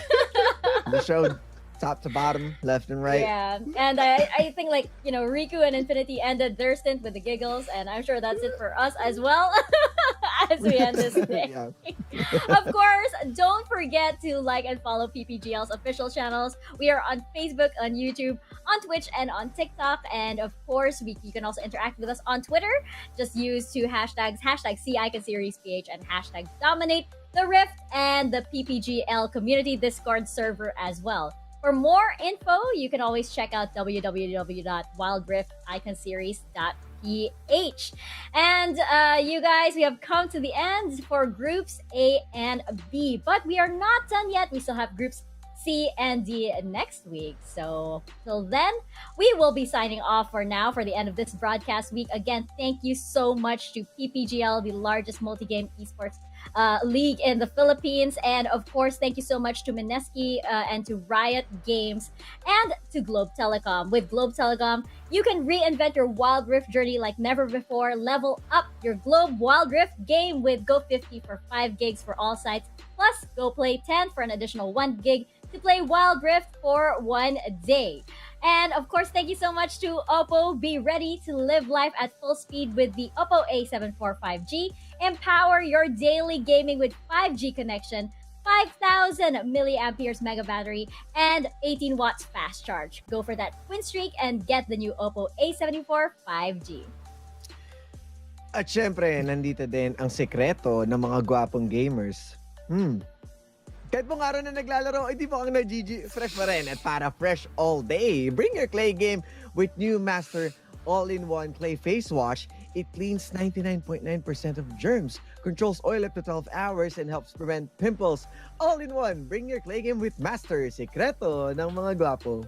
And to our best seats in the house, help yourself. To the best seat in the house from Secret Lab, outfitted with a built-in adjustable lumbar support mechanism, fully adjustable armrests. I'm so comfortable, I'm doing a lot of poses now. And super supportive patent-pending cold cure foam for maximum comfort, helping every gamer secure that ace. By the way, the quiz should be up very soon. Also, action is going to hit us next week. Oh, this should be interesting for So many group action. C and D. We're gonna. So I guess Action PH isn't totally out. After Yeah. they're gonna get a lot of action. And you guys can own the enhanced gaming experience on League of Legends Wild Rift with the new Riot Go promo. Register to get exclusive champions, emotes, skill bubbles, and a whole lot more. Get it now via the Gcash app and the Globe One app. That is it for Groups A and B. Congratulations once again to UCFC Esports, Team Secret, Bren Esports, and RRQ. Next week, we've got Group C, their last chance to qualify for the playoffs. So we will see you guys then.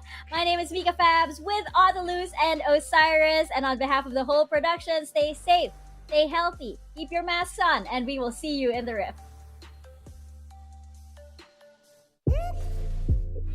Yo, Mark 9. They really don't think we can keep doing this. They don't think we can keep making hits about cameras. But I'm the cameraman. But I'm the cameraman. Stay creamy. Yeah, I started on a 50 mil lens. Now I'm about to bag 50 mil yen. I can shoot all day, I got stamina. Turtleneck on with my camera, yeah. Stay creamy, man, that's what they say. Shoes laced up and I came to play. Yeah, I'm first team, I'm a superstar. They call me Cream, like Abdul-Jabbar. Yeah, you have to face it, let's get back to basics. I'ma take the shot like it's a vaccination. I don't have the patience, I'ma shoot right now. Yeah, we undefeated and you gon' lose right now. Like click, click, click, click, swish. I can switch it up anytime like this. I'm a videographer and I'm on the verse. So when I shoot my shot, I don't miss. I'm gonna take the shot, take the shot. Take the shot. You know I'm gonna take the shot. Take the shot. Take the shot. Pull up and take the shot. Take the shot. Take the shot. You know I'm gonna take the shot. Take the shot. Take the shot. Yeah, kid Newton, I've been shooting my shot, ooh. The end to it, I've been moving the rock, yeah. My shit's wet like I've been using a mop, ooh. You get there, yeah, I've been proving I'm wrong. I've been taking shots and now I'm starting to stutter. Vision getting blurry, I should check my shutter. I'm the cameraman, I need my camera madam. Shoot my shot like a Mansaletta. I develop film, not feelings. Ooh, I develop film, not feelings. Ooh, I develop film, not feelings.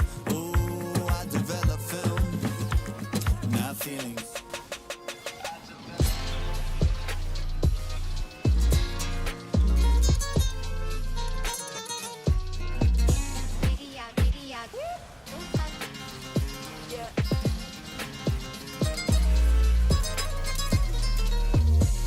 Gonna take the shot, take the shot, take the shot. You know I'm gonna take the shot, take the shot, take the shot. Pull up and take the shot, take the shot, take the shot. You know I'm gonna take the shot, take the shot, take the shot. I develop film, not feelings. Ooh, I develop film, not feelings. Ooh, I develop film, not feelings. Oh, I develop film, not feelings.